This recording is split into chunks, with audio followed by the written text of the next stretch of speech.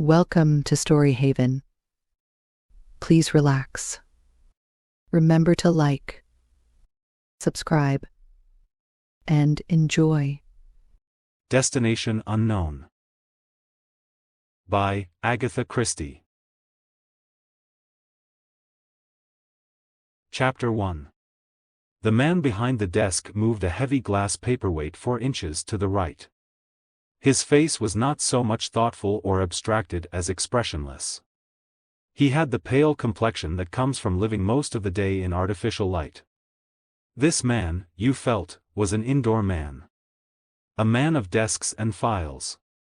The fact that to reach his office you had to walk through long twisting underground corridors was somehow strangely appropriate.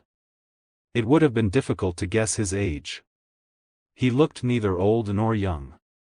His face was smooth and unwrinkled, and in his eyes was a great tiredness. The other man in the room was older. He was dark with a small military mustache. There was about him an alert, nervous energy. Even now, unable to sit still, he was pacing up and down, from time to time throwing off a remark in a jerky manner. "Reports," he said explosively. "Reports, reports and more reports, and none of them any damn good." The man at the desk looked down at the papers in front of him. On top was an official card headed, Betterton, Thomas Charles. After the name was an interrogation mark. The man at the desk nodded thoughtfully. He said, "You've followed up these reports and none of them any good?" The other shrugged his shoulders. "How can one tell?" he asked. The man behind the desk sighed. "Yes," he said, "there is that. One can't tell, really." The older man went on with a kind of machine gun volley abruptness. "Reports from Rome, reports from Turin, seen on the Riviera, noticed in Antwerp, definitely identified in Oslo, positively seen in Biarritz, observed behaving suspiciously in Strasbourg, seen on the beach at Ostend with a glamorous blonde, noticed walking in the streets in Brussels with a greyhound. Hasn't been seen yet in the zoo with his arm round a zebra, but I dare say that will come. You've no particular fancy yourself, Wharton?" "Personally I had hopes of the Antwerp report, but it hasn't led to anything." Of course by now, the young man stopped speaking and seemed to go into a coma. Presently he came out of it again and said cryptically, "Yes, probably, and yet, I wonder." Colonel Wharton sat down abruptly on the arm of a chair. "But we've got to find out," he said insistently. "We've got to break the back of all this how and why and where. You can't lose a tame scientist every month or so and have no idea how they go or why they go or where. Is it where we think, or isn't it? We've always taken it for granted that it is, but now I'm not so sure. You've read all the last dope on Betterton from America?" The man behind the desk nodded. "Usual left-wing tendencies at the period when everyone had them. Nothing of a lasting or permanent nature as far as can be found out. Did sound work before the war though nothing spectacular. When Mannheim escaped from Germany, Betterton was assigned as assistant to him, and ended by marrying Mannheim's daughter. After Mannheim's death he carried on his own, and did brilliant work. He leaped into fame with the startling discovery of Z-E fission. Z-E fission was a brilliant and absolutely revolutionary discovery. It put Betterton tops. He was all set for a brilliant career over there, but his wife had died soon after their marriage and he was all broken up over it. He came to England. He has been at Harwell for the last 18 months. Just 6 months ago he married again." "Anything there?" asked Wharton sharply. The other shook his head. "Not that we can find out. She's the daughter of a local solicitor. Worked in an insurance office before her marriage. No violent political affinities so far as we've been able to discover." "Z-E fission," said Colonel Wharton gloomily, with distaste. "What they mean by all these terms beats me. I'm old-fashioned. I never really even visualized a molecule, but here they are nowadays splitting up the universe. Atom bombs, nuclear fission, Z.E. fission, and all the rest of it. And Betterton was one of the splitters-in-chief. What do they say of him at Harwell? Quite a pleasant personality. As to his work, nothing outstanding or spectacular. Just variations on the practical applications of ZEF. Both men were silent for a moment. Their conversation had been desultory, almost automatic. The security reports lay in a pile on the desk and the security reports had had nothing of value to tell. He was thoroughly screened on arrival here, of course, said Wharton. Yes, everything was quite satisfactory. 18 months ago, said Wharton thoughtfully. It gets down, you know. Security precautions. The feeling of being perpetually under the microscope, the cloistered life. They get nervy, queer. I've seen it often enough. They begin to dream of an ideal world. Freedom and brotherhood, and pool all secrets, and work for the good of humanity. That's exactly the moment when someone, who's more or less the dregs of humanity, sees their chance and takes it. He rubbed his nose. Nobody's so gullible as the scientist, he said. All the phony mediums say so. Can't quite see why. The other smiled, a very tired smile. Oh, yes, he said, it would be so. They think they know, you see. That's always dangerous. Now, our kind are different. We're humble-minded men. We don't expect to save the world, only pick up one or two broken pieces and remove a spanner or two when it's jamming up the works. He tapped thoughtfully on the table with his finger. If I only knew a little more about Betterton, he said. Not his life and his actions, but the revealing, everyday things. What sort of jokes he laughed at. What made him swear?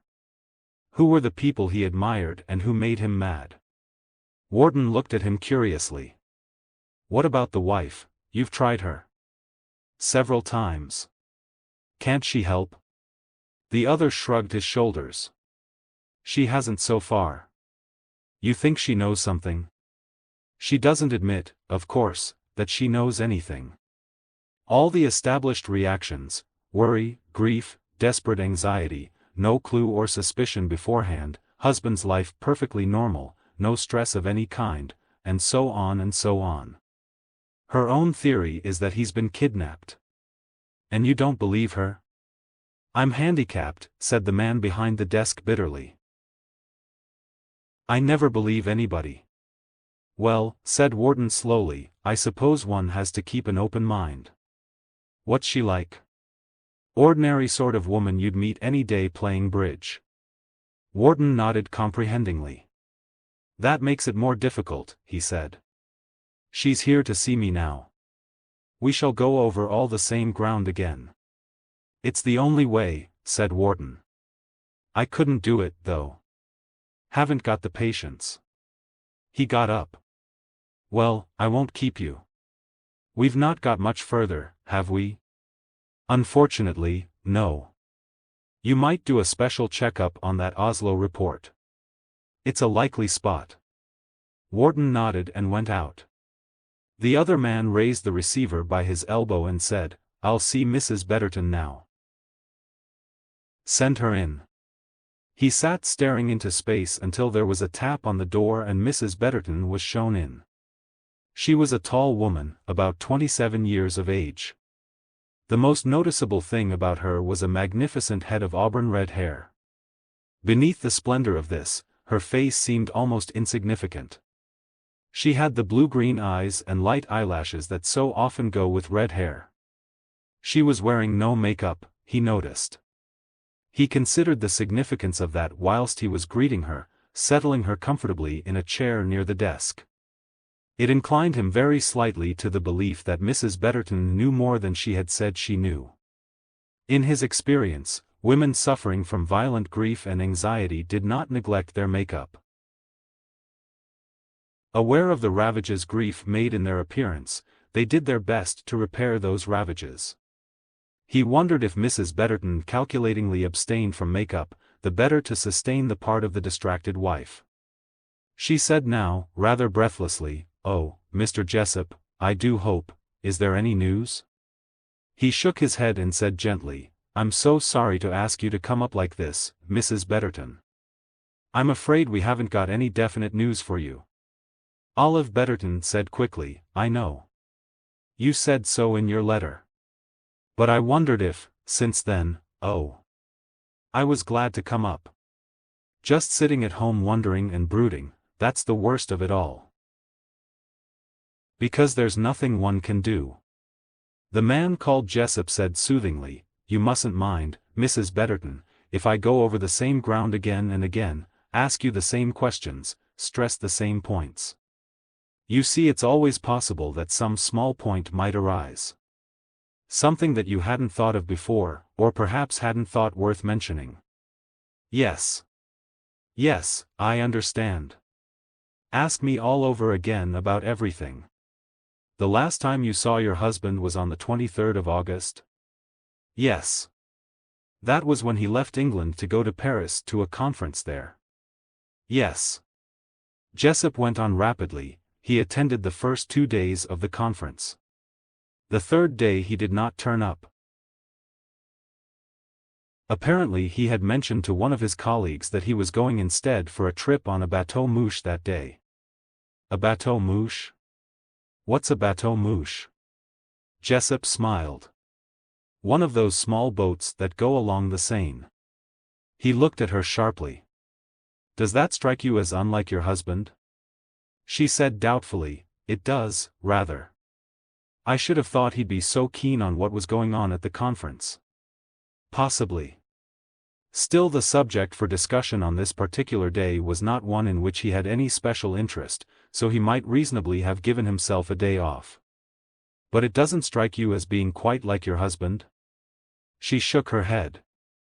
"He did not return that evening to his hotel," went on Jessup. "As far as can be ascertained, he did not pass any frontier, certainly not on his own passport. Do you think he could have had a second passport, in another name perhaps?" "Oh, no, why should he?" He watched her. "You never saw such a thing in his possession?" She shook her head with vehemence. "No, and I don't believe it. I don't believe it for a moment. I don't believe he went away deliberately as you all try to make out. Something's happened to him, or else perhaps he's lost his memory." "His health had been quite normal?" "Yes. He was working rather hard and sometimes felt a little tired, nothing more than that. He'd not seemed worried in any way or depressed. He wasn't worried or depressed about anything." With shaking fingers she opened her bag and took out her handkerchief. "It's all so awful." Her voice shook. "I can't believe it. He'd never have gone off without a word to me. Something's happened to him. He's been kidnapped or he's been attacked perhaps. I try not to think it, but sometimes I feel that that must be the solution. He must be dead. Now please, Mrs. Betterton, please, there's no need to entertain that supposition yet. If he's dead, his body would have been discovered by now. It might not. Awful things happen. He might have been drowned or pushed down a sewer. I'm sure anything could happen in Paris. Paris, I can assure you, Mrs. Betterton, is a very well-policed city." She took the handkerchief away from her eyes and stared at him with sharp anger. "I know what you think, but it isn't so. Tom wouldn't sell secrets or betray secrets. He wasn't a communist. His whole life is an open book. What were his political beliefs, Mrs. Betterton? In America he was a Democrat, I believe. Here he voted Labor. He wasn't interested in politics. He was a scientist, first and last." She added defiantly, "He was a brilliant scientist." "Yes," said Jessup, "he was a brilliant scientist. That's really the crux of the whole matter.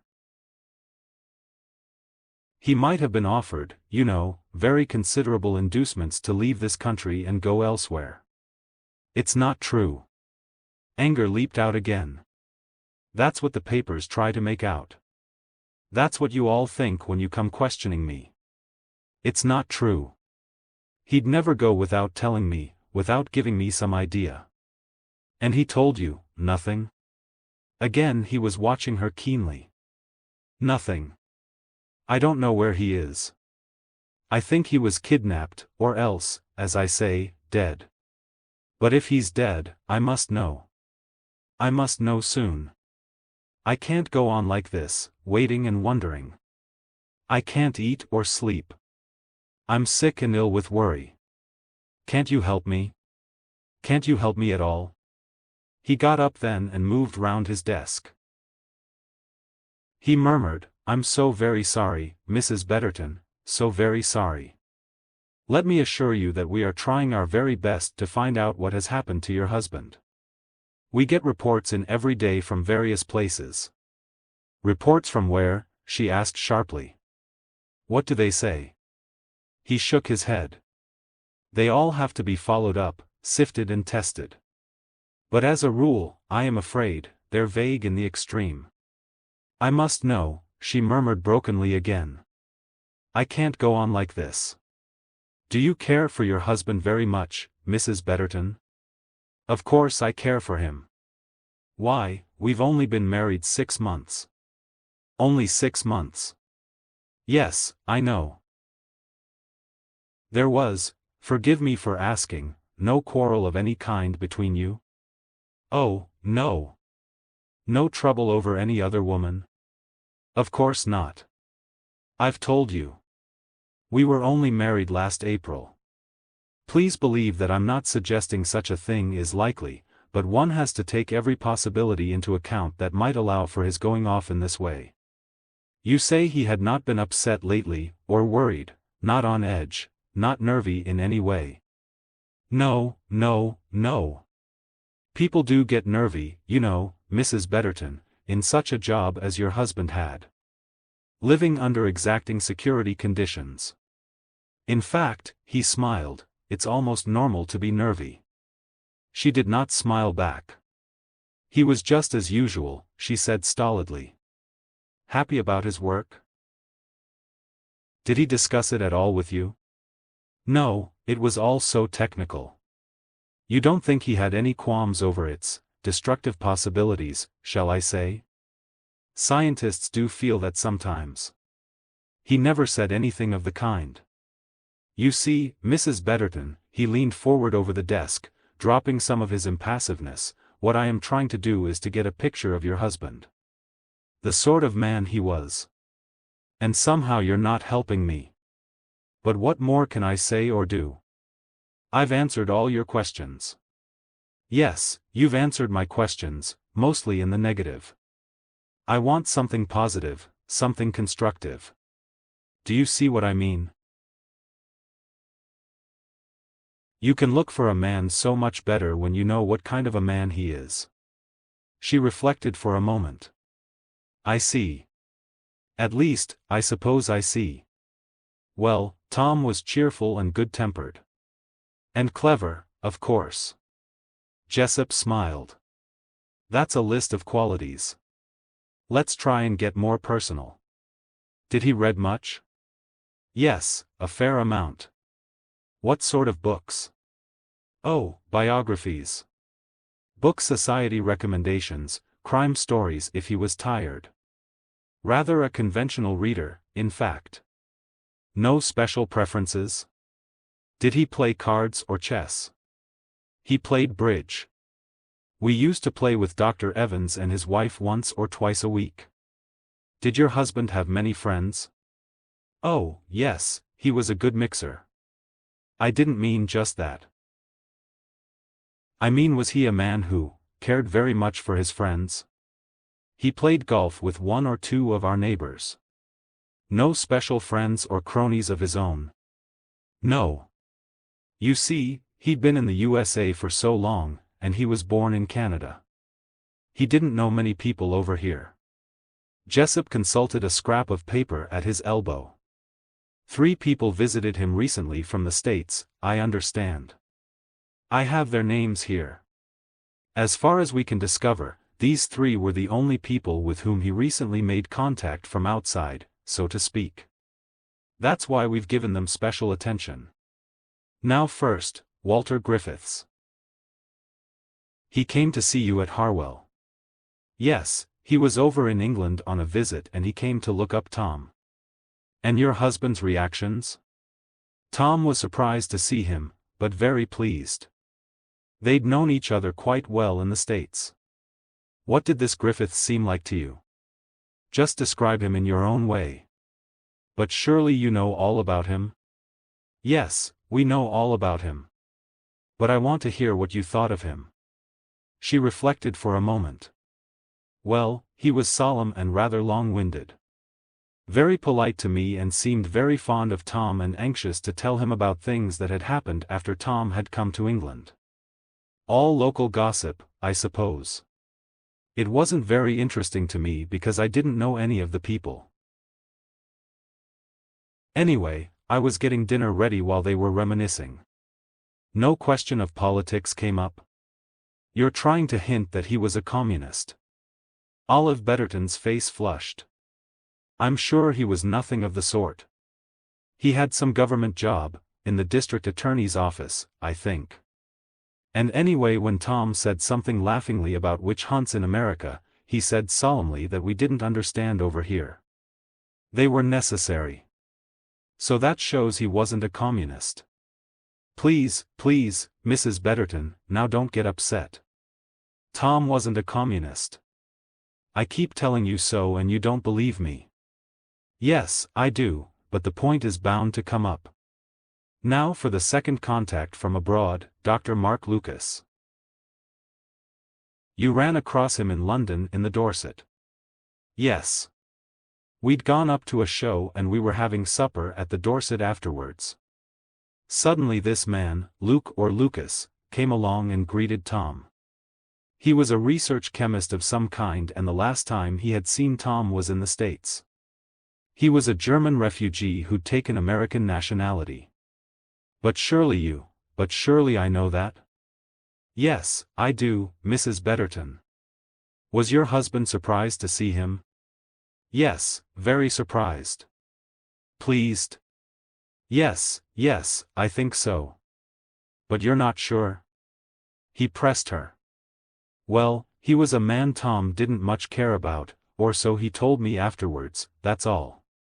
It was just a casual meeting. There was no arrangement made to meet at some future date? No, it was just a casual encounter. I see. The third contact from abroad was a woman, Mrs. Carol Speeder, also from the States. How did that come about? She was something to do with UNO, I believe. She'd known Tom in America, and she rang him up from London to say she was over here, and asked if we could come up and lunch one day. And did you? No. You didn't, but your husband did. What? She stared. He didn't tell you? No. Olive Betterton looked bewildered and uneasy. The man questioning her felt a little sorry for her, but he did not relent. For the first time he thought he might be getting somewhere. I don't understand it, she said uncertainly. It seems very odd he shouldn't have said anything about it to me. They lunched together at the Dorset where Mrs. Speeder was staying, on Wednesday, August 12th. August 12th? Yes. Yes, he did go to London about then. He never said anything, she broke off again, and then shot out a question. What is she like? He answered quickly and reassuringly. Not at all a glamorous type, Mrs. Betterton. A competent young career woman of 30-odd, not particularly good-looking. There's absolutely no suggestion of her ever having been on intimate terms with your husband. That is just why it's odd that he didn't tell you about the meeting. Yes, I see that. Now think carefully, Mrs. Betterton. Did you notice any change in your husband about that time? About the middle of August, shall we say? That would be about a week before the conference. No, I noticed nothing. There was nothing to notice. Jessup sighed. The instrument on his desk buzzed discreetly. He picked up the receiver. "Yes," he said. The voice at the other end said, "There's a man who's asking to see someone in authority about the Betterton case, sir." "What's his name?" The voice at the other end coughed discreetly. "Well, I'm not exactly sure how you pronounce it, Mr. Jessup. Perhaps I'd better spell it." "Right. Go ahead." He jotted down on his blotter the letters as they came over the wire. "Polish?" he said interrogatively, at the end. "He didn't say, sir. He speaks English quite well, but with a bit of an accent. Ask him to wait." "Very good, sir." Jessup replaced the telephone. Then he looked across at Olive Betterton. She sat there quite quietly with a disarming, hopeless placidity. He tore off the leaf on his desk pad with the name he had just written on it, and shoved it across to her. "Know anybody of that name?" he asked. Her eyes widened as she looked at it. For a moment he thought she looked frightened. "Yes," she said. "Yes, I do. He wrote to me." "When?" "Yesterday. He's a cousin of Tom's first wife. He's just arrived in this country.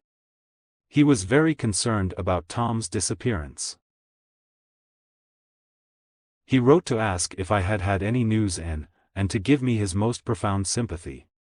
"You'd never heard of him before that?" She shook her head. "Ever hear your husband speak of him?" "No." "So really he mightn't be your husband's cousin at all?" "Well, no, I suppose not.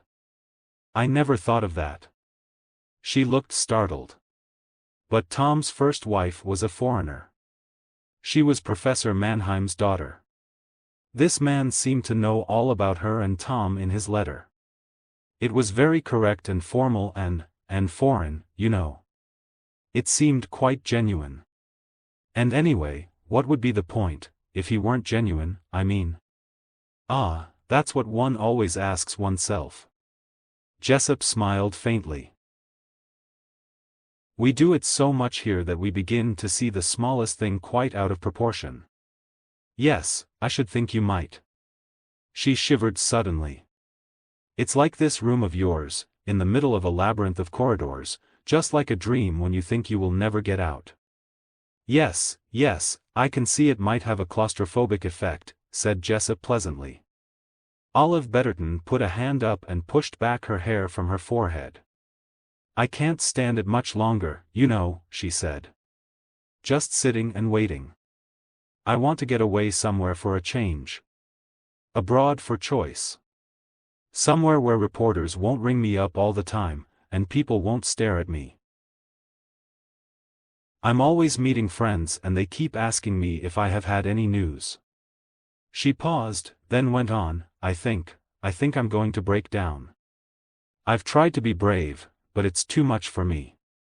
My doctor agrees. He says I ought to go right away somewhere for 3 or 4 weeks. He wrote me a letter. I'll show you. She fumbled in her bag, took out an envelope and pushed it across the desk to Jessup.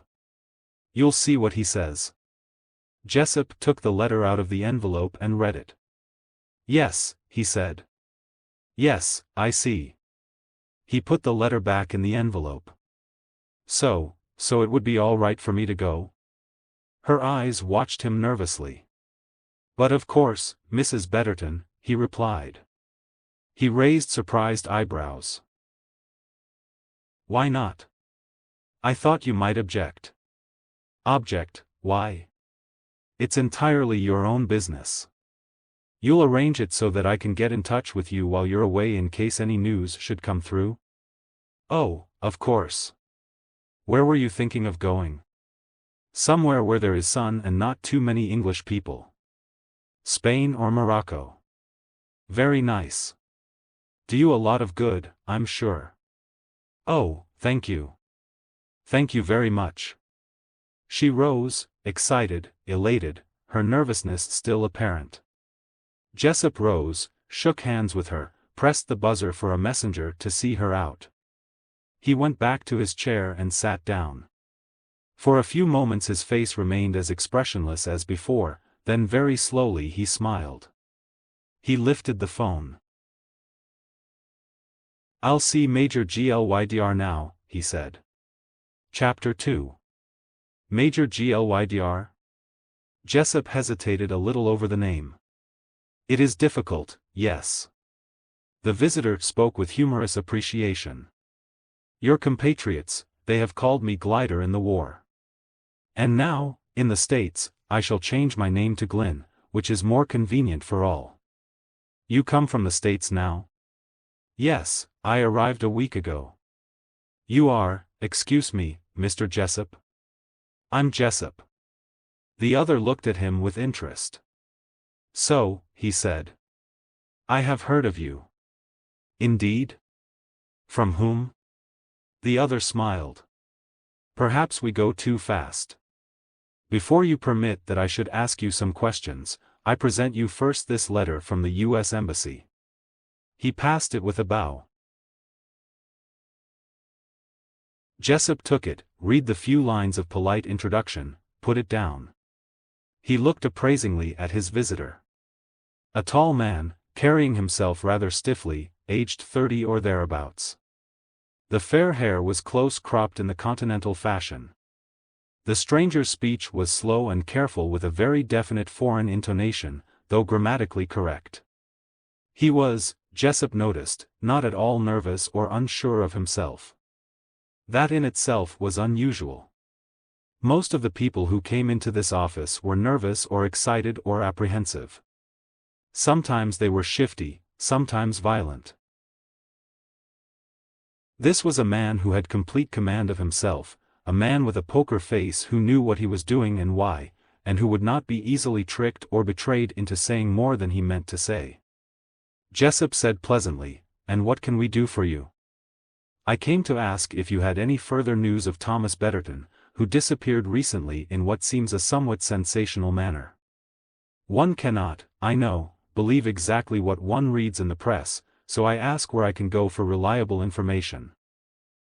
"They tell me, you..." "I'm sorry, we've no definite information about Betterton.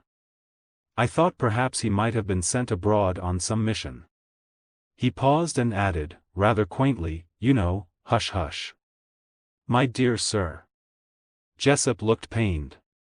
Betterton was a scientist, not a diplomat or a secret agent. "I am rebuked. But labels are not always correct.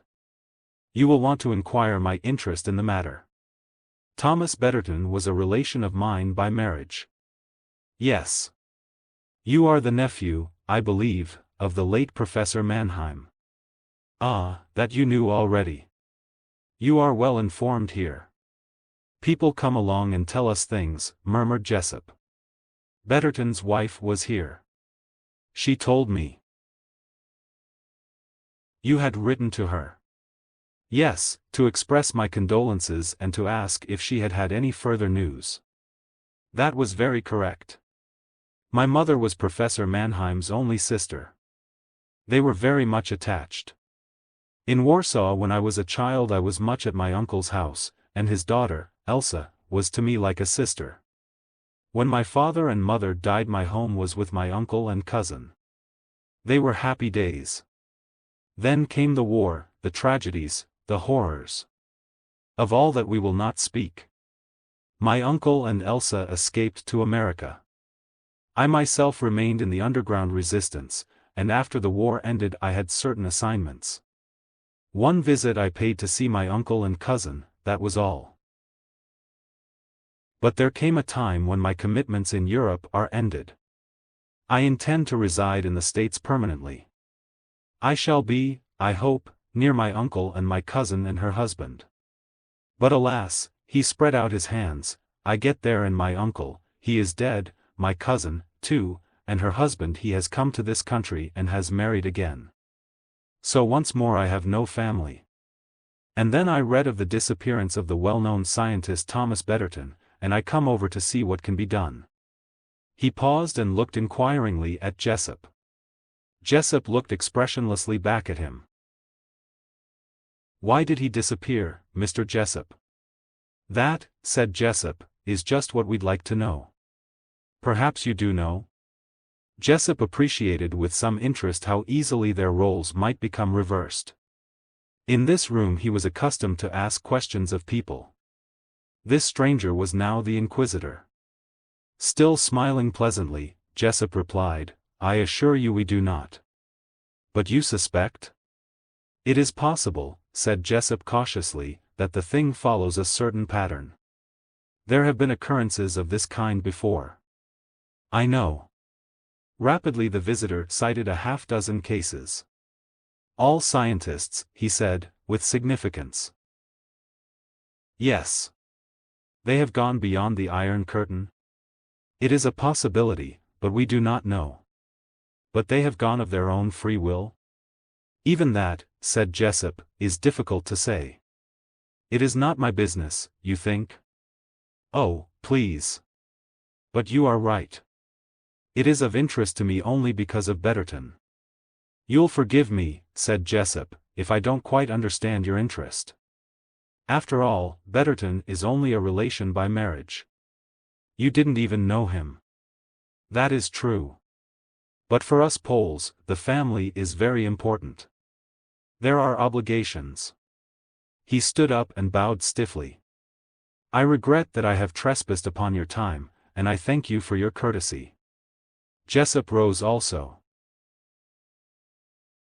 I'm sorry we cannot help you, he said, but I assure you we are completely in the dark. If I do hear of anything, can I reach you? Care of the U.S. Embassy will find me. I thank you. Again he bowed formally. Jessup touched the buzzer. Major Glydr went out. Jessup lifted the receiver. Ask Colonel Wharton to come to my room. When Wharton entered the room, Jessup said, Things are moving, at last. How? Mrs. Betterton wants to go abroad. Wharton whistled. Going to join hubby? I'm hopeful. She came provided with a convenient letter from her medical advisor. Complete need of rest and change of scene. Looks good. Though, of course, it may be true, Jessup warned him. A simple statement of fact. We never take that view here, said Wharton. No. I must say she does her stuff very convincingly. Never slips up for a moment. You got nothing further from her, I suppose? One faint lead. The speeder woman with whom Betterton lunched at the Dorset. Yes? He didn't tell his wife about the lunch. Oh. Wharton considered. You think that's relevant? It might be. Carol Speeder was had up before the Committee of Investigation of Un-American Activities. She cleared herself, but all the same, yes, all the same she was, or they thought she was, tarred with that brush. It may be a possible contact. The only one we've found for Betterton so far. What about Mrs. Betterton's contacts, any possible contact lately who could have instigated the going abroad business? No personal contact. She had a letter yesterday from a Pole. A cousin of Betterton's first wife. I had him here just now asking for details, etc. What's he like? Not real, said Jessup. All very foreign and correct, got all the gen, curiously unreal as a personality. Think he's been the contact to tip her off? It could be. I don't know. He puzzles me. Going to keep tabs on him? Jessup smiled. Yes. I pressed the buzzer twice. You old spider, with your tricks. Wharton became businesslike again. Well, what's the form? Janet, I think, and the usual. Spain, or Morocco? Not Switzerland? Not this time. I should have thought Spain or Morocco would have been difficult for them. We mustn't underestimate our adversaries. Wharton flipped the security files disgustedly with his nail. About the only two countries where Betterton hasn't been seen, he said with chagrin. Well, we'll lay it all on. My God, if we fall down on the job this time." Jessup leaned back in his chair. "It's a long time since I've had a holiday," he said. "I'm rather sick of this office. I might take a little trip abroad." Chapter 3. 1. Flight 108 to Paris. Air France. "This way please." The persons in the lounge at Heathrow Airport rose to their feet. Hilary Craven picked up her small, lizard-skin traveling case and moved in the wake of the others, out onto the tarmac. The wind blew sharply cold after the heated air of the lounge. Hilary shivered and drew her furs a little closer round her. She followed the other passengers across to where the aircraft was waiting. This was it. She was off, escaping. Out of the grayness, the coldness, the dead-numb misery. Escaping to sunshine and blue skies and a new life. She would leave all this weight behind, this dead weight of misery and frustration. She went up the gangway of her plane, bending her head as she passed inside and was shown by the steward to her seat. For the first time in months she savored relief from a pain that had been so sharply acute as almost to be physical. "I shall get away," she said to herself, hopefully. "I shall get away." The roaring and the revolutions of the plane excited her. There seemed a kind of elemental savagery in it. Civilized misery, she thought, is the worst misery. Gray and hopeless. But now, she thought, I shall escape. The plane taxied gently along the runway. The air hostess said, "Fasten your belts, please." The plane made a half-turn and stood waiting its signal to depart. Hilary thought, perhaps the plane will crash. Perhaps it will never rise off the ground. Then that will be the end, that will be the solution to everything. They seemed to wait for ages out on the airfield. Waiting for the signal to start off to freedom, Hilary thought, absurdly, I shall never get away, never. I shall be kept here, a prisoner. Ah, at last. A final roar of engines, then the plane started forward. Quicker, quicker, racing along. Hilary thought, it won't rise. It can't, this is the end. Ah, they were above the ground now, it seemed. Not so much that the plane rose as that the earth was falling away, dropping down, thrusting its problems and its disappointments and its frustrations beneath the soaring creature rising up so proudly into the clouds. Up they went, circling round, the aerodrome looking like a ridiculous child's toy beneath. Funny little roads, strange little railways with toy trains on them. A ridiculous childish world where people loved and hated and broke their hearts. None of it mattered because they were all so ridiculous and so prettily small and unimportant. Now there were clouds below them, a dense, grayish-white mass. They must be over the channel now. Hilary leaned back, closing her eyes. Escape. Escape. She had left England, left Nigel, left the sad little mound that was Brenda's grave. All left behind. She opened her eyes, closed them again with a long sigh. She slept. 2. When Hilary awoke, the plane was coming down. Paris, thought Hilary, as she sat up in her seat and reached for her handbag. But it was not Paris. The air hostess came down the car saying, with that nursery governess brightness that some travelers found so annoying, "We are landing you at Beauvais as the fog is very thick in Paris." The suggestion in her manner was, "Won't that be nice, children?" Hilary peered down through the small space of window at her side. She could see little. Beauvais also appeared to be wreathed in fog. The plane was circling round slowly. It was some time before it finally made its landing. Then the passengers were marshaled through cold, damp mist into a rough wooden building with a few chairs and a long wooden counter. Depression settled down on Hilary, but she tried to fight it off. A man near her murmured, "An old war aerodrome. No heating or comforts here. Still, fortunately, being the French, they'll serve us out some drinks." True enough, almost immediately a man came along with some keys, and presently passengers were being served with various forms of alcoholic refreshments to boost their morale. It helped to buoy the passengers up for the long and irritating wait. Some hours passed before anything happened. Other planes appeared out of the fog and landed, also diverted from Paris. Soon the small room was crowded with cold, irritable people grumbling about the delay. To Hilary it all had an unreal quality. It was as though she was still in a dream, mercifully protected from contact with reality. This was only a delay, only a matter of waiting. She was still on her journey of escape. She was still getting away from it all, still going towards that spot where her life would start again. Her mood held.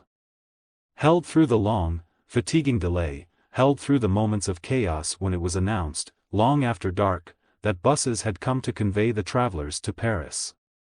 There was then a wild confusion, of coming and going, passengers, officials, porters all carrying baggage, hurrying and colliding in the darkness.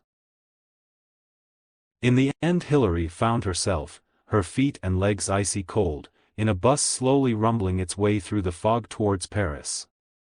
It was a long weary drive taking 4 hours.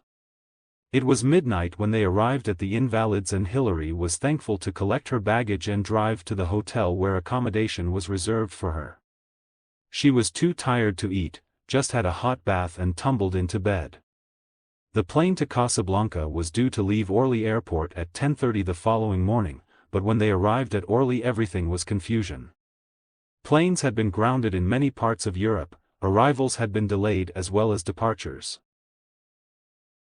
A harassed clerk at the departure desk shrugged his shoulders and said, "Impossible for Madame to go on the flight where she had reservations. The schedules have all had to be changed.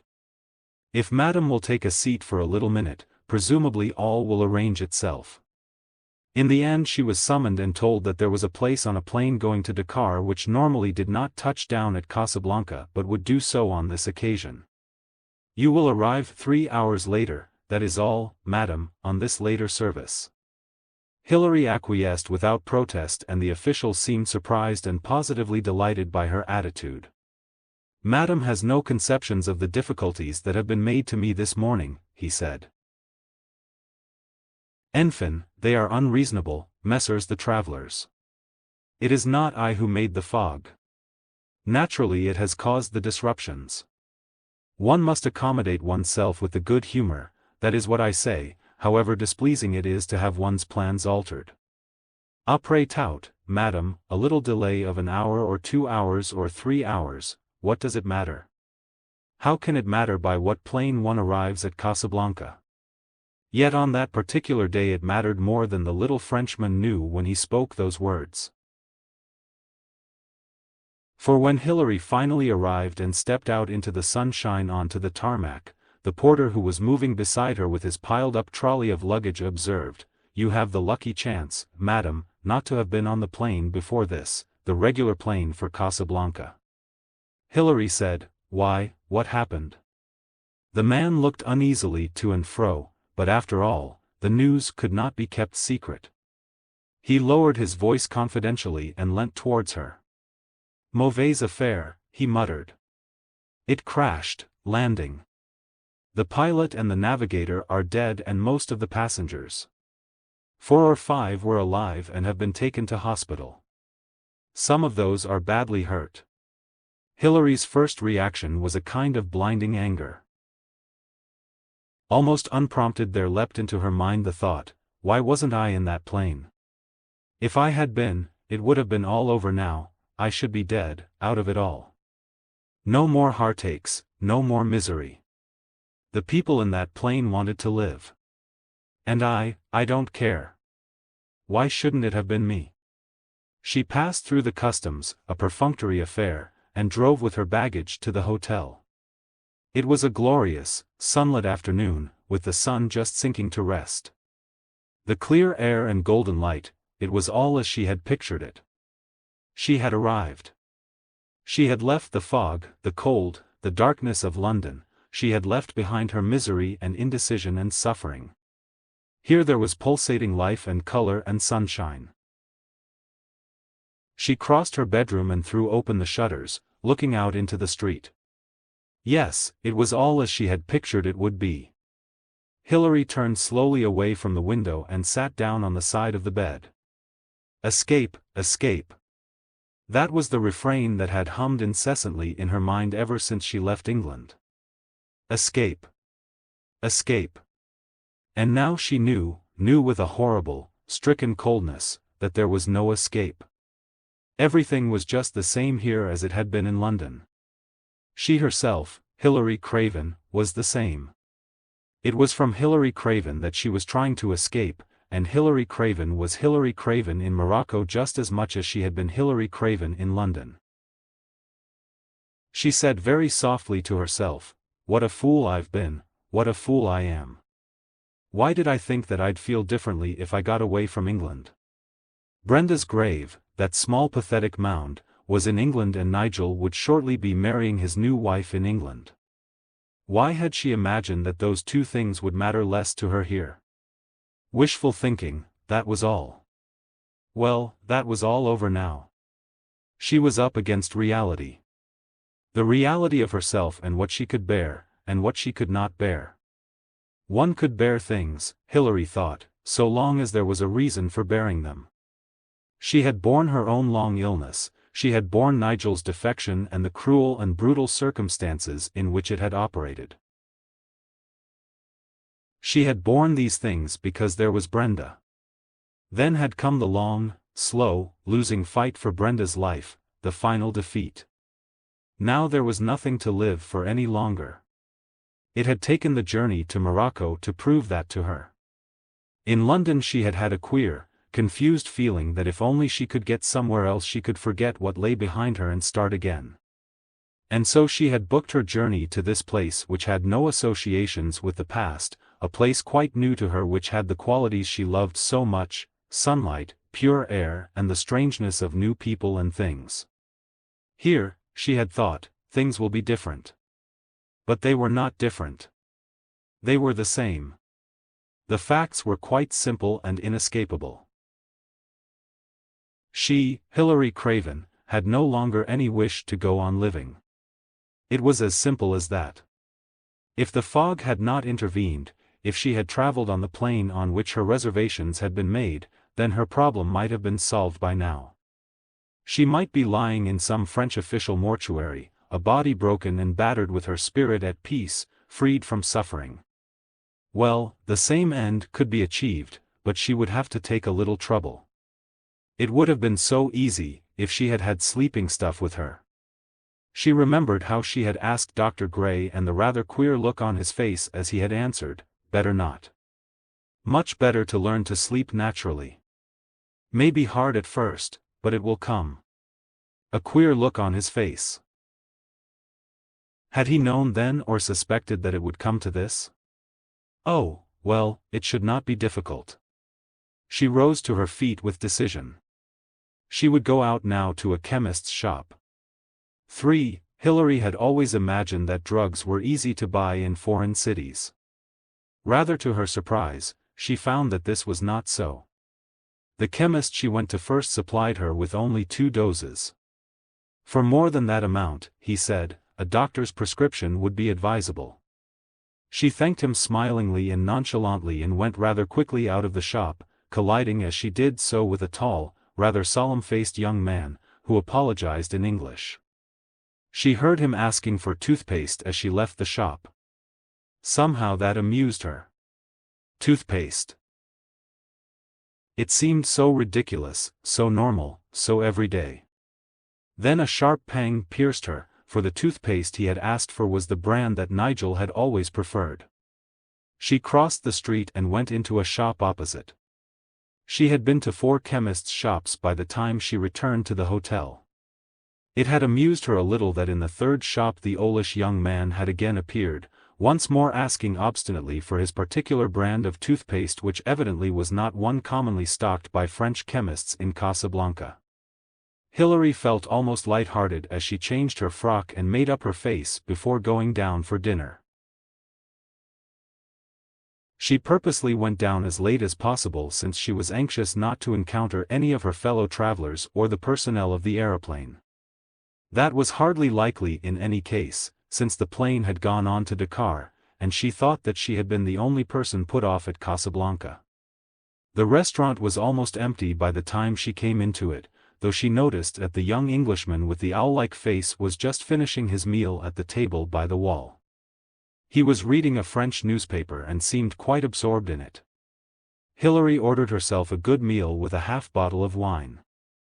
She was feeling a heady kind of excitement. She thought to herself, what is this, after all, but the last adventure?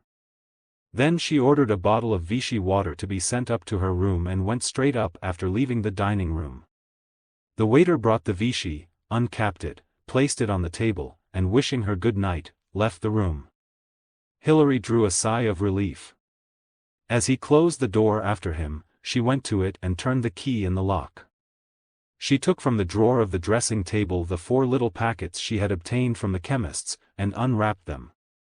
She laid the tablets out on the table and poured herself out a glass of Vichy water. Since the drug was in tablet form, she had only to swallow the tablets, and wash them down with the Vichy water. She undressed, wrapped her dressing gown round her and came back to sit by the table. Her heart beat faster. She felt something like fear now, but the fear was half fascination and not the kind of flinching that would have tempted her to abandon her plan. She was quite calm and clear about that. This was escape at last, real escape. She looked at the writing table, debating whether she would leave a note. She decided against it. She had no relations, no close or dear friends, there was nobody to whom she wished to say goodbye. As for Nigel, she had no wish to burden him with useless remorse even if a note from her would have achieved that object. Nigel would read presumably in the paper that a Mrs. Hilary Craven had died of an overdose of sleeping tablets in Casablanca.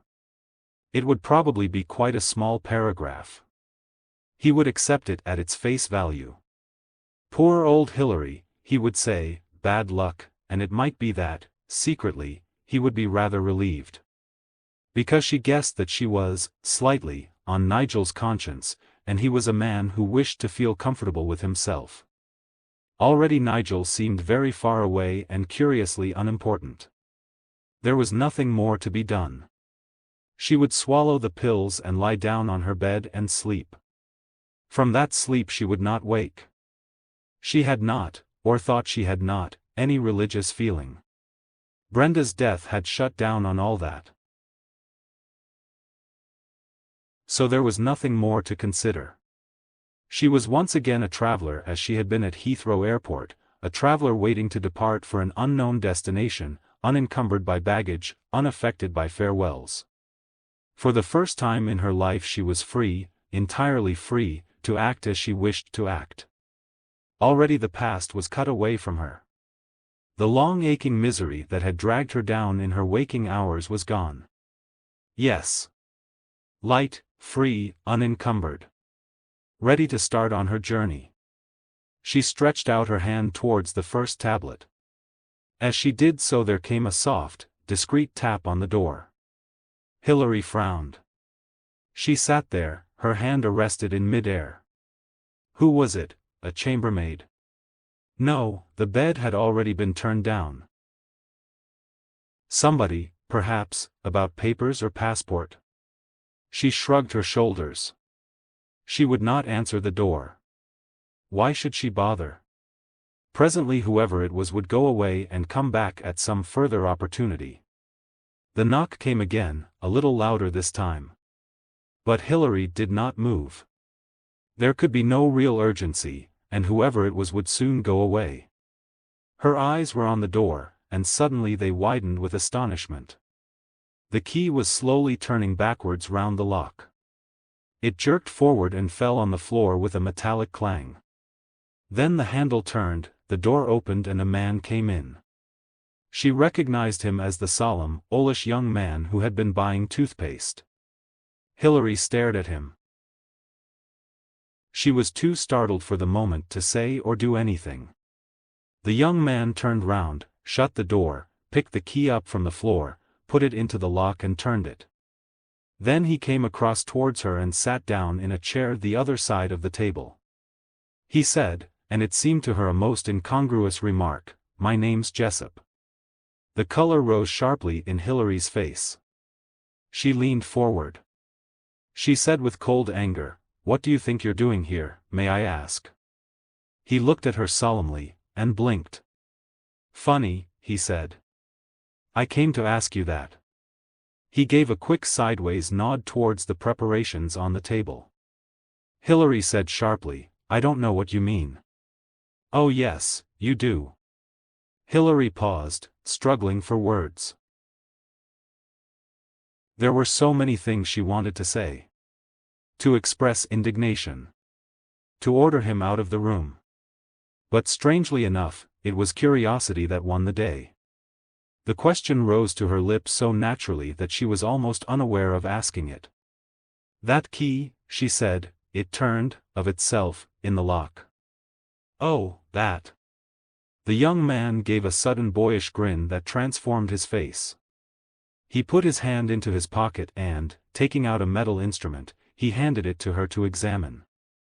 "There you are," he said, "very handy little tool. Insert it into the lock the other side, it grips the key and turns it." He took it back from her and put it in his pocket. "Burglars use them," he said. "So you're a burglar?" "No, no, Mrs. Craven, do me justice. I did knock, you know. Burglars don't knock. Then, when it seemed you weren't going to let me in, I used this." "But why?" Again her visitor's eyes strayed to the preparations on the table. "I shouldn't do it if I were you," he said. "It isn't a bit what you think, you know. You think you just go to sleep and you don't wake up. But it's not quite like that. All sorts of unpleasant effects. Convulsions sometimes, gangrene of the skin. If you're resistant to the drug, it takes a long time to work, and someone gets to you in time and then all sorts of unpleasant things happen. Stomach pump. Castor oil, hot coffee, slapping and pushing. All very undignified, I assure you." Hilary leaned back in her chair, her eyelids narrowed. She clenched her hands slightly. She forced herself to smile. "What a ridiculous person you are," she said. "Do you imagine that I was committing suicide, or something like that?" "Not only imagine it," said the young man called Jessup, "I'm quite sure of it. I was in that chemist's, you know, when you came in. Buying toothpaste, as a matter of fact. Well, they hadn't got the sort I like, so I went to another shop. And there you were, asking for sleeping pills again. Well, I thought that was a bit odd, you know, so I followed you. All those sleeping pills at different places. It could only add up to one thing." His tone was friendly, offhand, but quite assured. Looking at him, Hilary Craven abandoned pretense. "Then don't you think it is unwarrantable impertinence on your part to try and stop me?" He considered the point for a moment or two. Then he shook his head. "No. It's one of those things that you can't not do, if you understand." Hilary spoke with energy. "You can stop me for the moment. I mean, you can take the pills away, throw them out of the window or something like that, but you can't stop me from buying more another day or throwing myself down from the top floor of the building or jumping in front of a train." The young man considered this. "No," he said. "I agree, I can't stop you doing any of those things. But it's a question, you know, whether you will do them. Tomorrow, that is."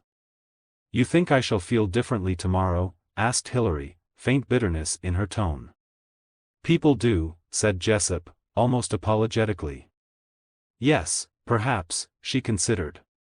"If you're doing things in a mood of hot despair. But when it's cold despair, it's different. I've nothing to live for, you see." Jessup put his rather owlish head on one side, and blinked. "Interesting," he remarked. "Not really. Not interesting at all. I'm not a very interesting woman." My husband, whom I loved, left me, my only child died very painfully of meningitis. I've no near friends or relations. I've no vocation, no art or craft or work that I love doing. Tough, said Jessup appreciatively. He added, rather hesitantly, you don't think of it as wrong? Hilary said heatedly, why should it be wrong? It's my life. Oh yes, yes, Jessup repeated hastily. I'm not taking a high moral line myself, but there are people, you know, who think it's wrong. Hilary said, I'm not one of them. Mr. Jessup said, rather inadequately, quite. He sat there looking at her, blinking his eyes thoughtfully. Hilary said, so perhaps now, Mr. Jessup, said the young man. So perhaps now, Mr. Jessup, you will leave me alone. But Jessup shook his head. Not just yet, he said. I wanted to know, you see, just what was behind it all. I've got it clear now, have I? You're not interested in life, you don't want to live any longer, you more or less welcome the idea of death. Yes. Good, said Jessup, cheerfully. So now we know where we are. Let's go on to the next step. Has it got to be sleeping pills? What do you mean? Well, I've already told you that they're not as romantic as they sound. Throwing yourself off a building isn't too nice, either. You don't always die at once. And the same applies to falling under a train. What I'm getting at is that there are other ways. I don't understand what you mean. I'm suggesting another method. Rather a sporting method, really. There's some excitement in it, too. I'll be fair with you. There's just 100 to 1 chance that you mightn't die. But I don't believe under the circumstances, that you'd really object by that time. I haven't the faintest idea what you're talking about. Of course you haven't, said Jessup. I've not begun to tell you about it yet. I'm afraid I'll have to make rather a thing about it, tell you a story, I mean. Shall I go ahead? I suppose so. Jessup paid no attention to the grudgingness of the assent. He started off in his most owl-like manner. You're the sort of woman who reads the papers and keeps up with things generally, I expect, he said. You'll have read about the disappearance of various scientists from time to time. There was that Italian chap about a year ago, and about 2 months ago a young scientist called Thomas Betterton disappeared. Hilary nodded. Yes, I read about that in the papers. Well, there's been a good deal more than has appeared in the papers. More people, I mean, have disappeared. They haven't always been scientists. Some of them have been young men who were engaged in important medical research. Some of them have been research chemists, some of them have been physicists, there was one barrister. Oh, quite a lot here and there and everywhere. Well, ours is a so-called free country. You can leave it if you like. But in these peculiar circumstances we've got to know why these people left it and where they went, and, also important, how they went. Did they go of their own free will? Were they kidnapped? Were they blackmailed into going? What route did they take? What kind of organization is it that sets this in motion and what is its ultimate aim? Lots of questions. We want the answer to them. You might be able to help get us that answer. Hilary stared at him. Me? How? Why? I'm coming down to the particular case of Thomas Betterton. He disappeared from Paris just over 2 months ago. He left a wife in England. She was distracted, or said she was distracted. She swore that she had no idea why he'd gone or where or how. That may be true, or it may not. Some people, and I'm one of them, think it wasn't true. Hilary leaned forward in her chair. In spite of herself she was becoming interested. Jessup went on. We prepared to keep a nice, unobtrusive eye on Mrs. Betterton. About a fortnight ago she came to me and told me she had been ordered by her doctor to go abroad, take a thorough rest and get some distraction. She was doing no good in England, and people were continually bothering her, newspaper reporters, relations, kind friends. Hilary said drily, "I can imagine it. Yes, tough. Quite natural she would want to get away for a bit. Quite natural, I should think. But we've got nasty, suspicious minds in our department, you know. We arranged to keep tabs on Mrs. Betterton. Yesterday she left England as arranged, for Casablanca." "Casablanca?" "Yes, en route to other places in Morocco, of course. All quite open and above board, plans made, bookings ahead. But it may be that this trip to Morocco is where Mrs. Betterton steps off into the unknown." Hilary shrugged her shoulders. "I don't see where I come into all this." Jessup smiled. "You come into it because you've got a very magnificent head of red hair, Mrs. Craven." "Hair?" "Yes. It's the most noticeable thing about Mrs. Betterton, her hair. You've heard, perhaps, that the plane before yours today crashed on landing." "I know. I should have been on that plane. I actually had reservations for it." "Interesting," said Jessup. "Well, Mrs. Betterton was on that plane. She wasn't killed. She was taken out of the wreckage still alive, and she is in hospital now. But according to the doctor, she won't be alive tomorrow morning." A faint glimmer of light came to Hilary. She looked at him inquiringly. "Yes," said Jessup, "perhaps now you see the form of suicide I'm offering you. I'm suggesting that you should become Mrs. Betterton." "But surely," said Hilary, "that would be quite impossible. I mean, they'd know at once she wasn't me." Jessup put his head on one side. "That, of course, depends entirely on who you mean by they. It's a very vague term. Who is or are they? Is there such a thing, are there such persons as they? We don't know. But I can tell you this. If the most popular explanation of they is accepted, then these people work in very close, self-contained cells. They do that for their own security. If Mrs. Betterton's journey had a purpose and is planned, then the people who were in charge of it here will know nothing about the English side of it. At the appointed moment they will contact a certain woman at a certain place, and carry on from there. Mrs. Betterton's passport description is 5 feet 7, red hair, blue-green eyes, mouth medium, no distinguishing marks. Good enough. But the authorities here. Surely they, Jessup smiled. That part of it will be quite all right. The French have lost a few valuable young scientists and chemists of their own. They'll cooperate. The facts will be as follows. Mrs. Betterton, suffering from concussion, is taken to hospital. Mrs. Craven, another passenger in the crashed plane, will also be admitted to hospital.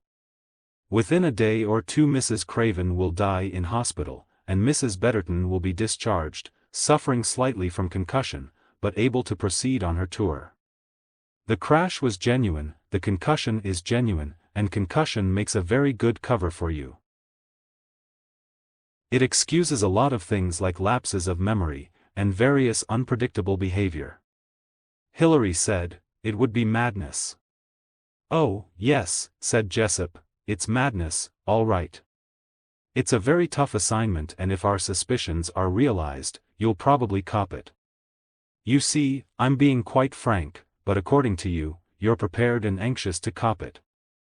As an alternative to throwing yourself in front of a train or something like that, I should think you'd find it far more amusing." Suddenly and unexpectedly Hilary laughed. "I do believe," she said, "that you're quite right." "You'll do it?" "Yes. Why not?" "In that case," said Jessup, rising in his seat with sudden energy, "there's absolutely no time to be lost." Chapter 4. 1. It was not really cold in the hospital, but it felt cold.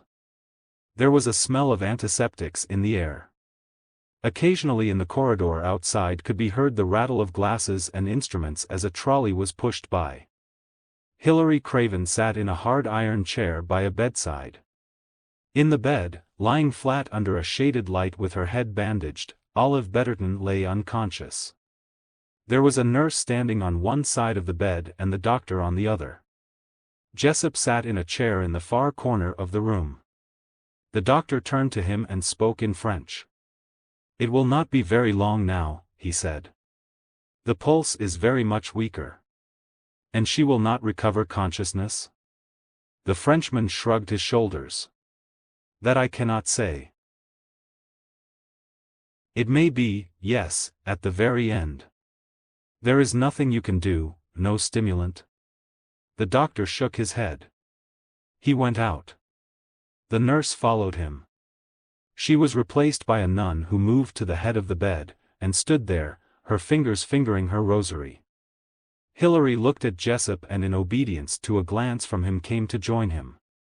"You heard what the doctor said?" he asked in a low voice. "Yes. What is it you want to say to her?" "If she regains consciousness, I want any information you can possibly get, any password, any sign, any message, anything. Do you understand? She is more likely to speak to you than to me." Hilary said with sudden emotion, "You want me to betray someone who is dying?" Jessup put his head on one side in the bird-like manner which he sometimes adopted. "So it seems like that to you, does it?" he said, considering. "Yes, it does." He looked at her thoughtfully. "Very well then, you shall say and do what you please. For myself I can have no scruples. You understand that? Of course. It's your duty. You'll do whatever questioning you please, but don't ask me to do it. You're a free agent. There is one question we shall have to decide. Are we to tell her that she is dying? I don't know. I shall have to think it out." She nodded and went back to her place by the bed. She was filled now with a deep compassion for the woman who lay there dying. The woman who was on her way to join the man she loved. Or were they all wrong? Had she come to Morocco simply to seek solace, to pass the time until perhaps some definite news could come to her as to whether her husband were alive or dead? Hilary wondered. Time went on. It was nearly 2 hours later when the click of the nun's beads stopped. She spoke in a soft impersonal voice. "There is a change," she said. "I think, madam, it is the end that comes. I will fetch the doctor." She left the room. Jessup moved to the opposite side of the bed, standing back against the wall so that he was out of the woman's range of vision. The eyelids flickered and opened. Pale incurious blue-green eyes looked into Hilary's. They closed, then opened again. A faint air of perplexity seemed to come into them. "Where?" The word fluttered between the almost breathless lips, just as the doctor entered the room. He took her hand in his finger on the pulse, standing by the bed looking down on her. "You are in hospital, madam," he said. "There was an accident to the plane." "To the plane?" The words were repeated dreamily in that faint breathless voice. "Is there anyone you want to see in Casablanca, madam? Any message we can take?" Her eyes were raised painfully to the doctor's face. She said, "No." She looked back again at Hilary. Who? Hilary bent forward and spoke clearly and distinctly.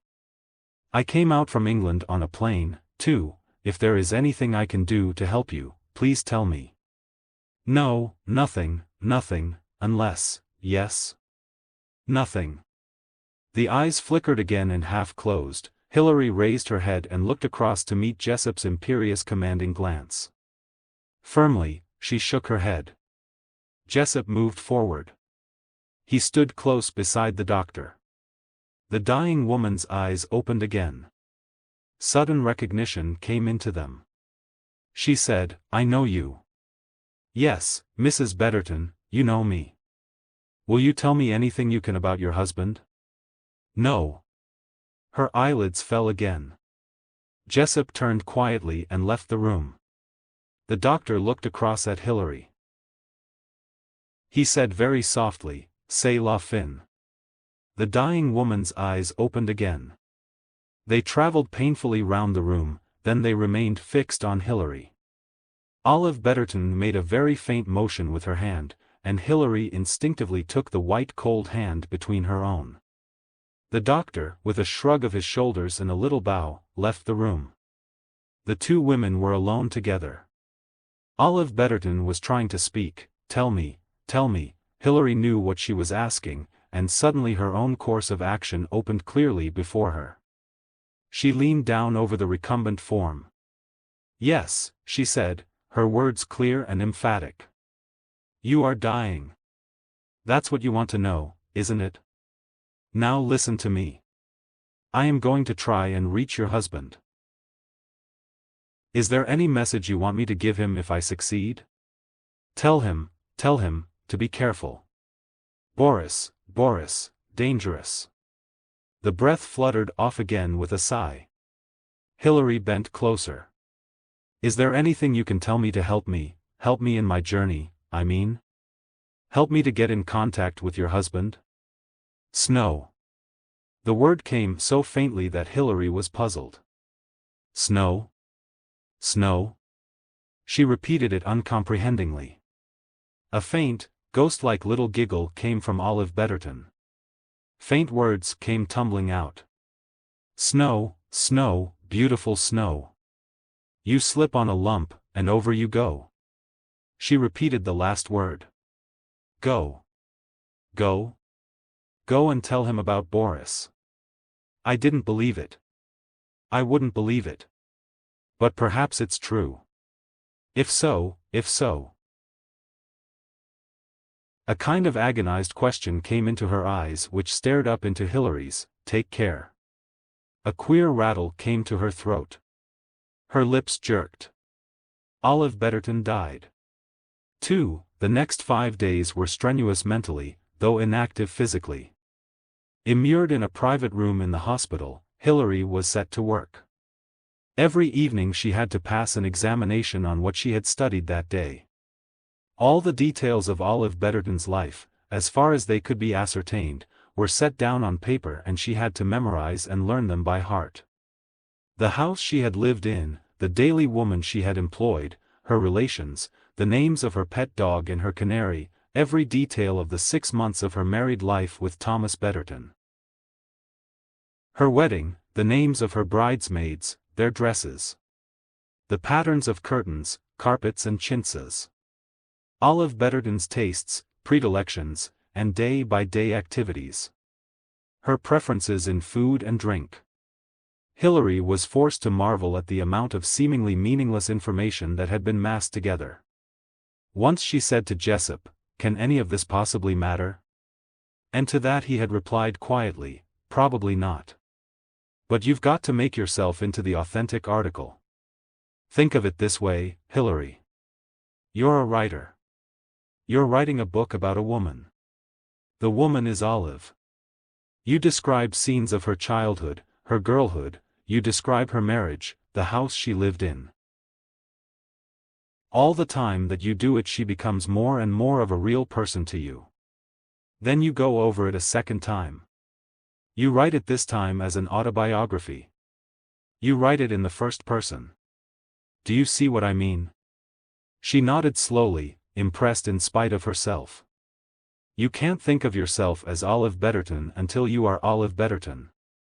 It would be better if you had time to learn it up, but we can't afford time. So I've got to cram you. Cram you like a schoolboy, like a student who is going in for an important examination. He added, "You've got a quick brain and a good memory, thank the Lord." He looked at her in cool appraisement. The passport descriptions of Olive Betterton and Hilary Craven were almost identical, but actually the two faces were entirely different. Olive Betterton had had a quality of rather commonplace and insignificant prettiness. She had looked obstinate but not intelligent. Hilary's face had power and an intriguing quality. The deep-set bluish-green eyes under dark level brows had fire and intelligence in their depths. Her mouth curved upwards in a wide and generous line. The plane of the jaw was unusual, a sculptor would have found the angles of the face interesting. Jessup thought, there's passion there, and guts, and somewhere, damped but not quenched, there's a gay spirit that's tough, and that enjoys life and searches out for adventure. You'll do, he said to her. You're an apt pupil. This challenge to her intellect and her memory had stimulated Hilary. She was becoming interested now, keen to achieve success. Once or twice objections occurred to her. She voiced them to Jessup. You say that I shan't be rejected as Olive Betterton. You say that they won't know what she looks like, except in general detail. But how sure can you be of that? Jessup shrugged his shoulders. One can't be sure of anything. But we do know a certain amount about the setup of these shows, and it does seem that internationally there is very little communication from one country to another. Actually, that's a great advantage to them. If we come upon a weak link in England, and, mind you, in every organization there always will be a weak link, that weak link in the chain knows nothing about what's going on in France, or Italy, or Germany, or wherever you like, we are brought up short by a blank wall. They know their own little part of the whole, no more. The same applies the opposite way round. I dare swear that all the cell operating here knows is that Olive Betterton will arrive on such and such a plane and is to be given such and such instructions. You see, it's not as though she were important in herself. If they're bringing her to her husband, it's because her husband wants her brought to him and because they think they'll get better work out of him if she joins him. She herself is a mere pawn in the game. You must remember too, that the idea of substituting a false Olive Betterton is definitely a spur-of-the-moment improvisation, occasioned by the plain accident and the color of your hair. Our plan of operation was to keep tabs on Olive Betterton and find out where she went, how she went, whom she met, and so on. That's what the other side will be on the lookout for. Hilary asked, haven't you tried all that before? Yes. It was tried in Switzerland. Very unobtrusively. And it failed as far as our main objective was concerned. If anyone contacted her there we didn't know about it. So the contact must have been very brief. Naturally they'll expect that someone will be keeping tabs on Olive Betterton. They'll be prepared for that. It's up to us to do our job more thoroughly than last time. We've got to try and be rather more cunning than our adversaries. So you'll be keeping tabs on me? Of course. How? He shook his head. I shan't tell you that. Much better for you not to know. What you don't know you can't give away. Do you think I would give it away? Jessup put on his owl-like expression again. I don't know how good an actress you are, how good a liar. It's not easy, you know. It's not a question of saying anything indiscreet. It can be anything, a sudden intake of the breath, the momentary pause in some action, lighting a cigarette, for instance. Recognition of a name or a friend. You could cover it up quickly, but just a flash might be enough. I see. It means, being on your guard for every single split second. Exactly. In the meantime, on with the lessons. Quite like going back to school, isn't it? You're pretty well word perfect on Olive Betterton, now. Let's go on to the other.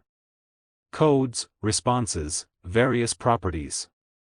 The lesson went on, the questioning, the repetition, the endeavor to confuse her, to trip her up, then hypothetical schemes and her own reactions to them.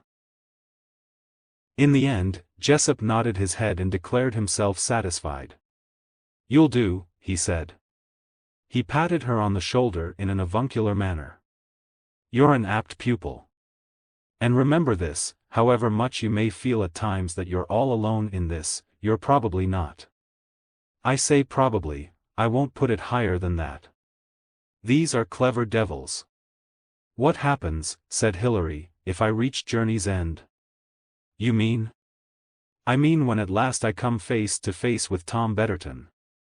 Jessup nodded grimly. Yes, he said. That's the danger moment.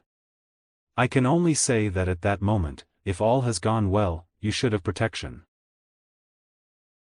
If, that is to say, things have gone as we hope, but the very basis of this operation, as you may remember, was that there wasn't a very high chance of survival. Didn't you say 1 in 100? Said Hilary drily. I think we can shorten the odds a little. I didn't know what you were like. No, I suppose not. She was thoughtful. To you, I suppose, I was just. He finished the sentence for her. A woman with a noticeable head of red hair and who hadn't the pluck to go on living. She flushed. That's a harsh judgment. It's a true one, isn't it? I don't go in for being sorry for people. For one thing, it's insulting. One is only sorry for people when they're sorry for themselves. Self-pity is one of the biggest stumbling blocks in the world today. Hilary said thoughtfully, I think perhaps you're right. Will you permit yourself to be sorry for me when I've been liquidated, or whatever the term is, in fulfilling this mission? Sorry for you? No. I shall curse like hell because we've lost someone who's worthwhile taking a bit of trouble over. A compliment at last. In spite of herself, she was pleased. She went on in a practical tone, there's just one other thing that occurred to me. You say nobody's likely to know what Olive Betterton looks like, but what about being recognized as myself? I don't know anyone in Casablanca, but there are the people who traveled here with me in the plane. Or one may of course run across somebody one knows among the tourists here. You needn't worry about the passengers in the plane. The people who flew with you from Paris were businessmen who went on to Dakar and a man who got off here who has since flown back to Paris. You will go to a different hotel when you leave here, the hotel for which Mrs. Betterton had reservations. You will be wearing her clothes and her style of hairdressing, and 1 or 2 strips of plaster at the sides of your face will make you look very different in feature. We've got a doctor coming to work upon you, by the way. Local anesthetic, so it won't hurt, but you will have to have a few genuine marks of the accident. You're very thorough, said Hilary. Have to be. You've never asked me, said Hilary, whether Olive Betterton told me anything before she died. I understood you had scruples. I'm sorry. Not at all. I respect you for them. I'd like to indulge in them myself, but they're not in the schedule. She did say something that perhaps I ought to tell you. She said, tell him, Betterton, that is, tell him to be careful, Boris, dangerous, Boris. Jessup repeated the name with interest. Ah. Our correct foreign Major Boris Glydr. You know him? Who is he? A Pole. He came to see me in London. He's supposed to be a cousin by marriage of Tom Betterton. Supposed? Let us say, more correctly, that if he is who he says he is a cousin of the late Mrs. Betterton. But we've only his word for it. She was frightened, said Hilary, frowning. Can you describe him? I'd like to be able to recognize him. Yes. It might be as well. 6 feet. Weight roughly, 160 pounds. Fair, rather wooden poker face, light eyes, foreign stilted manner, English very correct, but a pronounced accent, stiff military bearing. He added, I had him tailed when he left my office. Nothing doing. He went straight to the U.S. Embassy, quite correctly, he'd brought me an introductory letter from there. The usual kind they send out when they want to be polite but non-committal. I presume he left the embassy either in somebody's car or by the back entrance disguised as a footman or something. Anyway, he evaded us. Yes, I should say that Olive Betterton was perhaps right when she said that Boris Glydr was dangerous. Chapter 5. 1. In the small formal salon of the Hotel St. Louis, 3 ladies were sitting, each engaged in her particular occupation. Mrs. Calvin Baker, short, plump, with well-blued hair, was writing letters with the same driving energy she applied to all forms of activity. No one could have mistaken Mrs. Calvin Baker for anything but a traveling American, comfortably off, with an inexhaustible thirst for precise information on every subject under the sun. In an uncomfortable Empire-type chair, Miss Hetherington, who again could not have been mistaken for anything but traveling English, was knitting one of those melancholy shapeless-looking garments that English ladies of middle age always seem to be knitting. Miss Hetherington was tall and thin with a scraggy neck, badly arranged hair, and a general expression of moral disappointment in the universe. Mademoiselle Jean Maricotte was sitting gracefully in an upright chair looking out of the window and yawning. Mademoiselle Maricotte was a brunette dyed blonde, with a plain but excitingly made-up face. She was wearing chic clothes and had no interest whatsoever in the other occupants of the room, whom she dismissed contemptuously in her mind as being exactly what they were. She was contemplating an important change in her sex life and had no interest to spare for these animals of tourists. Miss Hetherington and Mrs. Calvin Baker, having both spent a couple of nights under the roof of the St. Louis, had become acquainted. Mrs. Calvin Baker, with American friendliness, talked to everybody. Miss Hetherington, though just as eager for companionship, talked only to English and Americans of what she considered a certain social standing. The French she had no truck with unless guaranteed of respectable family life, as evidenced by little ones who shared the parental table in the dining room. A Frenchman looking like a prosperous business man glanced into the salon, was intimidated by its air of female solidarity, and went out again with a look of lingering regret at Mademoiselle Jean Maricotte. Miss Hetherington began to count stitches sotto voce. 28, 29, now what can I have? Oh, I see. A tall woman with red hair looked into the room and hesitated a moment before going on down the passage towards the dining room. Mrs. Calvin Baker and Miss Hetherington were immediately alert. Mrs. Baker slewed herself round from the writing table and spoke in a thrilled whisper. "Did you happen to notice that woman with red hair who looked in, Miss Hetherington? They say she's the only survivor of that terrible plane crash last week." "I saw her arrive this afternoon," said Miss Hetherington, dropping another stitch in her excitement. "In an ambulance. Straight from the hospital, so the manager said. I wonder now if it was wise to leave hospital so soon. She's had concussion, I believe. She's got strapping on her face, too, cut, perhaps, by the glass. What a mercy she wasn't burnt. Terrible injuries from burning in these air accidents, I believe. It just doesn't bear thinking about. Poor young thing. I wonder if she had a husband with her and if he was killed?" "I don't think so." Miss Hetherington shook her yellow-gray head. "It said in the paper, 1 woman passenger." "That's right. It gave her name, too. A Mrs. Beverly, no, Betterton, that was it." "Betterton," said Miss Hetherington reflectively. "Now what does that remind me of?" "Betterton. In the papers."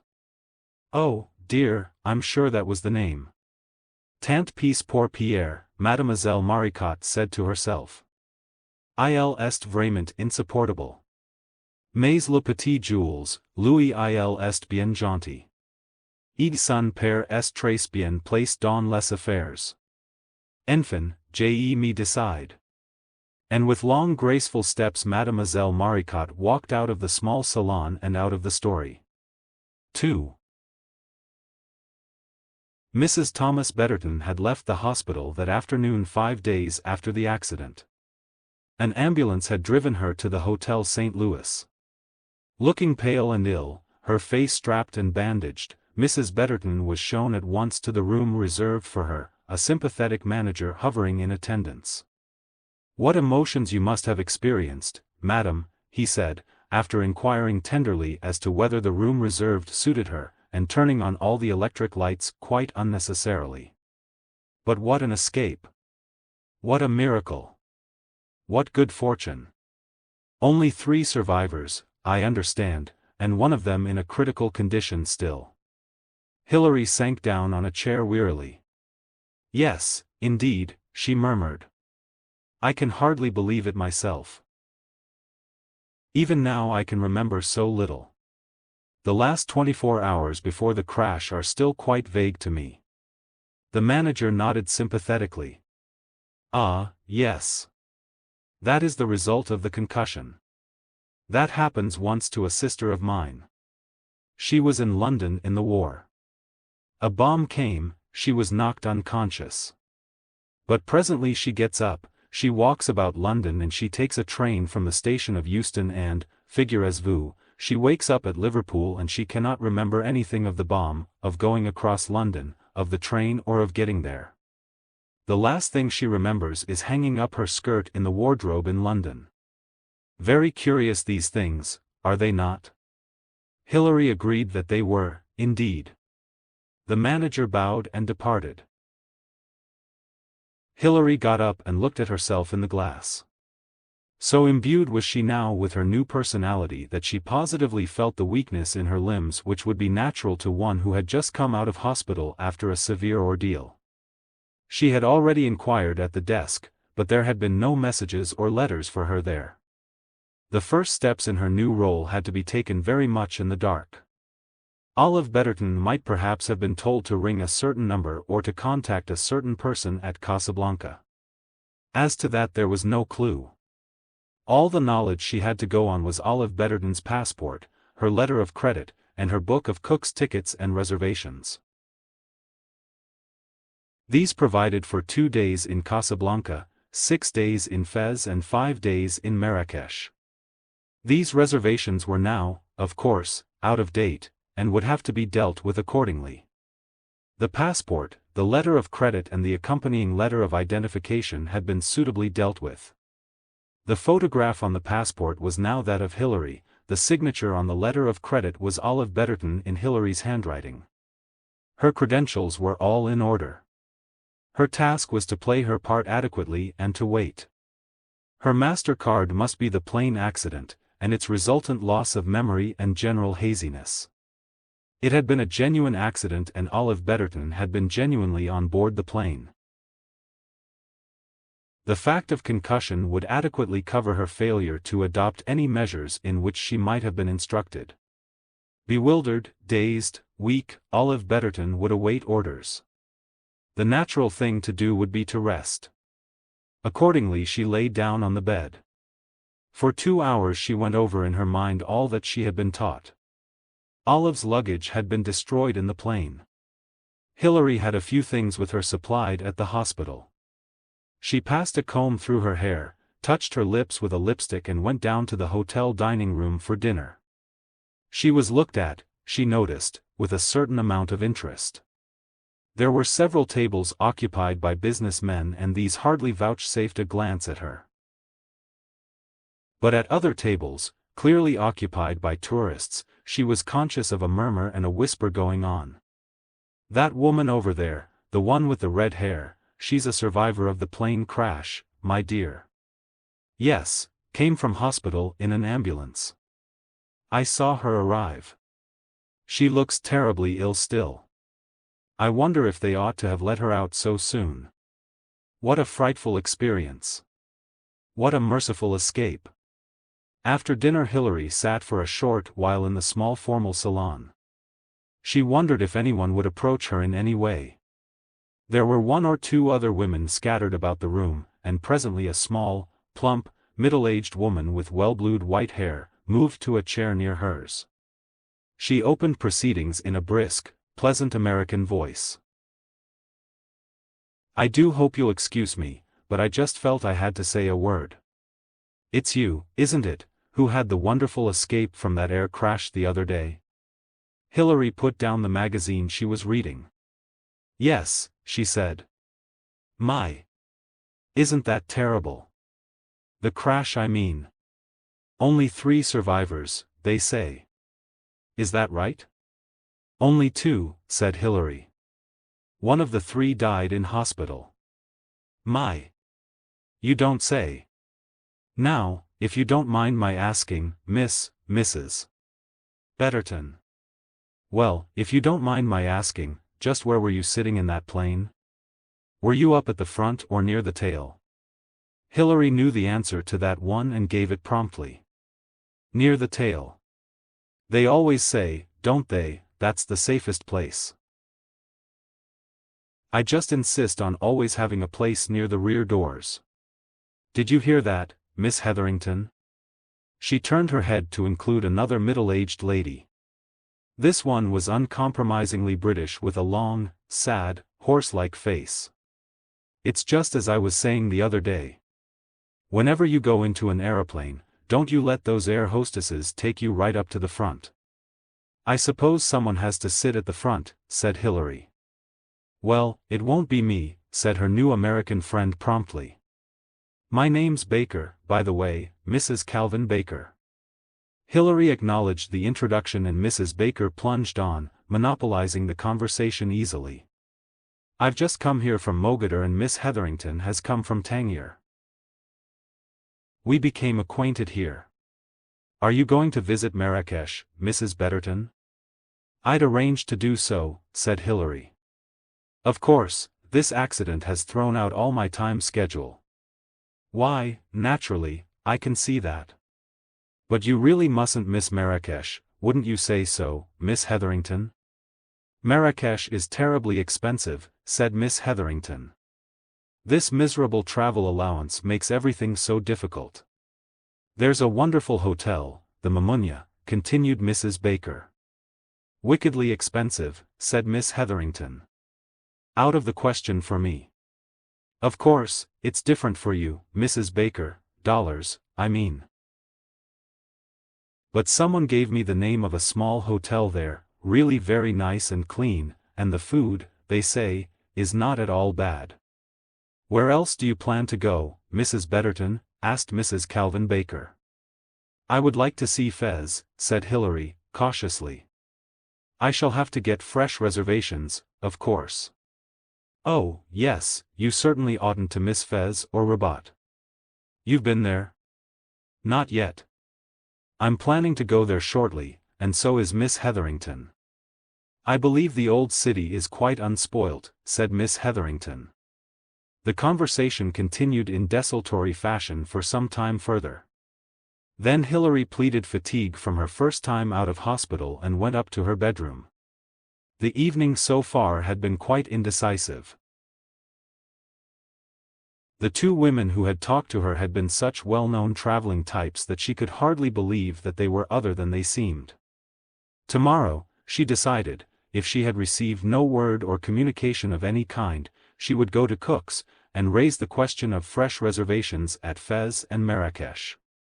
There were no letters, messages or telephone calls the following morning and about 11 o'clock she made her way to the travel agency. There was somewhat of a queue, but when she at last reached the counter and began talking to the clerk, an interruption occurred. A somewhat more senior clerk with glasses elbowed the young man aside. He beamed at Hilary through his glasses. It is Madame Betterton, is it not? I have all your reservations made. I am afraid, said Hilary, that they will be out of date. I have been in hospital and... Ah, mais oui, I know all that. Let me congratulate you on your escape, madam. But I got your telephone message about fresh reservations, and we have them here ready for you. Hilary felt a faint quickening of her pulse. As far as she knew, no one had phoned the travel agency. Here then were definite signs that Olive Betterton's traveling arrangements were being supervised. She said, I wasn't sure if they had telephoned or not. But yes, madam. Here, I will show you. He produced railway tickets, and vouchers for hotel accommodation, and a few minutes later the transactions were completed. Hilary was to leave for Fez on the following day. Mrs. Calvin Baker was not in the restaurant either for lunch or dinner. Miss Hetherington was. She acknowledged Hilary's bow as the latter passed to her table, but made no attempt to get into conversation with her. On the following day, after making some necessary purchases of clothes and underclothing, Hilary left by train for Fez. 3. It was on the day of Hilary's departure that Mrs. Calvin Baker, coming into the hotel in her usual brisk fashion, was accosted by Miss Hetherington, whose long thin nose was quivering with excitement. "I've remembered about the name Betterton, the disappearing scientist. It was in all the papers. About 2 months ago. Why, now I do remember something. A British scientist, yes, he'd been at some conference in Paris. Yes, that's it. Now I wonder, do you think, if this could possibly be his wife? I looked in the register and I see her address is Harwell. Harwell, you know, is the atom station. I do think all these atom bombs are very wrong. And cobalt, such a lovely color in one's paintbox, and I used it a lot as a child. The worst of all, I understand nobody can survive. We weren't meant to do these experiments. Somebody told me the other day that her cousin, who is a very shrewd man, said the whole world might go radioactive. My, said Mrs. Calvin Baker. Chapter 6. Casablanca had vaguely disappointed Hilary by being such a prosperous-looking French town with no hint of the Orient or mystery about it, except for the crowds in the street. The weather was still perfect, sunny and clear, and she enjoyed looking out of the train at the passing landscape as they journeyed northward.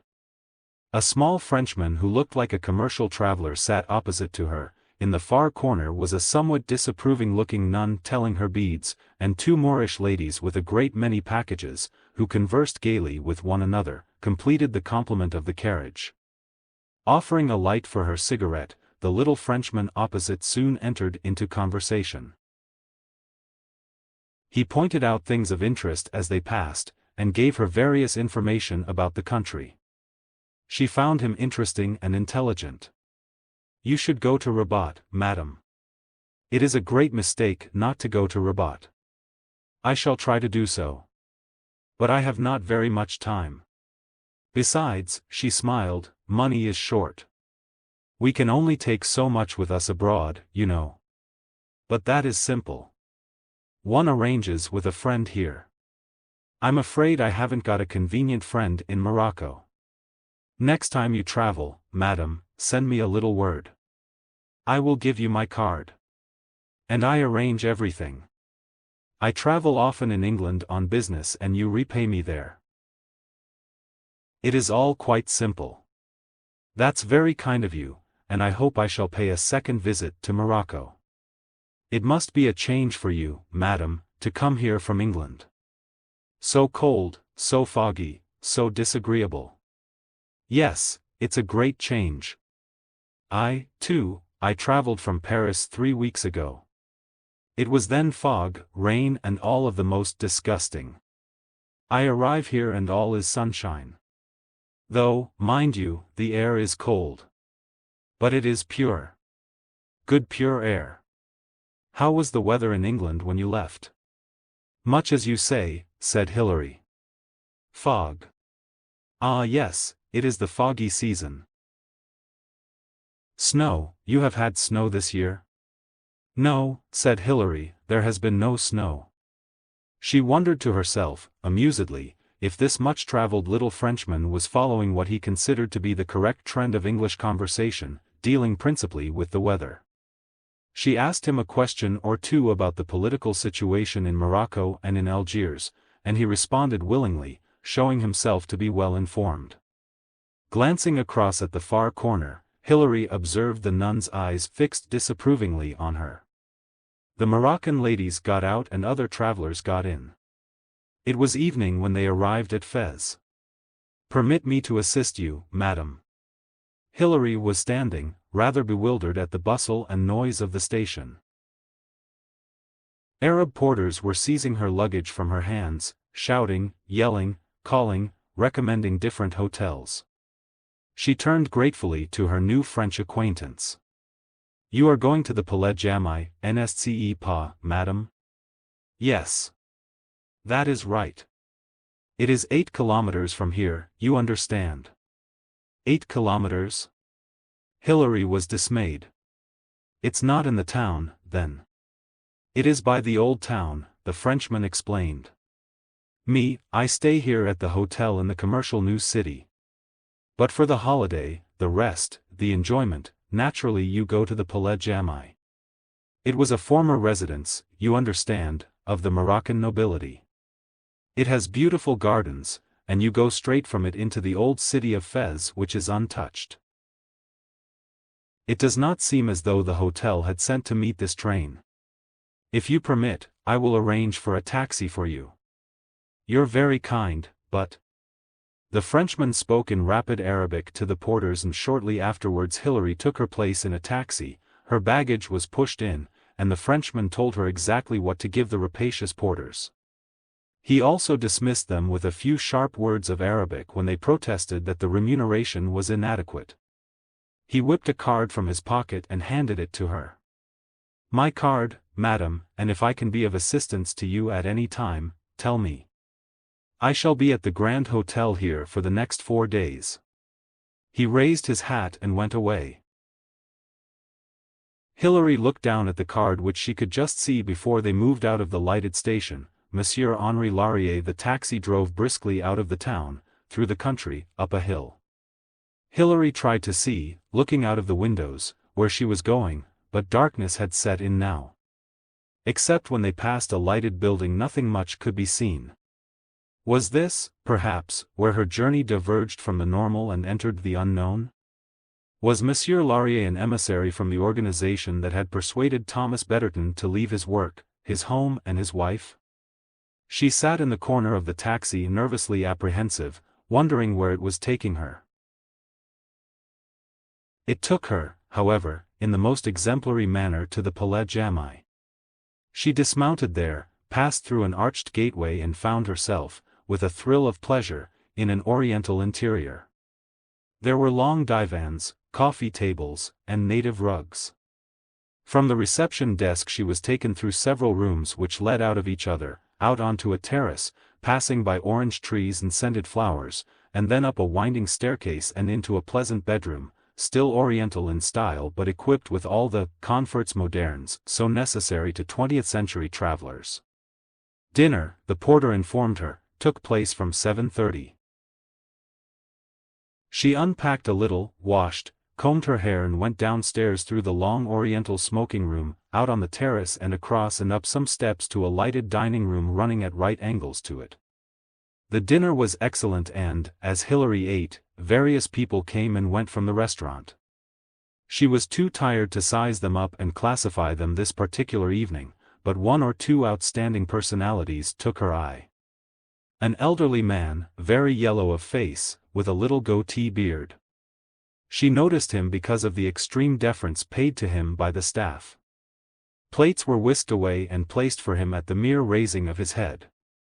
The slightest turn of an eyebrow brought a waiter rushing to his table. She wondered who he was. The majority of diners were clearly touring on pleasure trips. There was a German at a big table in the center. There was a middle-aged man and a fair, very beautiful girl who she thought might be Swedes, or possibly Danes. There was an English family with 2 children, and various groups of traveling Americans. There were 3 French families. After dinner she had coffee on the terrace. It was slightly cold but not unduly so, and she enjoyed the smell of scented blossoms. She went to bed early. Sitting on the terrace the following morning in the sunshine under the red-striped umbrella that protected her from the sun, Hilary felt how fantastic the whole thing was. Here she sat, pretending to be a dead woman, expecting something melodramatic and out of the common to occur. After all, wasn't it only too likely that poor Olive Betterton had come abroad merely to distract her mind and heart from sad thoughts and feelings? Probably the poor woman had been just as much in the dark as everybody else. Certainly the words she had said before she died admitted of a perfectly ordinary explanation. She had wanted Thomas Betterton warned against somebody called Boris. Her mind had wandered, she had quoted a strange little jingle, she had gone on to say that she couldn't believe it at first. Couldn't believe what? Possibly only that Thomas Betterton had been spirited away the way he had been. There had been no sinister undertones, no helpful clues. Hilary stared down at the terrace garden below her. It was beautiful here. Beautiful and peaceful. Children chattered and ran up and down the terrace, French mammas called to them or scolded them. The blonde Swedish girl came and sat down by a table and yawned. She took out a pale pink lipstick and touched up her already exquisitely painted lips. She appraised her face seriously, frowning a little. Presently her companion, husband, Hilary wondered, or it might possibly be her father, joined her. She greeted him without a smile. She leaned forward and talked to him, apparently expostulating about something. He protested and apologized. The old man with the yellow face and the little goatee came up the terrace from the gardens below. He went and sat at a table against the extreme wall, and immediately a waiter darted forth. He gave an order and the waiter bowed before him and went away, in all haste to execute it. The fair girl caught her companion excitedly by the arm and looked towards the elderly man. Hilary ordered a martini, and when it came she asked the waiter in a low voice, "Who is the old man there against the wall?" "Ah." The waiter leaned forward dramatically, "That is Monsieur Aristides. He is enormously, but yes, enormously, rich." He sighed in ecstasy at the contemplation of so much wealth, and Hilary looked over at the shriveled-up, bent figure at the far table. Such a wrinkled, dried-up, mummified old morsel of humanity. And yet, because of his enormous wealth, waiters darted and sprang and spoke with awe in their voices. Old Monsieur Aristides shifted his position. Just for a moment his eyes met hers. He looked at her for a moment, then looked away. Not so insignificant after all, Hilary thought to herself. Those eyes, even at that distance, had been wonderfully intelligent and alive. The blonde girl and her escort got up from their table and went into the dining room. The waiter, who now seemed to consider himself as Hilary's guide and mentor, stopped at her table as he collected glasses and gave her further information. "Ce monsieur-là, he is a big business magnate from Sweden. Very rich, very important. And the lady with him, she is a film star, another Garbo, they say. Very chic, very beautiful, but does she make him the scenes, the histories? Nothing pleases her. She is, as you say, fed up, to be here, in Fez, where there are no jewelers' shops, and no other expensive women to admire and envy her toilettes. She demands that he should take her somewhere more amusing tomorrow. Ah, it is not always the rich who can enjoy tranquility and peace of mind." Having uttered this last in a somewhat sententious fashion, he saw a beckoning forefinger and sprang across the terrace as though galvanized. "Monsieur?" Most people had gone into lunch, but Hilary had had breakfast late and was in no hurry for her midday meal. She ordered herself another drink. A good-looking young Frenchman came out of the bar and across the terrace, cast a swift discreet glance at Hilary which, thinly disguised, meant, "Is there anything doing here, I wonder," and then went down the steps to the terrace below. As he did so he half sang, half hummed a snatch of French opera, "Le long de lauriers roses revint de douces choses." The words formed a little pattern on Hilary's brain. Le long de lauriers roses. Laurier. Laurier? That was the name of the Frenchman in the train. Was there a connection here, or was it coincidence? She opened her bag and hunted in it for the card he had given her. Henri Laurier, 3 Rue de Croissants, Casablanca. She turned the card over and there seemed to be faint pencil marks on the back of it. It was as though something had been written on it and then rubbed out. She tried to decipher what the marks were. "Oh sant," the message began, then something which she could not decipher, and finally she made out the words, "Dun-tun." For a moment she had thought that it might be a message, but now she shook her head and put the card back in her bag. It must have been some quotation that he had once written on it and then rubbed out. A shadow fell on her and she looked up, startled. Mr. Aristides was standing there between her and the sun. His eyes were not on her. He was looking across over the gardens below towards the silhouette of hills in the distance. She heard him sigh and then he turned abruptly, towards the dining room, and as he did so, the sleeve of his coat caught the glass on her table and sent it flying to the terrace where it broke. He wheeled round quickly and politely. "Ah. Mille pardons, madam."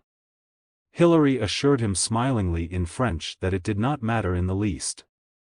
With the swift flick of a finger he summoned a waiter. The waiter as usual came running. The old man ordered a replacement of madam's drink and then, once more apologizing, he made his way into the restaurant. The young Frenchman, still humming, came up the steps again.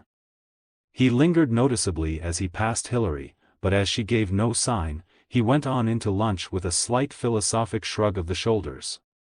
A French family passed across the terrace, the parents calling to their young. "Mais viens donc, Bobo. Tu es que tu fais? Depacatoy. Les ta belle, chérie, on va déjeuner." They passed up the steps and into the restaurant, a happy contented little nucleus of family life. Hilary felt suddenly alone and frightened. The waiter brought her drink. She asked him if Mr. Aristides was all alone here. "Oh, madam, naturally, anyone so rich as Monsieur Aristides would never travel alone. He has here his valet and 2 secretaries and a chauffeur." The waiter was quite shocked at the idea of Mr. Aristides traveling unaccompanied. Hilary noted, however, when she at last went into the dining room, that the old man sat at a table by himself as he had done on the previous evening. At a table nearby sat 2 young men whom she thought were probably the secretaries, since she noticed that one or the other of them was always on the alert and looked constantly towards the table where Mr. Aristides, shriveled and monkey-like, ate his lunch and did not seem to notice their existence. Evidently to Mr. Aristides, secretaries were not human. The afternoon passed in a vague dreamlike manner. Hilary strolled through the gardens, descending from terrace to terrace. The peace and beauty seemed quite astounding. There was the splash of water, the gleam of the golden oranges, and innumerable scents and fragrances. It was the oriental atmosphere of seclusion about it that Hilary found so satisfying. "As a garden enclosed is my sister, my spouse." This was what a garden was meant to be, a place shut away from the world, full of green and gold. "If I could stay here," thought Hilary. "If I could stay here always." It was not the actual garden of the Palais Jamai that was in her thoughts, it was the state of mind it typified. When she no longer looked for peace, she had found it. And peace of mind had come to her at a moment when she was committed to adventure and danger. But perhaps there was no danger and no adventure. Perhaps she could stay here a while and nothing would happen, and then. And then, what? A little cold breeze sprang up and Hilary gave a quick shiver. You strayed into the garden of peaceful living, but in the end you would be betrayed from within. The turmoil of the world, the harshness of living, the regrets and despairs, all these she carried within her. It was late afternoon, and the sun had lost its power. Hilary went up the various terraces and into the hotel. In the gloom of the Oriental lounge, something voluble and cheerful resolved itself, as Hilary's eyes got attuned to the dimness, into Mrs. Calvin Baker, her hair newly blued, and her appearance immaculate as ever. "I've just got here by air," she explained. "I simply can't stand these trains, the time they take. And the people in them, as often as not, quite unsanitary. They've no idea at all of hygiene in these countries. My dear, you should see the meat in the souks, all smothered in flies. They just seem to think it's natural to have flies settling on everything." "I suppose it is really," said Hilary. Mrs. Calvin Baker was not going to allow such a heretical statement to pass. "I'm a great believer in the clean food movement. At home everything perishable is wrapped in cellophane, but even in London your bread and cakes just stand about unwrapped. Now tell me, have you been getting around? You've been doing the old city today, I expect?" "I'm afraid I haven't done anything," said Hilary, smiling. "I've just been sitting about in the sun."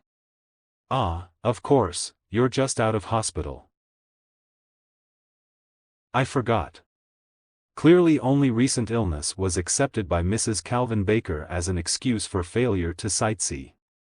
How could I be so stupid? Why, it's perfectly true, after concussion you ought to lie down and rest in a dark room most of the day. By and by we can make some expeditions together. I'm one of those people who like a real packed day, everything planned and arranged. Every minute filled. In Hilary's present mood, this sounded like a foretaste of hell, but she congratulated Mrs. Calvin Baker on her energy. Well, I will say that for a woman of my age I get around pretty well. I hardly ever feel fatigue. Do you remember Miss Hetherington at Casablanca? An Englishwoman with a long face. She'll be arriving this evening. She prefers train to flying. Who's staying in the hotel? Mostly French, I suppose. And honeymoon couples. I must run along now and see about my room. I didn't like the one they gave me and they promised to change it. A miniature whirlwind of energy, Mrs. Calvin Baker departed. When Hilary entered the dining room that evening, the first thing she saw was Miss Hetherington at a small table against the wall eating her dinner with a Fontana book propped up in front of her. The three ladies had coffee together after dinner and Miss Hetherington displayed a pleasurable excitement over the Swedish magnate and the blonde film star. Not married, I understand, she breathed, disguising her pleasure with a correct disapproval. One sees so much of that sort of thing abroad. That seemed a nice French family at the table by the window. The children seemed so fond of their papa. Of course, French children are allowed to sit up far too late. 10 o'clock sometimes before they go to bed, and they go through every course on the menu instead of just having milk and biscuits as children should. They seem to look quite healthy on it, said Hilary, laughing. Miss Hetherington shook her head and uttered a cluck of disapproval. They'll pay for it later, she said with grim foreboding. Their parents even let them drink wine. Horror could go no further. Mrs. Calvin Baker began making plans for the next day. I don't think I shall go to the old city, she said. I did that very thoroughly last time. Most interesting and quite a labyrinth, if you know what I mean. So quaint and old world. If I hadn't had the guide with me, I don't think I should have found my way back to the hotel. You just kind of lose your sense of direction. But the guide was a very nice man and told me quite a lot of interesting things. He has a brother in the States, in Chicago, I think he said. Then when we'd finished with the town, he took me up to a kind of eating house or tea room, right up on the hillside looking down over the old city, a marvelous view. I had to drink that dreadful mint tea, of course, which is really very nasty. And they wanted me to buy various things, some quite nice, but some just rubbish. One has to be very firm, I find. Yes, indeed, said Miss Hetherington. She added rather wistfully, and, of course, one can't really spare the money for souvenirs. These money restrictions are so worrying. Chapter 7. 1. Hilary hoped to avoid having to see the old city of Fez in the depressing company of Miss Hetherington. Fortunately the latter was invited by Mrs. Baker to come with her on an expedition by car. Since Mrs. Baker made it clear that she was going to pay for the car, Miss Hetherington, whose traveling allowance was dwindling in an alarming manner, accepted with avidity. Hilary, after inquiry at the desk, was supplied with a guide, and set forth to see the city of Fez. They started from the terrace, going down through the succession of terraced gardens until they reached an enormous door in the wall at the bottom. The guide produced a key of mammoth proportions, unlocked the door which swung slowly open, and motioned Hilary to pass through. It was like stepping into another world. All about her were the walls of old Fez. Narrow winding streets, high walls, and occasionally, through a doorway, a glimpse of an interior or a courtyard, and moving all around her were laden donkeys, men with their burdens, boys, women veiled and unveiled, the whole busy secret life of this Moorish city. Wandering through the narrow streets, she forgot everything else, her mission, the past tragedy of her life, even herself. She was all eyes and ears, living and walking in a dream world. The only annoyance was the guide who talked unceasingly, and urged her into various establishments into which she had no particular wish to go. "You look, lady. This man have very nice things, very cheap, really old, really Moorish. He have gowns and silks. You like very nice beads?" The eternal commerce of East selling to West went on, but it hardly disturbed the charm for Hilary. She soon lost all sense of place or direction. Here within this walled city she had little idea of whether she was walking north or south, or whether she were retracing her steps over the same streets through which she had already passed. She was quite exhausted when the guide made his final suggestion, which was evidently part of the routine. "I take you very nice house, now, very superior. Friends of mine. You have mint tea there and they show you plenty lovely things." Hilary recognized the well-known gambit which Mrs. Calvin Baker had described. However, she was willing to see, or be taken to see, anything that was suggested. Tomorrow, she promised herself, she would come into the old city alone and wander around without a guide chattering by her elbow. So she allowed herself to be guided through a gateway and up a winding path climbing up more or less outside the city walls. They arrived at last at a garden surrounding an attractive house built in native style.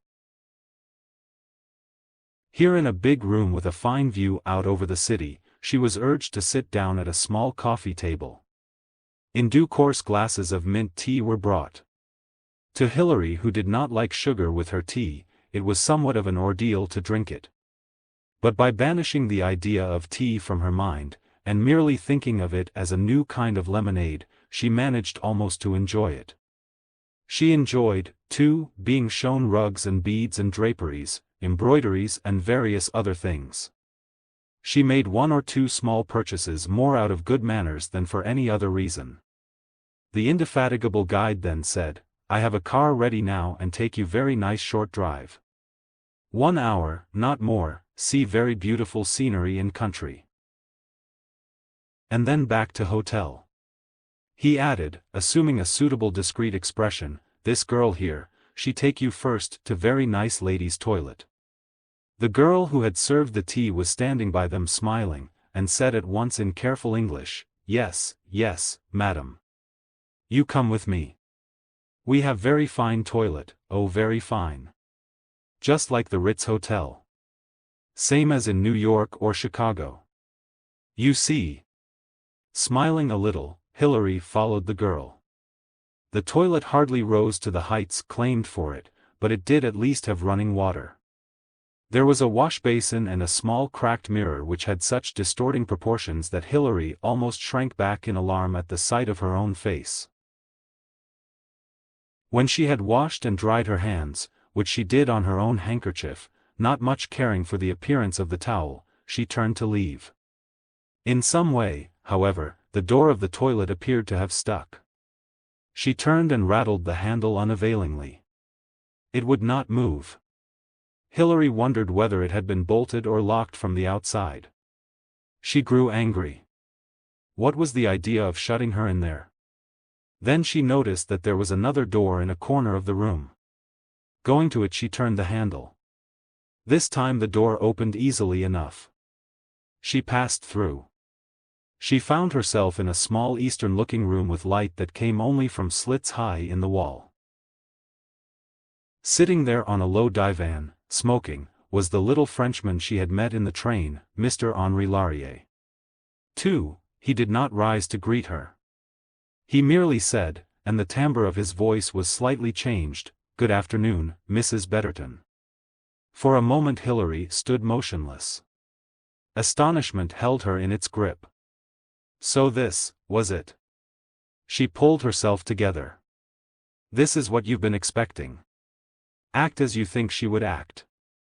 She came forward and said eagerly, "You have news for me? You can help me?" He nodded, then said reproachfully, "I found you, madam, somewhat obtuse upon the train. Perhaps you are too well accustomed to talk of the weather. The weather? She stared at him, bewildered. What had he said about weather on the train? Cold? Fog? Snow? Snow. That was what Olive Betterton had whispered as she lay dying. And she had quoted a silly little jingle. What was it? Snow, snow, beautiful snow, you slip on a lump and over you go. Hilary repeated it falteringly now. Exactly, why did you not respond with that immediately as ordered? You don't understand. I have been ill. I was in a plane crash and afterwards in hospital with concussion. It's affected my memory in all sorts of ways. Everything long ago is clear enough, but there are terrible blanks, great gaps. She let her hands rise to her head. She found it easy enough to go on with a real tremor in her voice. You can't understand how frightening that is. I keep feeling that I've forgotten important things, really important things. The more I try to get them back, the less they will come. Yes, said Laurier, the aeroplane crash was unfortunate. He spoke in a cold businesslike way. It is going to be a question of whether you have the necessary stamina and courage to continue your journey. Of course I'm going to continue my journey, cried Hilary. My husband, her voice broke. He smiled, but not a very pleasant smile. Faintly cat-like. Your husband, he said, is, I understand, awaiting you with eagerness. Hilary's voice broke. You have no idea, she said, no idea what it's been like these months since he went away. Do you think the British authorities came to a definite conclusion as to what you did or did not know? Hilary stretched out her hands with a wide gesture. How do I know, how can I tell? They seemed satisfied. All the same. He stopped. I think it quite possible, said Hilary slowly, that I have been followed here. I can't pick out any one particular person, but I have had the feeling ever since I left England that I am under observation. Naturally, said Laurier, coldly. We expected no less. I thought I ought to warn you. My dear Mrs. Betterton, we are not children.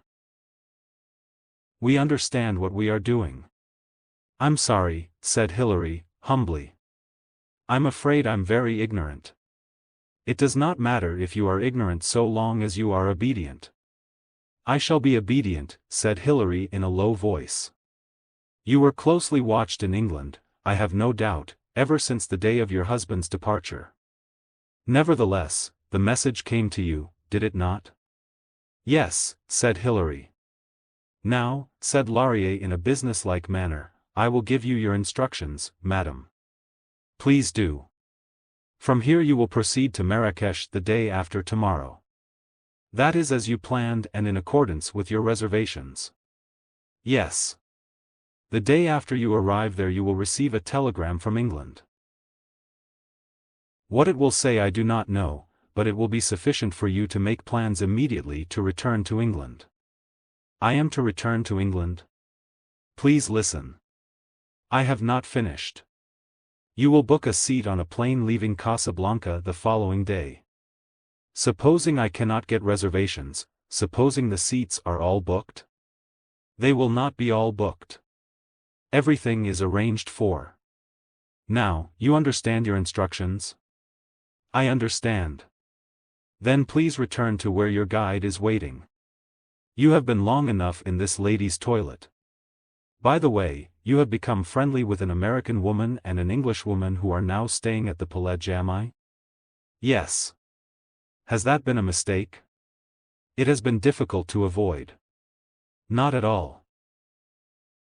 It suits our plans admirably. If you can persuade one or other of them to accompany you to Marrakesh, so much the better. Goodbye, madam. Au revoir, monsieur. It is unlikely, Monsieur Laurier told her with a complete lack of interest, that I shall meet you again. Hilary retraced her steps to the ladies' toilet. This time she found the other door unfastened. A few minutes later she had rejoined the guide in the tea room.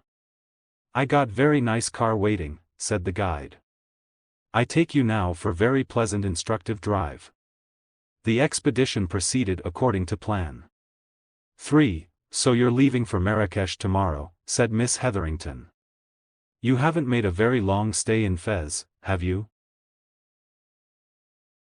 "Wouldn't it have been much easier to go to Marrakesh first and then to Fez, returning to Casablanca afterwards?" "I suppose it would really," said Hilary, "but reservations are rather difficult to obtain. It's pretty crowded here." "Not with English people," said Miss Hetherington, rather disconsolately. "It really seems dreadful nowadays the way one meets hardly any of one's fellow countrymen." She looked round her disparagingly and said, "It's the French." Hilary smiled faintly. The fact that Morocco was a French colonial possession did not seem to count much with Miss Hetherington. Hotels anywhere abroad she regarded as the prerogative of the English traveling public. "The French and the Germans and the Armenians and the Greeks," said Mrs. Calvin Baker, with a little cackle of laughter. "That scruffy little old man is a Greek, I believe." "I was told he was," said Hilary.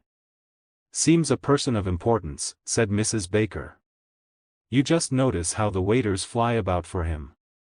"They give the English hardly any attention nowadays," said Miss Hetherington, gloomily. "They always give them the most terrible back bedrooms, the ones maids and valets used to have in the old days." "Well, I can't say I've found any fault with the accommodation I've had since I came to Morocco," said Mrs. Calvin Baker. "I've managed to get a most comfortable room and bath every time." "You're an American," said Miss Hetherington, sharply, and with some venom in her voice. She clicked her knitting needles furiously. "I wish I could persuade you two to come to Marrakesh with me," said Hilary. "It's been so pleasant meeting you and talking to you here. Really, it's very lonely traveling all by oneself." "I've been to Marrakesh," said Miss Hetherington in a shocked voice. Mrs. Calvin Baker, however, appeared to be somewhat sold on the idea. "Well, it certainly is an idea," she said. "It's over a month since I was in Marrakesh. I'd be quite happy to go there again for a spell, and I could show you round, too, Mrs. Betterton, and prevent you being imposed upon. It's not until you've been to a place and looked right round it that you learn the strings. I wonder now. I'll go right to the office and see what I can fix up."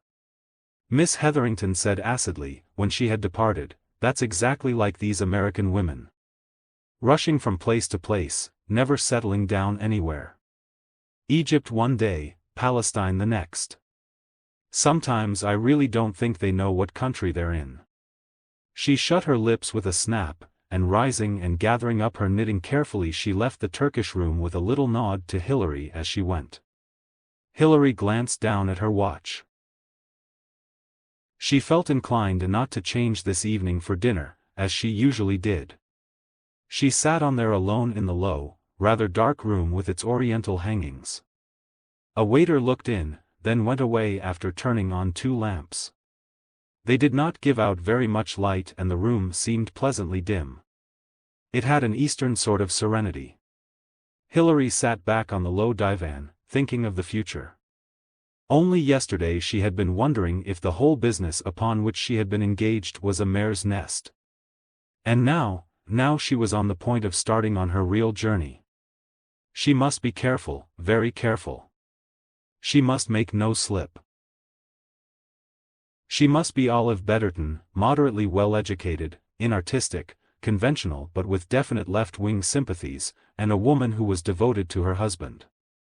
"I must make no mistake," said Hilary to herself, under her breath. How strange it felt to be sitting here alone in Morocco. She felt as though she had got into a land of mystery and enchantment. That dim lamp beside her. If she were to take the carved brass between her hands and rub, would a djinn of the lamp appear? As the thought came to her, she started. Materializing quite suddenly from beyond the lamp, she saw the small wrinkled face and pointed beard of Mr. Aristides. He bowed politely before sitting down beside her, saying, "You permit, madam?" Hilary responded politely. Taking out his cigarette case, he offered her a cigarette. She accepted, and he lit one himself also. "It pleases you, this country, madam?" he asked, after a moment or two. "I have been here only a very short time," said Hilary. "I find it so far quite enchanting." "Ah. And you have been into the old city? You liked it?" "I think it is wonderful." "Yes, it is wonderful. It is the past there, the past of commerce, of intrigue, of whispering voices, shuttered activities, all the mystery and passion of a city enclosed in its narrow streets and walls. Do you know what I think of, madam, when I walk through the streets of Fez? No? I think of your great West Road in London. I think of your great factory buildings on each side of the road. I think of those buildings lit throughout with their neon lighting and the people inside, that you see so clearly from the road as you drive along in your car. There is nothing hidden, there is nothing mysterious. There are not even curtains to the windows. No, they do their work there with the whole world observing them if it wants to do so.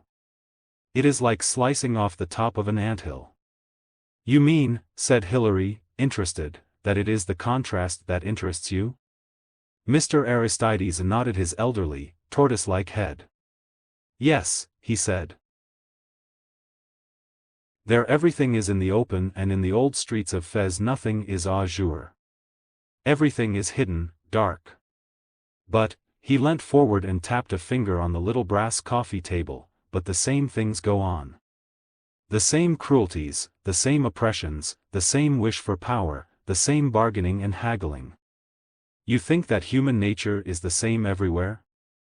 Hilary asked. "In every country. In the past as in the present there are always the two things that rule. Cruelty and benevolence. One or the other. Sometimes both." He continued with hardly a change of manner. "They have told me, madam, that you were in a very bad aeroplane accident the other day at Casablanca?"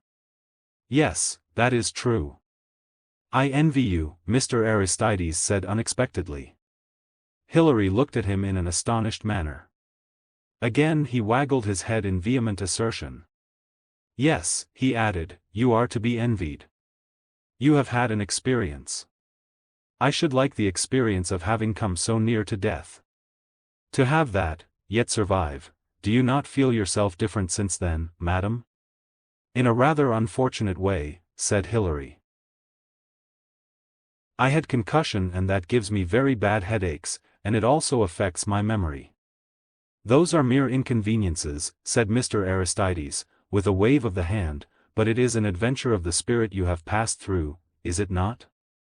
"It is true," said Hilary slowly, "that I have passed through an adventure of the spirit." She was thinking of a bottle of Vichy water and a little heap of sleeping pills. "I have never had that experience," said Mr. Aristides, in his dissatisfied voice. "So many other things, but not that."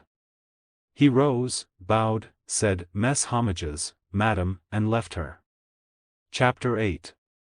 How alike, Hilary thought to herself, all airports were. They had a strange anonymity about them.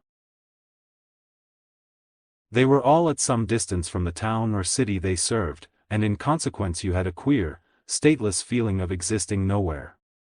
You could fly from London to Madrid, to Rome, to Istanbul, to Cairo, to anywhere you liked, and if your journey was a through one by air, you would never have the faintest idea of what any of these cities looked like.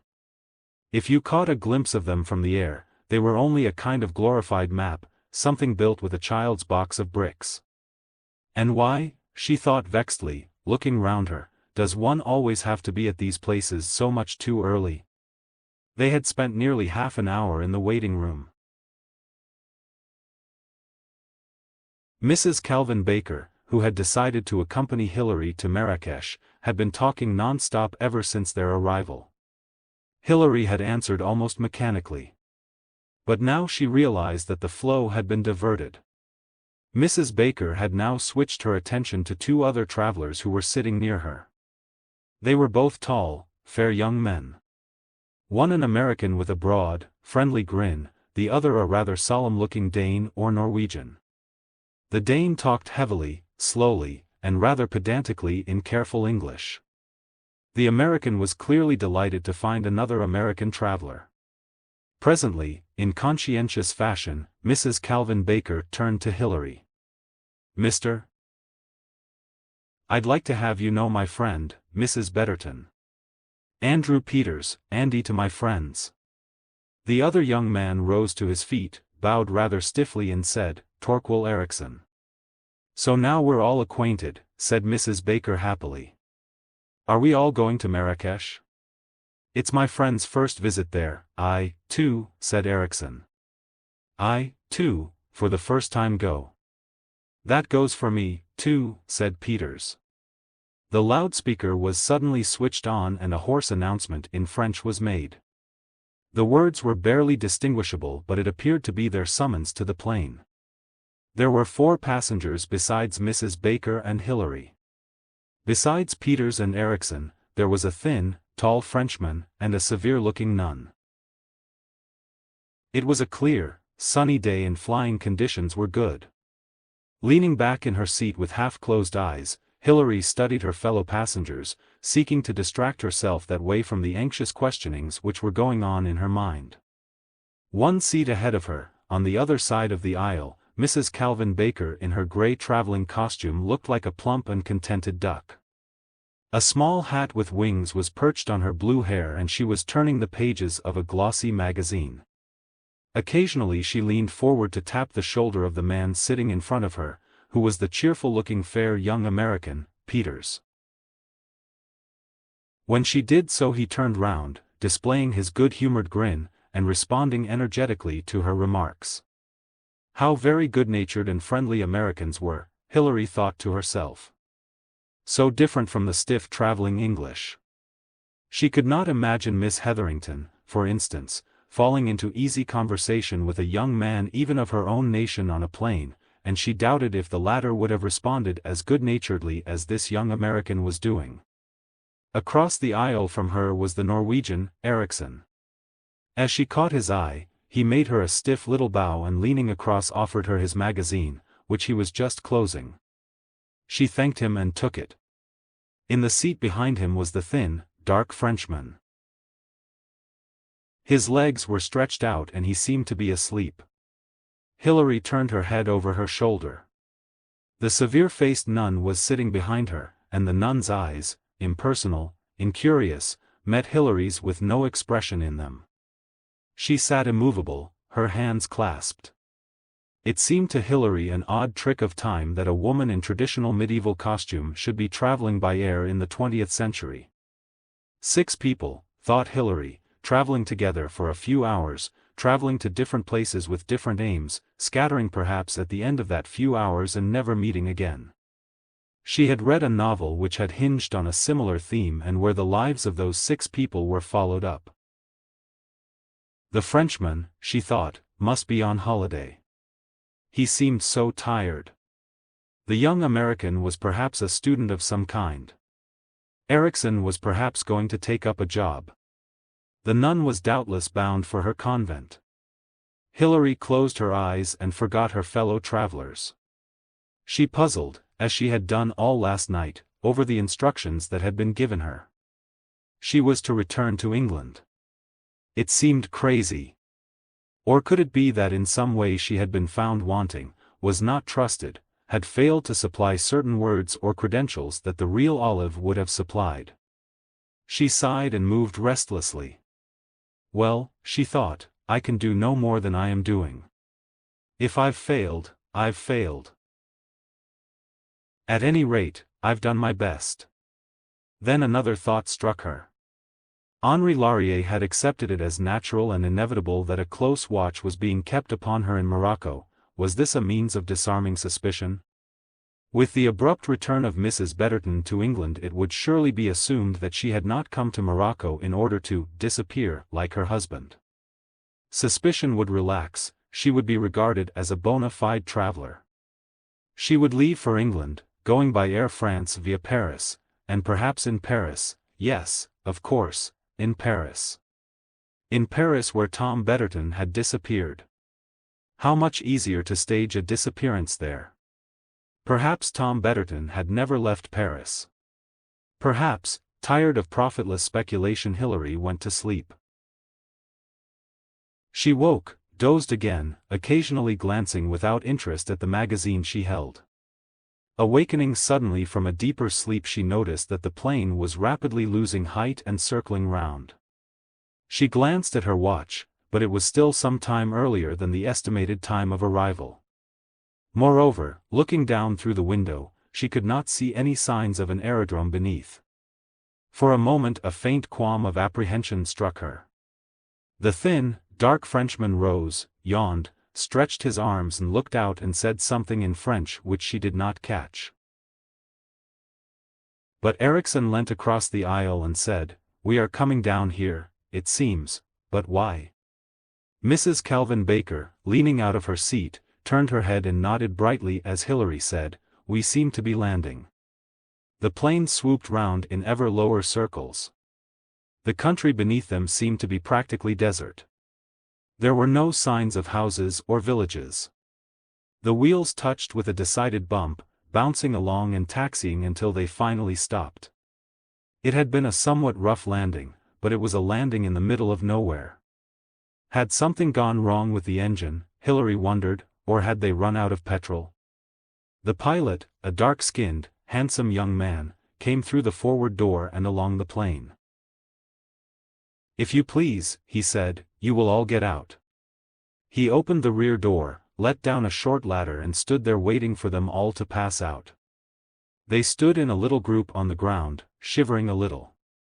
It was chilly here, with the wind blowing sharply from the mountains in the distance. The mountains, Hilary noticed, were covered with snow and singularly beautiful. The air was crisply cold and intoxicating. The pilot descended too, and addressed them, speaking French. "You are all here?" "Yes."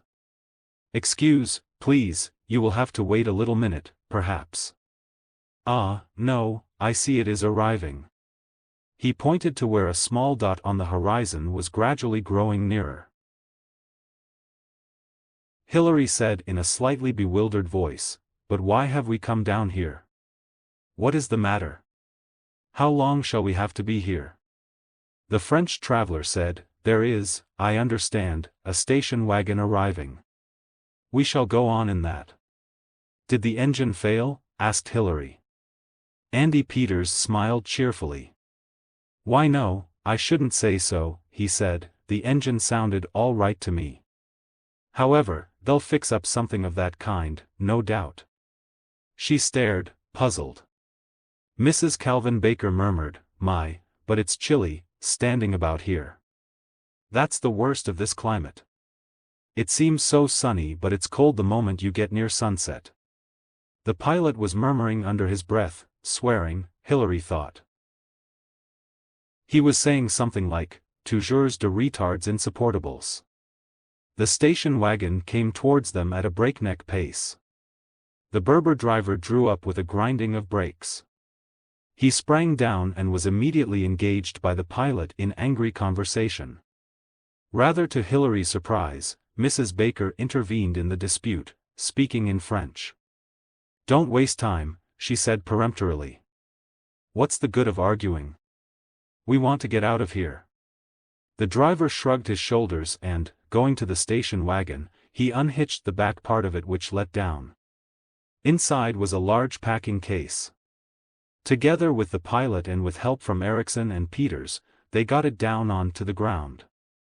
From the effort it took, it seemed to be heavy. Mrs. Calvin Baker put her hand on Hilary's arm and said, as the man began to raise the lid of the case, "I shouldn't watch, my dear. It's never a pretty sight." She led Hilary a little way away, on the other side of the wagon. The Frenchman and Peters came with them. The Frenchman said in his own language, "What is it then, this maneuver there that they do?"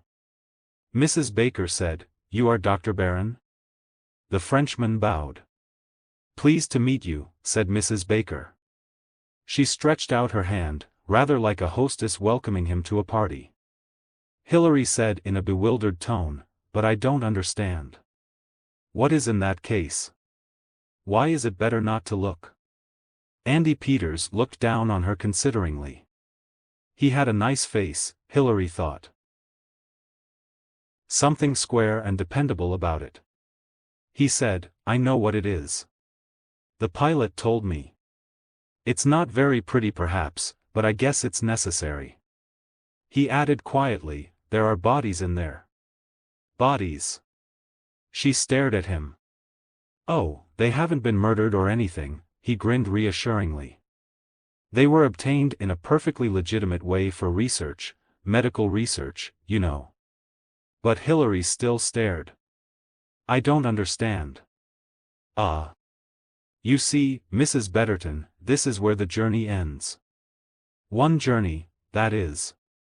Ends?" "Yes. They'll arrange the bodies in that plane and then the pilot will fix things, and presently, as we're driving away from here, we shall see in the distance the flames going up in the air. Another plane that has crashed and come down in flames, and no survivors. But why? How fantastic. But surely, it was Dr. Barron now who spoke to her. "But surely you know where we are going?" Mrs. Baker, drawing near, said cheerfully, "Of course she knows. But maybe she didn't expect it quite so soon."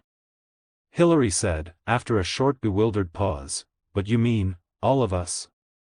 She looked round. "We're fellow travelers," said Peters gently. The young Norwegian, nodding his head, said with an almost fanatical enthusiasm, "Yes, we are all fellow travelers." Chapter 9. 1. The pilot came up to them. "You will start now, please," he said. "As soon as possible. There is much to be done, and we are late on schedule." Hillary recoiled for a moment. She put her hand nervously to her throat. The pearl choker she was wearing broke under the strain of her fingers. She picked up the loose pearls and crammed them into her pocket. They all got into the station wagon. Hillary was on a long bench crowded up with Peters one side of her and Mrs. Baker the other. Turning her head towards the American woman, Hillary said, So you are what you might call the liaison officer, Mrs. Baker?" "That hits it off exactly. And though I say it myself, I'm well qualified." Nobody is surprised to find an American woman getting around and traveling a lot. She was still plump and smiling, but Hillary sensed, or thought she sensed, a difference. The slight fatuity and surface conventionality had gone. This was an efficient, probably ruthless woman. "It will make a fine sensation in the headlines," said Mrs. Baker. She laughed with some enjoyment. I mean, my dear. Persistently dogged by ill luck, they'll say. First nearly losing your life in the crash at Casablanca, then being killed in this further disaster." Hillary realized suddenly the cleverness of the plan. "These others," she murmured. "Are they who they say they are?" "Why, yes. Dr. Barron is a bacteriologist, I believe. Mr. Erickson a very brilliant young physicist, Mr. Peters is a research chemist, Miss Needheim, of course, isn't a nun, she's an endocrinologist. Me, as I say, I'm only the liaison officer. I don't belong in this scientific bunch." She laughed again as she said, "That Hetherington woman never had a chance." "Miss Hetherington, was she, Mrs. Baker nodded emphatically. "If you ask me, she's been tailing you. Took over in Casablanca from whoever followed you out. But she didn't come with us today although I urged her to." "That wouldn't have been in character," said Mrs. Baker. "It would have looked a little too obvious to go back again to Marrakesh after having been there already."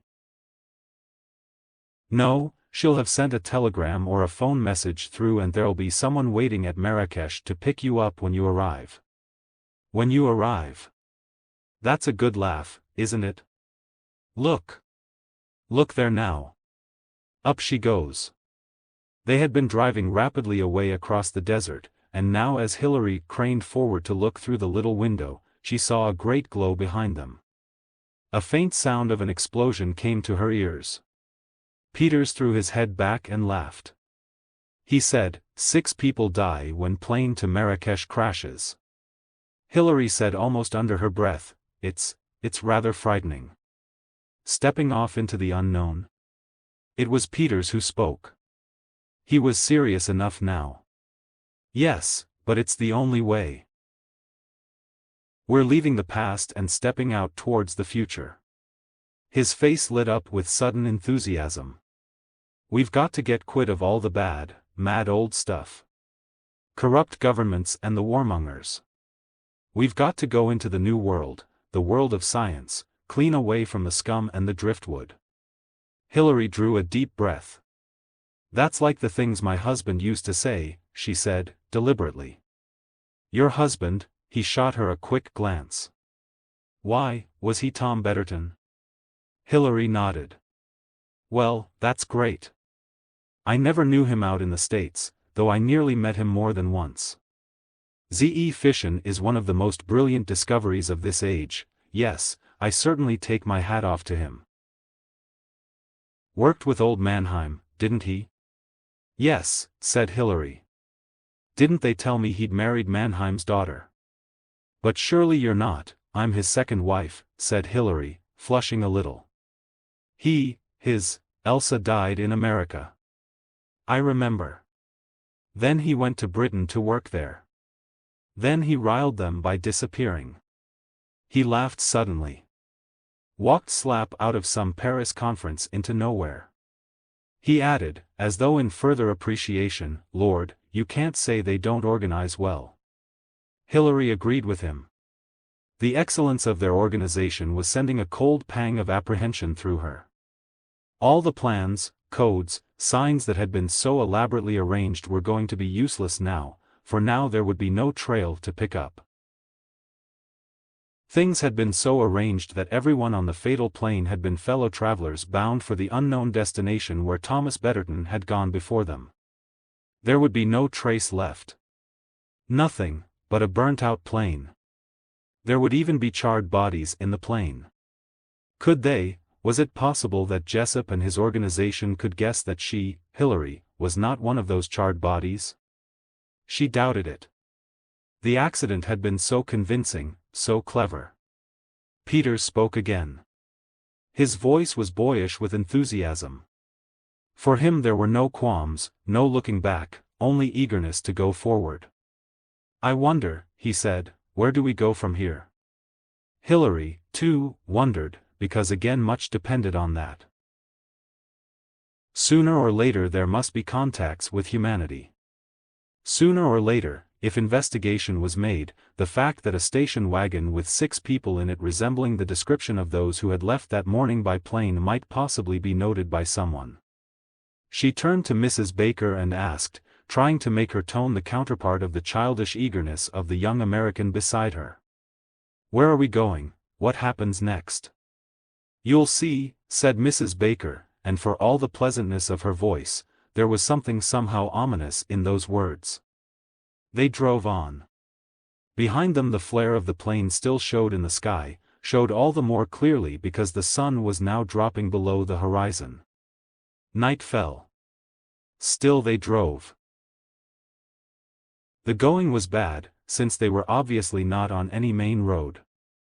Sometimes they seemed to be on field tracks, at other times they drove over open country. For a long time Hilary remained awake, thoughts and apprehensions turning round in her head excitedly. But at last, shaken and tossed from side to side, exhaustion had its way and she fell asleep. It was a broken sleep. Various ruts and jars in the road awoke her. For a moment or two she would wonder confusedly where she was, then reality would come back to her. She would remain awake for a few moments, her thoughts racing round in confused apprehension, then once more her head would drop forward and nod, and once again she would sleep. 2. She was awakened suddenly by the car coming to an abrupt stop. Very gently Peters shook her by the arm. Wake up, he said, we seem to have arrived somewhere. Everyone got out of the station wagon. They were all cramped and weary. It was still dark and they seemed to have drawn up outside a house surrounded by palm trees. Some distance away they could see a few dim lights as though there were a village there. Guided by a lantern they were ushered into the house. It was a native house with a couple of giggling Berber women who stared curiously at Hilary and Mrs. Calvin Baker. They took no interest in the nun. The three women were taken to a small upstairs room. There were 3 mattresses on the floor and some heaps of coverings, but no other furniture. "I'll say I'm stiff," said Mrs. Baker. "Gets you kind of cramped, riding along the way we've been doing." "Discomfort does not matter," said the nun. She spoke with a harsh, guttural assurance. Her English, Hilary found, was good and fluent, though her accent was bad. "You're living up to your part, Miss Needham," said the American woman. "I can just see you in the convent, kneeling on the hard stones at 4 in the morning." Miss Needham smiled contemptuously. "Christianity has made fools of women," she said. "Such a worship of weakness, such sniveling humiliation. Pagan women had strength. They rejoiced and conquered. And in order to conquer, no discomfort is unbearable. Nothing is too much to suffer." "Right now," said Mrs. Baker, yawning, "I wish I was in my bed at the Palais Jamai at Fez." "What about you, Mrs. Betterton? That shaking hasn't done your concussion any good, I'll bet." "No, it hasn't," Hilary said. "They'll bring us something to eat presently, and then I'll fix you up with some aspirin and you'd better get to sleep as fast as you can." Steps were heard coming up the stairs outside and giggling female voices. Presently the 2 Berber women came into the room. They carried a tray with a big dish of semolina and meat stew. They put it down on the floor, came back again with a metal basin with water in it and a towel. One of them felt Hilary's coat, passing the stuff between her fingers and speaking to the other woman who nodded her head in rapid agreement, and did the same to Mrs. Baker. Neither of them paid any attention to the nun. "Shoo," said Mrs. Baker, waving them away. "Shoo, shoo." It was exactly like shooing chickens. The women retreated, still laughing, and left the room. "Silly creatures," said Mrs. Baker, "it's hard to have patience with them. I suppose babies and clothes are their only interest in life." "It is all they are fit for," said Fräulein Needham. "They belong to a slave race. They are useful to serve their betters, but no more." "Aren't you a little harsh?" said Hilary, irritated by the woman's attitude. "I have no patience with sentimentality. There are those that rule, the few, and there are the many that serve." "But surely—" Mrs. Baker broke in an authoritative manner. "We've all got our own ideas on these subjects, I guess," she said, "and very interesting they are. But this is hardly the time for them. We'll want to get what rest we can." Mint tea arrived. Hilary swallowed some aspirin willingly enough, since her headache was quite a genuine one. Then the 3 women lay down on the couches and fell asleep. They slept late into the following day. They were not to go on again until the evening, so Mrs. Baker informed them. From the room in which they had slept, there was an outside staircase leading on to a flat roof where they had a certain amount of view over the surrounding country. A little distance away was a village, but here, where they were, the house was isolated in a large palm garden. On awakening, Mrs. Baker had indicated 3 heaps of clothing which had been brought and laid down just inside the door. "We're going native for the next lap," she explained, "we leave our other clothes here." So the smart little American woman's neat suiting and Hilary's tweed coat and skirt and the nun's habit were all laid aside and 3 native Moroccan women sat on the roof of the house and chatted together. The whole thing had a curiously unreal feeling. Hilary studied Miss Needham more closely now that she had left the anonymity of her nun's habit. She was a younger woman than Hilary had thought her, not more, perhaps, than 33 or 34. There was a neat spruceness in her appearance. The pale skin, the short stubby fingers, and the cold eyes in which burned from time to time the gleam of the fanatic, repelled rather than attracted. Her speech was brusque and uncompromising. Towards both Mrs. Baker and Hilary she displayed a certain amount of contempt as towards people unworthy to associate with her. This arrogance Hilary found very irritating. Mrs. Baker, on the other hand, seemed hardly to notice it. In a queer way Hilary felt far nearer and more in sympathy with the two giggling Berber women who brought them food, than with her two companions of the Western world. The young German woman was obviously indifferent to the impression she created. There was a certain concealed impatience in her manner, and it was obvious that she was longing to get on with her journey and that she had no interest in her two companions. Appraising Mrs. Baker's attitude Hilary found more difficult. At first Mrs. Baker seemed a natural and normal person after the inhumanity of the German woman specialist. But as the sun sank lower in the sky she felt almost more intrigued and repelled by Mrs. Baker than by Helga Needheim. Mrs. Baker's social manner was almost robot-like in its perfection. All her comments and remarks were natural, normal, everyday currency, but one had a suspicion that the whole thing was like an actor playing a part for perhaps the 700th time. It was an automatic performance, completely divorced from what Mrs. Baker might really have been thinking or feeling. Who was Mrs. Calvin Baker, Hilary wondered. Why had she come to play her part with such machine-like perfection? Was she, too, a fanatic? Had she dreams of a brave new world? Was she in violent revolt against the capitalist system? Had she given up all normal life because of her political beliefs and aspirations? Impossible to tell. They resumed their journey that evening. It was no longer the station wagon. This time it was an open touring car. Everyone was in native dress, the men with white jalabas round them, the women with their faces hidden. Packed tightly in, they started off once more, driving all through the night. "How are you feeling, Mrs. Betterton?" Hilary smiled up at Andy Peters. The sun had just risen and they had stopped for breakfast. Native bread, eggs, and tea made over a primus. "I feel as though I were taking part in a dream," said Hilary. "Yes, it has rather that quality." "Where are we?" He shrugged his shoulders. "Who knows? Our Mrs. Calvin Baker, no doubt, but no other. It's a very lonely country." "Yes, practically desert."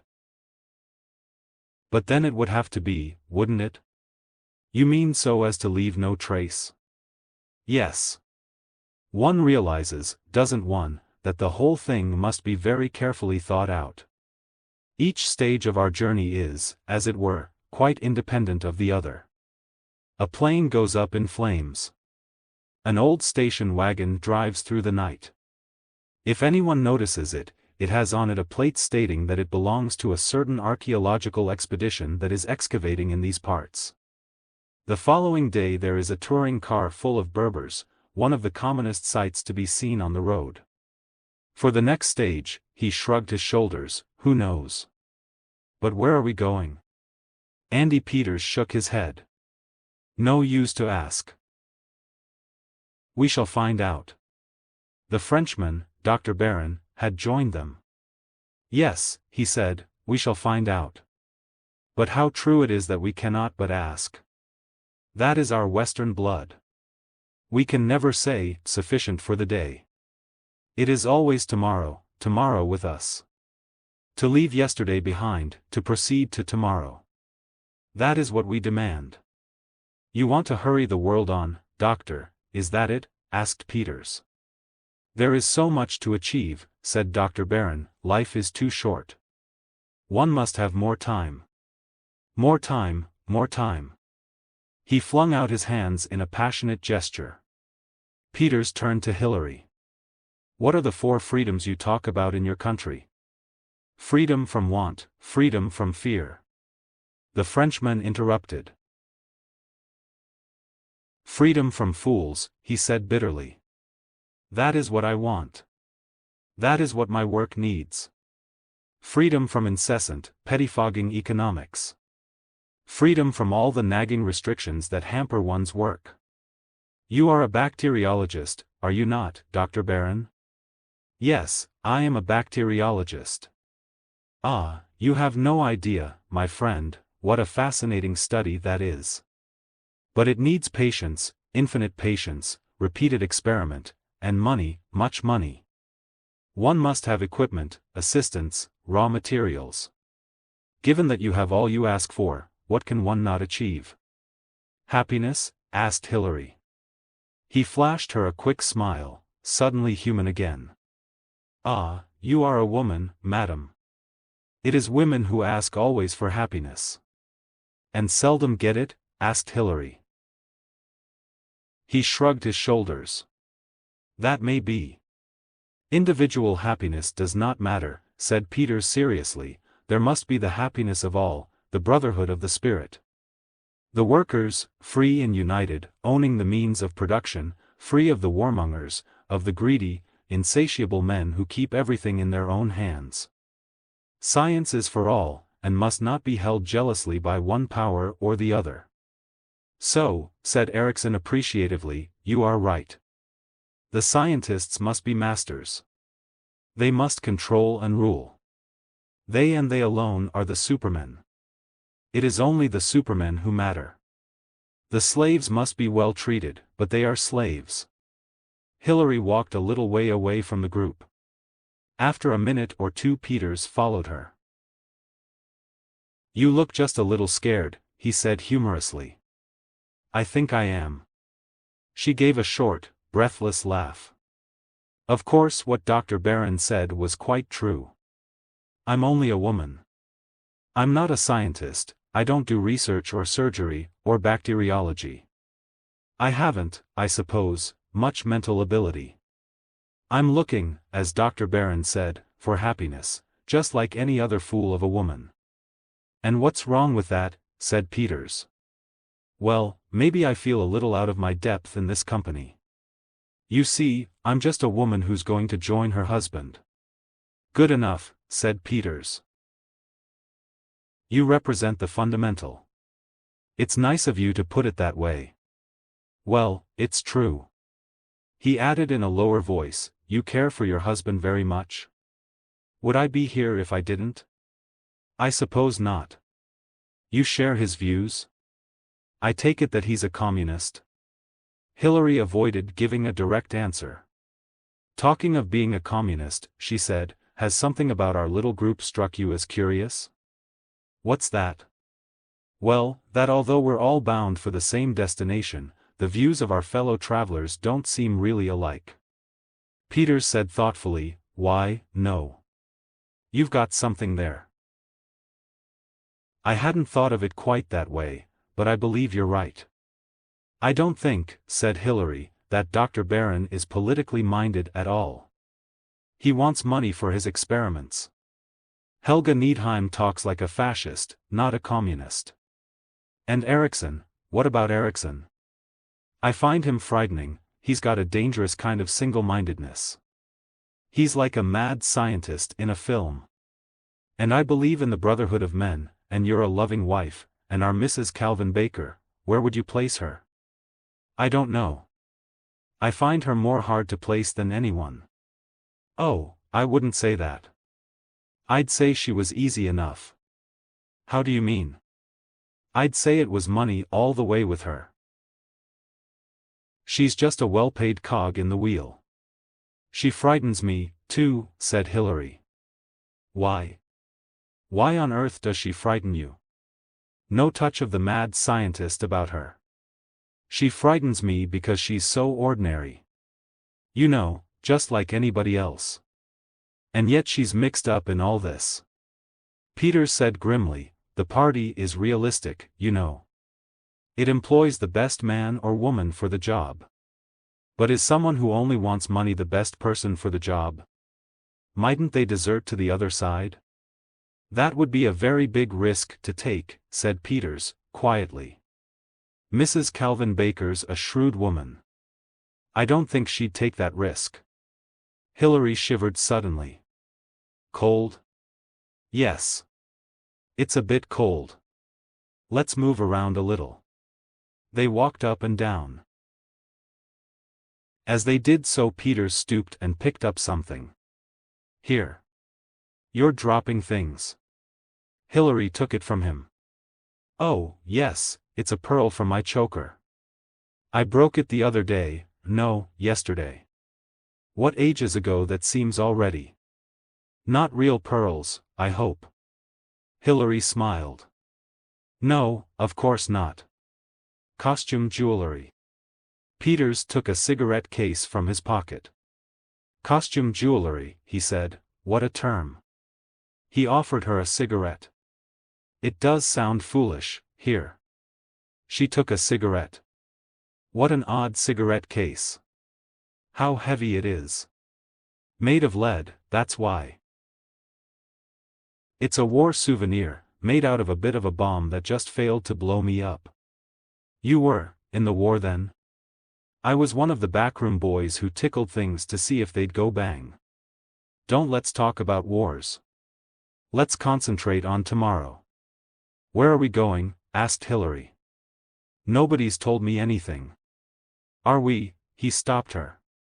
Speculations, he said, are not encouraged. You go where you're told and do what you're told. With sudden passion Hillary said, do you like being dragooned, being ordered about, having no say of your own? I'm prepared to accept it if it's necessary. And it is necessary. We've got to have world peace, world discipline, world order. Is it possible? Can it be got? Anything's better than the muddle we live in. Don't you agree to that? For a moment, carried away by fatigue, by the loneliness of her surroundings and the strange beauty of the early morning light, Hillary nearly burst out into a passionate denial. She wanted to say, why do you decry the world we live in? There are good people in it. Isn't muddle a better breeding ground for kindliness and individuality than a world order that's imposed, a world order that may be right today and wrong tomorrow? I would rather have a world of kindly, faulty, human beings, than a world of superior robots who've said goodbye to pity and understanding and sympathy. But she restrained herself in time. She said instead, with a deliberate subdued enthusiasm, how right you are. I was tired. We must obey and go forward. He grinned. That's better. Chapter 10. A Dream Journey. So it seemed, more so every day. It was as though, Hillary felt, she had been traveling all her life with these 5 strangely assorted companions. They had stepped off from the beaten track into the void. In one sense this journey of theirs could not be called a flight. They were all, she supposed, free agents, free, that is, to go where they chose. As far as she knew they had committed no crime, they were not wanted by the police. Yet great pains had been taken to hide their tracks. Sometimes she wondered why this was, since they were not fugitives. It was as though they were in process of becoming not themselves but someone else. That indeed was literally true in her case. She who had left England as Hilary Craven had become Olive Betterton, and perhaps her strange feeling of unreality had something to do with that. Every day the glib political slogans seemed to come more easily to her lips. She felt herself becoming earnest and intense, and that again she put down to the influence of her companions. She knew now that she was afraid of them. She had never before spent any time in close intimacy with people of genius. This was genius at close quarters, and genius had that something above the normal in it that was a great strain upon the ordinary mind and feeling. All 5 were different from each other, yet each had that curious quality of burning intensity, the single-mindedness of purpose that made such a terrifying impression. She did not know whether it were a quality of brain or rather a quality of outlook, of intensity. But each of them, she thought, was in his or her way a passionate idealist. To Dr. Barron life was a passionate desire to be once more in his laboratory, to be able to calculate and experiment and work with unlimited money and unlimited resources. To work for what? She doubted if he ever put that question to himself. He spoke to her once of the powers of destruction that he could let loose on a vast continent, which could be contained in one little file. She had said to him, "But could you ever do that? Actually really do it?" And he replied, looking at her with faint surprise, "Yes. Yes, of course, if it became necessary." He had said it in a merely perfunctory fashion. He had gone on, "It would be amazingly interesting to see the exact course, the exact progress." And he had added with a deep half-sigh, "You see, there's so much more to know, so much more to find out." For a moment Hilary understood. For a moment she stood where he stood, impregnated with that single-hearted desire for knowledge which swept aside life and death for millions of human beings as essentially unimportant. It was a point of view and, in a way, a not ignoble one. Towards Helga Needheim she felt more antagonistic. The young woman's superb arrogance revolted her. Peter she liked but was from time to time repulsed and frightened by the sudden fanatical gleam in his eye. She said to him once, "It is not a new world you want to create. It is destroying the old one that you will enjoy." "You're wrong, Olive." "What a thing to say." "No, I'm not wrong. There's hate in you. I can feel it. Hate. The wish to destroy." Erikson she found the most puzzling of all. Erikson, she thought, was a dreamer, less practical than the Frenchman, further removed from destructive passion than the American. He had the strange, fanatical idealism of the Norseman. "We must conquer," he said, "we must conquer the world. Then we can rule." "We?" she asked. He nodded, his face strange and gentle with a deceptive mildness about the eyes. "Yes," he said, "we few who count. The brains. That is all that matters." Hilary thought, "Where are we going? Where is all this leading? These people are mad, but they're not mad in the same way as each other. It's as though they were all going towards different goals, different mirages." Yes, that was the word. Mirages. And from them she turned to a contemplation of Mrs. Calvin Baker. Here there was no fanaticism, no hate, no dream, no arrogance, no aspiration. There was nothing here that Hilary could find or take notice of. She was a woman, Hilary thought, without either heart or conscience. She was the efficient instrument in the hands of a big unknown force. It was the end of the third day. They had come to a small town and alighted at a small native hotel. Here, Hilary found, they were to resume European clothing. She slept that night in a small, bare whitewashed room, rather like a cell. At early dawn Mrs. Baker woke her.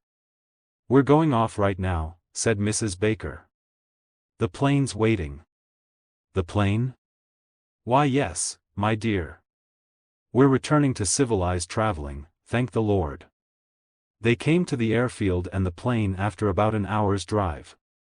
It looked like a disused army airfield. The pilot was a Frenchman. They flew for some hours, their flight taking them over mountains. Looking down from the plane Hilary thought what a curious sameness the world has, seen from above. Mountains, valleys, roads, houses. Unless one was really an aerial expert all places looked alike. That in some the population was denser than in others, was about all that one could say. And half of the time one saw nothing owing to traveling over clouds. In the early afternoon they began to lose height and circle down. They were in mountainous country still, but coming down in a flat plain. There was a well-marked aerodrome here and a white building beside it. They made a perfect landing. Mrs. Baker led the way towards the building. Beside it were two powerful cars with chauffeurs standing by them. It was clearly a private aerodrome of some kind, since there appeared to be no official reception. "Journey's end," said Mrs. Baker cheerfully. "We all go in and have a good wash and brush up. And then the cars will be ready." "Journey's end?" Hilary stared at her. "But we've not we haven't crossed the sea at all. Did you expect to? Mrs. Baker seemed amused. Hilary said confusedly, well, yes. Yes, I did. I thought. She stopped. Mrs. Baker nodded her head. Why, so do a lot of people. There's a lot of nonsense talked about the Iron Curtain, but what I say is an Iron Curtain can be anywhere. People don't think of that. 2 Arab servants received them. After a wash and freshening up they sat down to coffee and sandwiches and biscuits. Then Mrs. Baker glanced at her watch. Well, so long, folks, she said. This is where I leave you. Are you going back to Morocco? Asked Hilary, surprised. That wouldn't quite do, said Mrs. Calvin Baker, with me being supposed to be burnt up in a plane accident. No, I shall be on a different run this time. But someone might still recognize you, said Hilary. Someone, I mean, who'd met you in hotels in Casablanca or Fez. Ah, said Mrs. Baker, but they'd be making a mistake. I've got a different passport now, though it's true enough that a sister of mine, a Mrs. Calvin Baker, lost her life that way. My sister and I are supposed to be very alike. She added, and to the casual people one comes across in hotels one traveling American woman is very like another. Yes, Hilary thought, that was true enough. All the outer, unimportant characteristics were present in Mrs. Baker. The neatness, the trimness, the carefully arranged blue hair, the highly monotonous, prattling voice. Inner characteristics, she realized, were carefully masked or, indeed, absent. Mrs. Calvin Baker presented to the world and to her companions a facade, but what was behind the facade was not easy to fathom. It was as though she had deliberately extinguished those tokens of individuality by which one personality is distinguishable from another. Hilary felt moved to say so. She and Mrs. Baker were standing a little apart from the rest. One doesn't know, said Hilary, in the least what you're really like. Why should you? Yes. Why should I? And yet, you know, I feel I ought to. We've traveled together in rather intimate circumstances and it seems odd to me that I know nothing about you. Nothing, I mean, of the essential you, of what you feel and think, of what you like and dislike, of what's important to you and what isn't. You've such a probing mind, my dear, said Mrs. Baker. If you'll take my advice, you'll curb that tendency. I don't even know what part of the United States you come from. That doesn't matter either. I've finished with my own country. There are reasons why I can never go back there. If I can pay off a grudge against that country, I'll enjoy doing it. For just a second or two malevolence showed both in her expression and in the tone of her voice. Then it relaxed once more into cheerful tourist tones. Well, so long, Mrs. Betterton, I hope you have a very agreeable reunion with your husband. Hilary said helplessly, I don't even know where I am, what part of the world, I mean. Oh, that's easy. There needs to be no concealment about that now. A remote spot in the high Atlas. That's near enough. Mrs. Baker moved away and started saying goodbye to the others. With a final gay wave of her hand she walked out across the tarmac. The plane had been refueled and the pilot was standing waiting for her. A faint cold chill went over Hilary. Here, she felt, was her last link with the outside world. Peters, standing near her, seemed to sense her reaction. The place of no return, he said softly. That's us, I guess. Dr. Barron said softly, have you still courage, madam, or do you at this moment want to run after your American friend and climb with her into the plane and go back to the world you have left? Could I go if I wanted to? Asked Hilary. The Frenchman shrugged his shoulders. One wonders. Shall I call to her? Asked Andy Peters. Of course not, said Hilary sharply. Helga Needheim said scornfully, there is no room here for women who are weaklings. She is not a weakling, said Dr. Barron softly, but she asks herself questions as any intelligent woman would do. He stressed the word intelligent as though it were a reflection upon the German woman.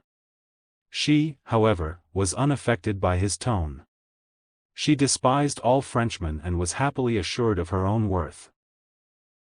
Erikson said, in his high nervous voice, "When one has at last reached freedom, can one even contemplate going back?" Hilary said, "But if it is not possible to go back, or to choose to go back, then it is not freedom." One of the servants came to them and said, "If you please, the cars are ready now to start." They went out through the opposite door of the building. 2 Cadillac cars were standing there with uniformed chauffeurs. Hilary indicated a preference for sitting in front with the chauffeur. She explained the swinging motion of a large car occasionally made her feel carsick. This explanation seemed to be accepted easily enough. As they drove along, Hilary made a little desultory conversation from time to time. The weather, the excellence of the car. She spoke French quite easily and well, and the chauffeur responded agreeably. His manner was entirely natural and matter-of-fact. "How long will it take us?" she asked presently. "From the aerodrome to the hospital?" "It is a drive of perhaps 2 hours, madam." The words struck Hilary with faintly disagreeable surprise. She had noted, without thinking much about it, that Helga Needheim had changed at the rest house and was now wearing a hospital nurse's kit. This fitted in. "Tell me something about the hospital," she said to the chauffeur. His reply was enthusiastic. "Ah, madam, it is magnificent. The equipment, it is the most up-to-date in the world. Many doctors come and visit it, and all of them go away full of praise.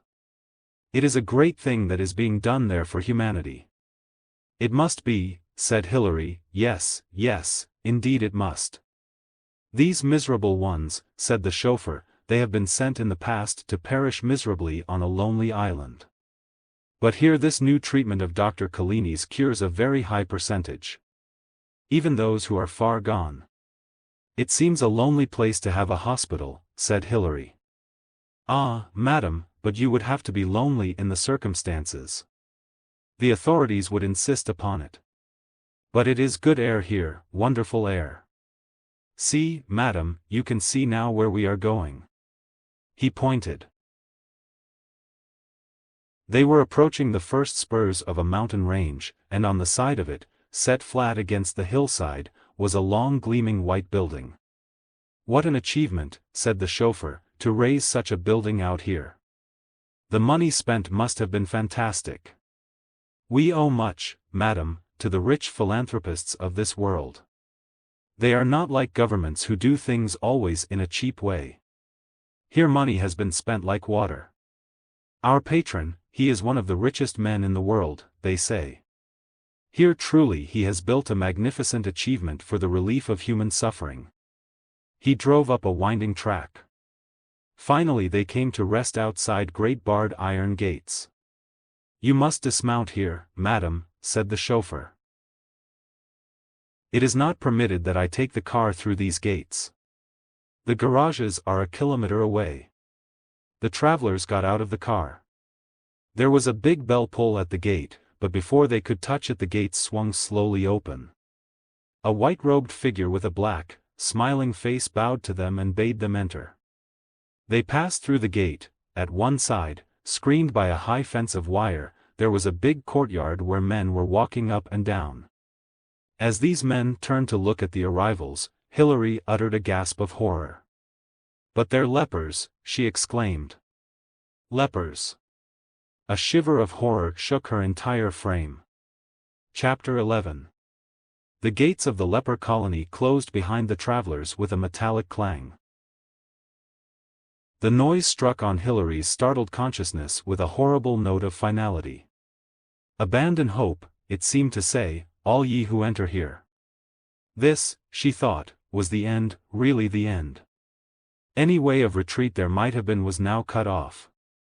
She was alone now amongst enemies, and in, at most, a very few minutes, she would be confronted with discovery and failure. Subconsciously, she supposed, she had known that all day, but some undefeatable optimism of the human spirit, some persistence in the belief that that entity oneself could not possibly cease to exist, had been masking that fact from her. She had said to Jessup in Casablanca, "And when I do reach Tom Betterton," and he had said then gravely that that was when the danger would become acute. He had added that he hoped that by then he might be in a position to give her protection, but that hope, Hilary could not but realize, had failed to materialize. If Miss Hetherington had been the agent on whom Jessup was relying, Miss Hetherington had been outmaneuvered and left to confess failure at Marrakech. But in any case, what could Miss Hetherington have done? The party of travelers had arrived at the place of no return. Hilary had gambled with death and lost. And she knew now that Jessup's diagnosis had been correct. She no longer wanted to die. She wanted to live. The zest of living had come back to her in full strength. She could think of Nigel, of Brenda's grave, with a sad wondering pity, but no longer with the cold lifeless despair that had urged her on to seek oblivion in death. She thought, "I'm alive again, sane, whole, and now I'm like a rat in a trap. If only there were some way out." It was not that she had given no thought to the problem. She had. But it seemed to her, reluctantly, that once confronted with Betterton, there could be no way out. Betterton would say, "But that's not my wife," and that would be that. Eyes turning towards her, realization, a spy in their midst. Because what other solution could there be? Supposing she were to get in first? Supposing she were to cry out, before Tom Betterton could get in a word, "Who are you? You're not my husband." If she could simulate indignation, shock, horror, sufficiently well, might it, just credibly, raise a doubt? A doubt whether Betterton was Betterton, or some other scientist sent to impersonate him. A spy, in other words. But if they believed that, then it might be rather hard on Betterton.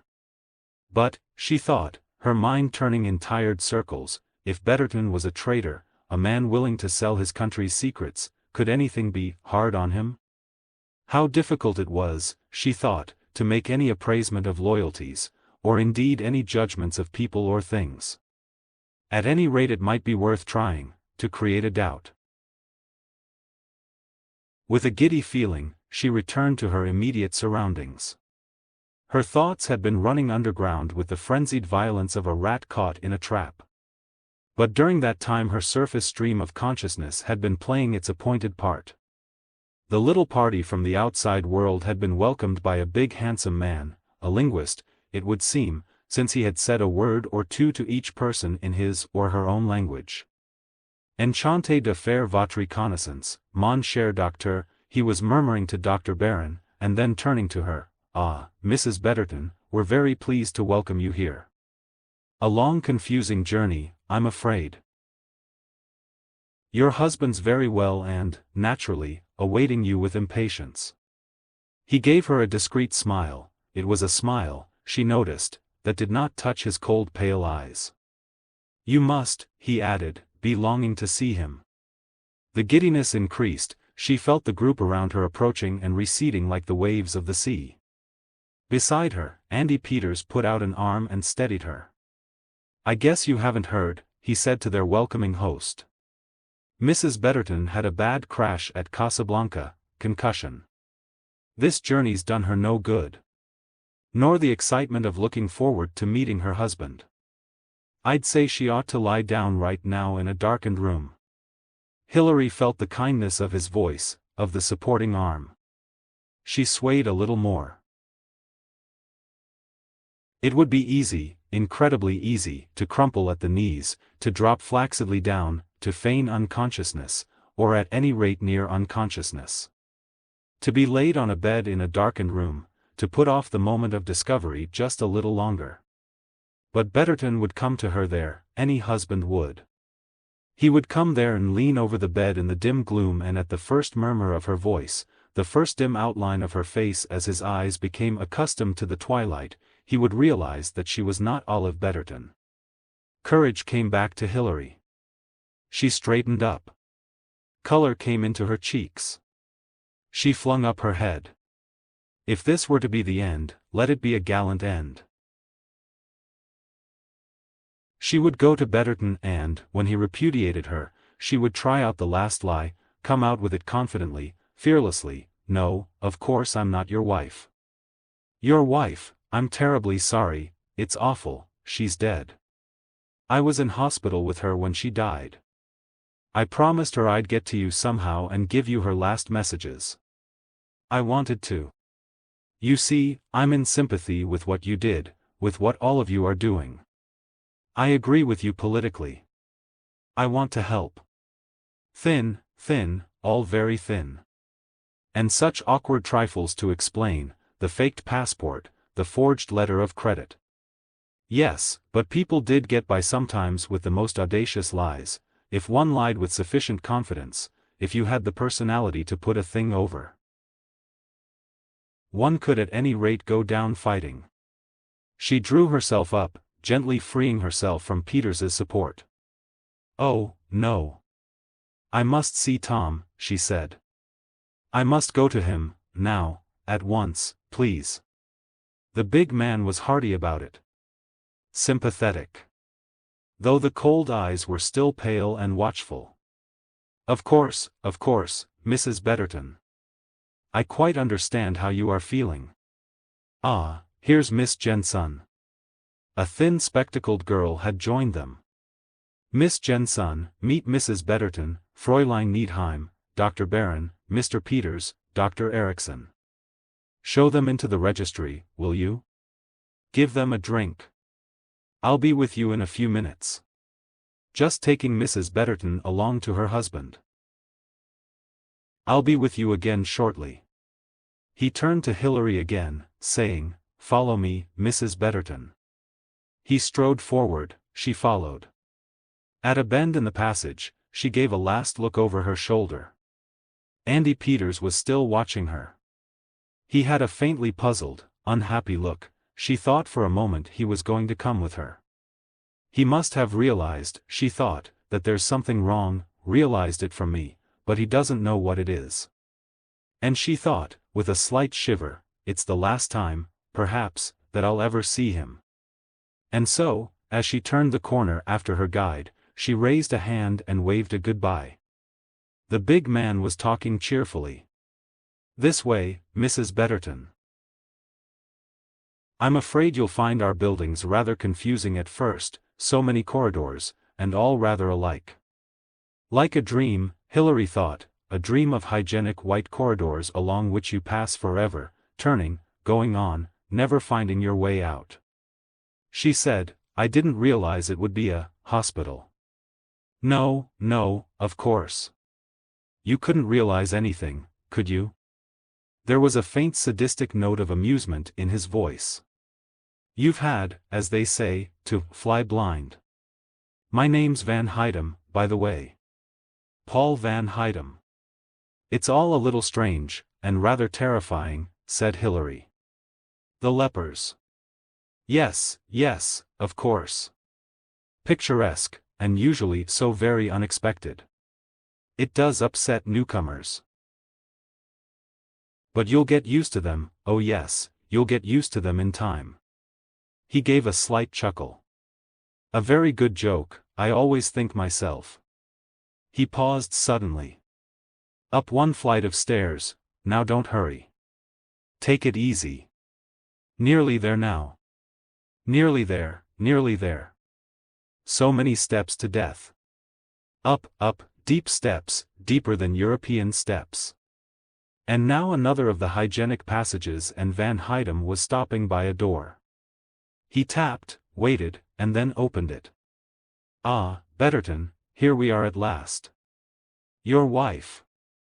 He stood aside with a slight flourish. Hilary walked into the room. No holding back. No shrinking. Chin up. Forward to doom. A man stood half-turned from the window, an almost startlingly good-looking man. She noted that, recognizing his fair handsomeness with a feeling almost of surprise. He wasn't, somehow, her idea of Tom Betterton. Surely, the photograph of him that she had been shown wasn't in the least, it was that confused feeling of surprise that decided her. She would go all out for her first desperate expedient. She made a quick movement forward, then drew back. Her voice rang out, startled, dismayed. "But, that isn't Tom. That isn't my husband." It was well done, she felt it herself. Dramatic, but not over-dramatic. Her eyes met Van Hydem's in bewildered questioning. And then Tom Betterton laughed. A quiet, amused, almost triumphant laugh.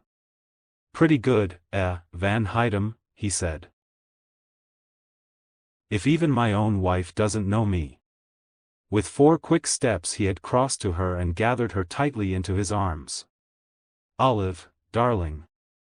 Of course you know me. I'm Tom all right even if I haven't got quite the same face as I used to have." His face pressed against hers, his lips by her ear, she caught the faint whispered addition. "Play up. For God's sake. Danger." He released her for a moment, caught her to him again. "Darling. It seemed years, years and years. But you're here at last." She could feel the warning pressure of his fingers below her shoulder blades, admonishing her, giving their urgent message.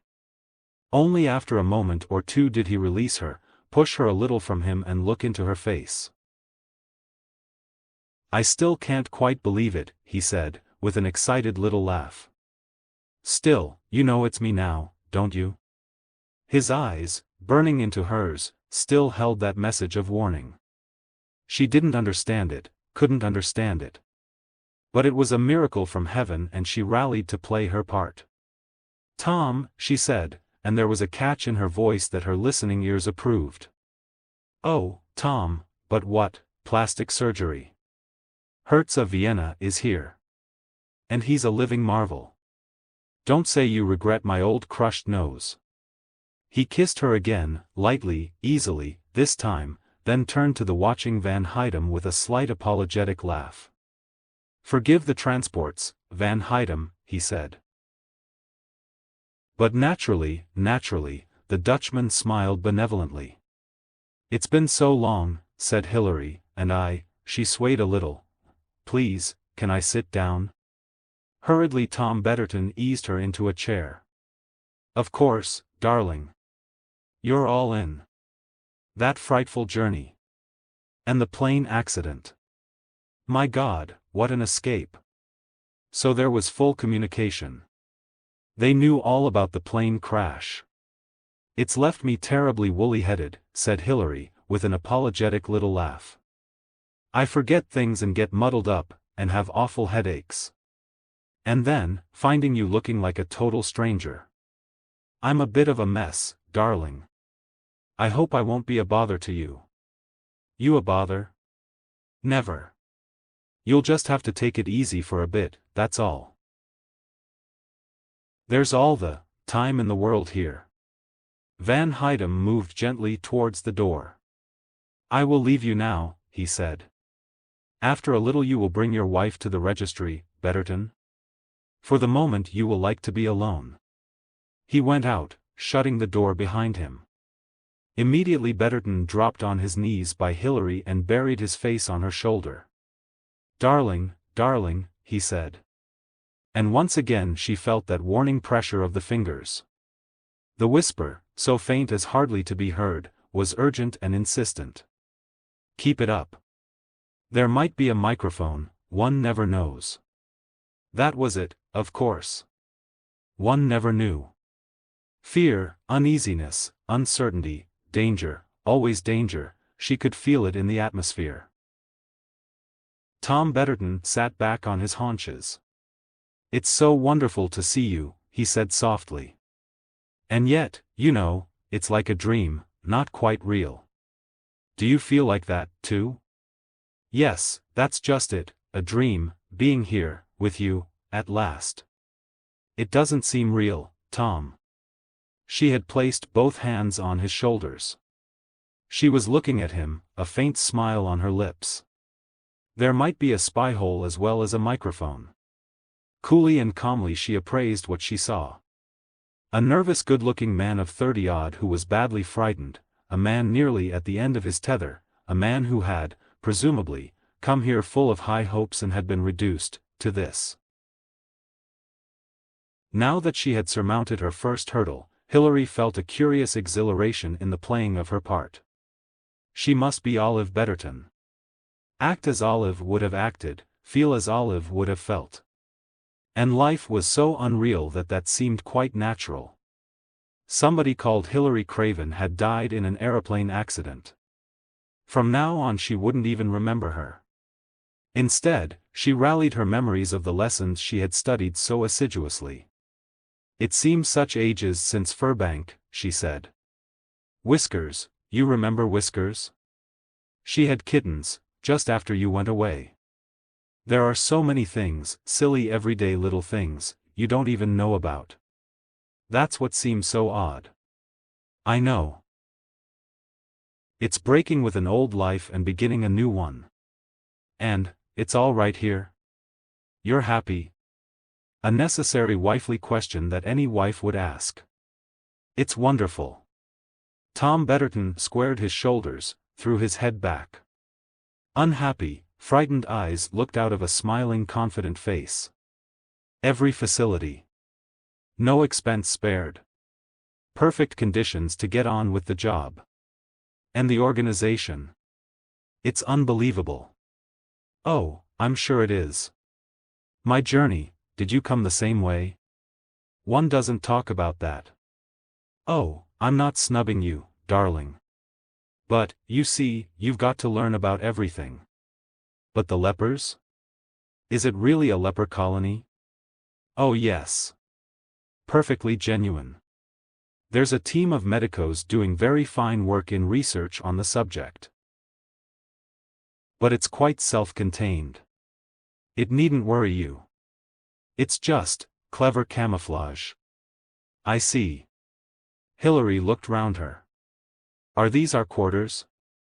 Yes. Sitting room, bathroom there, bedroom beyond. Come, I'll show you.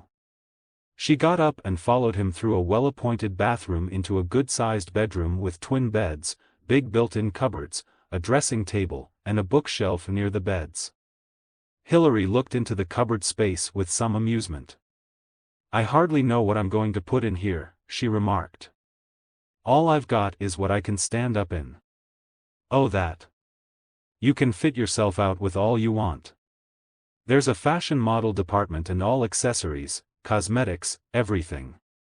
All first class. The unit is quite self-contained, all you want on the premises. No need to go outside ever again. He said the words lightly, but it seemed to Hilary's sensitive ear that there was despair concealed behind the words. No need to go outside ever again. No chance of ever going outside again. Abandon hope all ye who enter here. The well-appointed cage. Was it for this, she thought, that all these varying personalities had abandoned their countries, their loyalties, their everyday lives? Dr. Barron, Andy Peters, young Erickson with his dreaming face, the overbearing Helga Needheim? Did they know what they were coming to find? Would they be content? Was this what they had wanted? She thought, I'd better not ask too many questions. If someone is listening. Was someone listening? Were they being spied upon? Tom Betterton evidently thought it might be so. But was he right? Or was it nerves, hysteria? Tom Betterton, she thought, was very near to a breakdown. Yes, she thought grimly, and so may you be, my girl, in 6 months' time. What did it do to people, she wondered, living like this? Tom Betterton said to her, would you like to lie down, to rest? No, she hesitated. No, I don't think so. Then perhaps you'd better come with me to the registry. What's the registry? Everyone who clocks in goes through the registry. They record everything about you. Health, teeth, blood pressure, blood group, psychological reactions, tastes, dislikes, allergies, aptitudes, preferences. It sounds very military, or do I mean medical? Both, said Tom Betterton. Both. This organization, it's really formidable. One's always heard so, said Hilary. I mean that everything behind the Iron Curtain is really properly planned. She tried to put a proper enthusiasm into her voice. After all, Olive Betterton had presumably been a sympathizer with the party, although, perhaps by order, she had not been known to be a party member. Betterton said evasively, "There's a lot for you to understand." He added quickly, "Better not try to take in too much at once." He kissed her again, a curious, apparently tender and even passionate kiss, that was actually as cold as ice, murmured very low in her ear, "Keep it up," and said aloud, "And now, come down to the registry." Chapter 12. The registry was presided over by a woman who looked like a strict nursery governess. Her hair was rolled into a rather hideous bun and she wore very efficient-looking pince-nez. She nodded approval as the Bettertons entered the severe office-like room. "Ah," she said. "You've brought Mrs. Betterton." "That's right." Her English was perfectly idiomatic, but it was spoken with a stilted precision which made Hilary believe that she was probably a foreigner. Actually, her nationality was Swiss. She motioned Hilary to a chair, opened a drawer beside her and took out a sheaf of forms upon which she commenced to write rapidly. Tom Betterton said rather awkwardly, "Well then, Olive, I'll leave you." "Yes please, Dr. Betterton. It's much better to get through all the formalities straight away." Betterton went out, shutting the door behind him. The robot, for as such Hilary thought of her, continued to write. "Now then," she said, in a business-like way. "Full name, please. Age.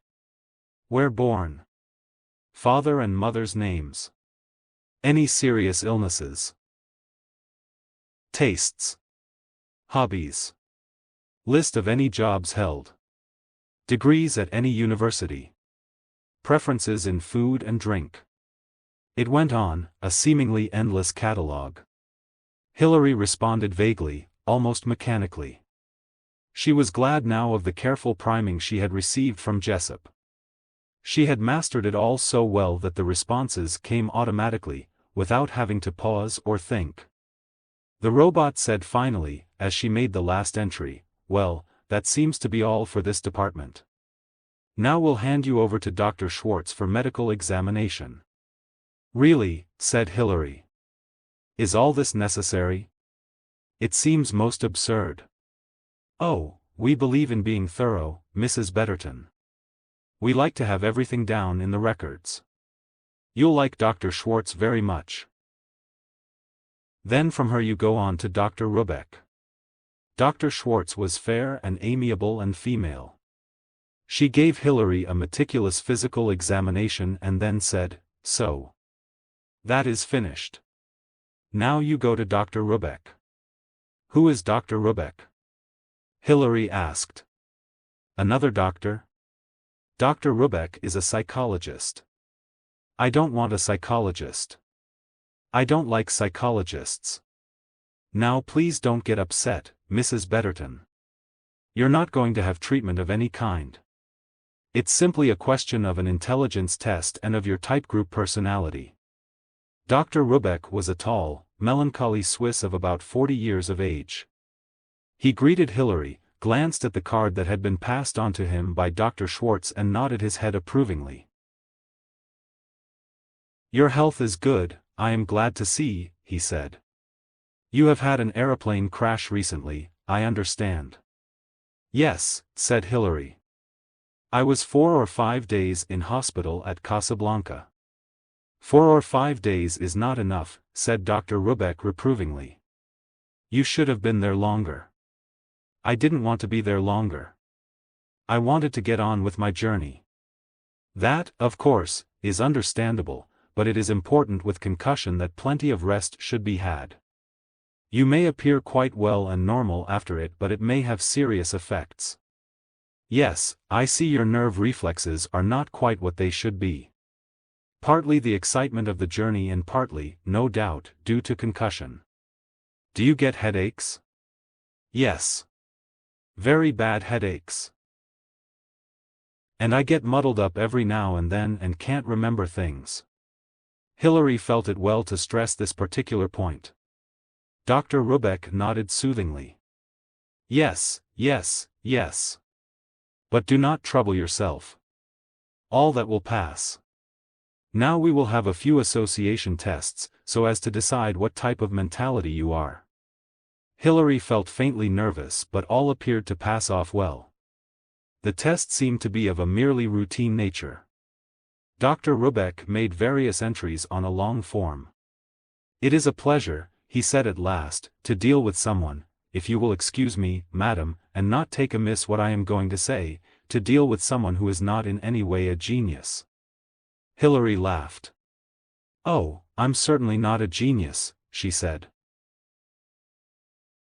Fortunately for you, said Dr. Rubeck. I can assure you your existence will be far more tranquil. He sighed. Here, as you probably understand, I deal mostly with keen intellects, but with the type of sensitive intellect that is apt to become easily unbalanced, and where the emotional stress is strong. The man of science, madam, is not the cool, calm individual he is made out to be in fiction. In fact, said Dr. Rubeck, thoughtfully, between a first-class tennis player, an operatic prima donna and a nuclear physicist there is really very little difference as far as emotional stability goes. Perhaps you are right, said Hilary, remembering that she was supposed to have lived for some years in close proximity to scientists. Yes, they are rather temperamental sometimes.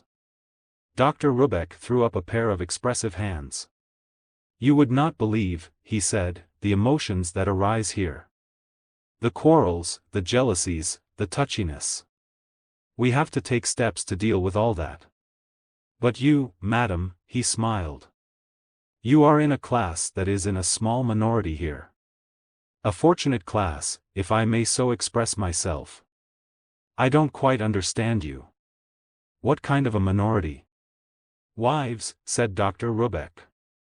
We have not many wives here. Very few are permitted. One finds them, on the whole, refreshingly free from the brainstorms of their husbands and their husbands' colleagues. What do wives do here? Asked Hilary. She added apologetically, you see it's all so new to me. I don't understand anything yet. Naturally not. Naturally. That is bound to be the case. There are hobbies, recreations, amusements, instructional courses. A wide field. You will find it, I hope, an agreeable life. As you do? It was a question, and rather an audacious one, and Hilary wondered a moment or two later whether she had been wise to ask it. But Dr. Rubeck merely seemed amused. You are quite right, madam, he said. I find life here peaceful and interesting in the extreme. You don't ever regret Switzerland? I am not homesick. No. That is partly because, in my case, my home conditions were bad. I had a wife and several children. I was not cut out, madam, to be a family man. Here conditions are infinitely more pleasant.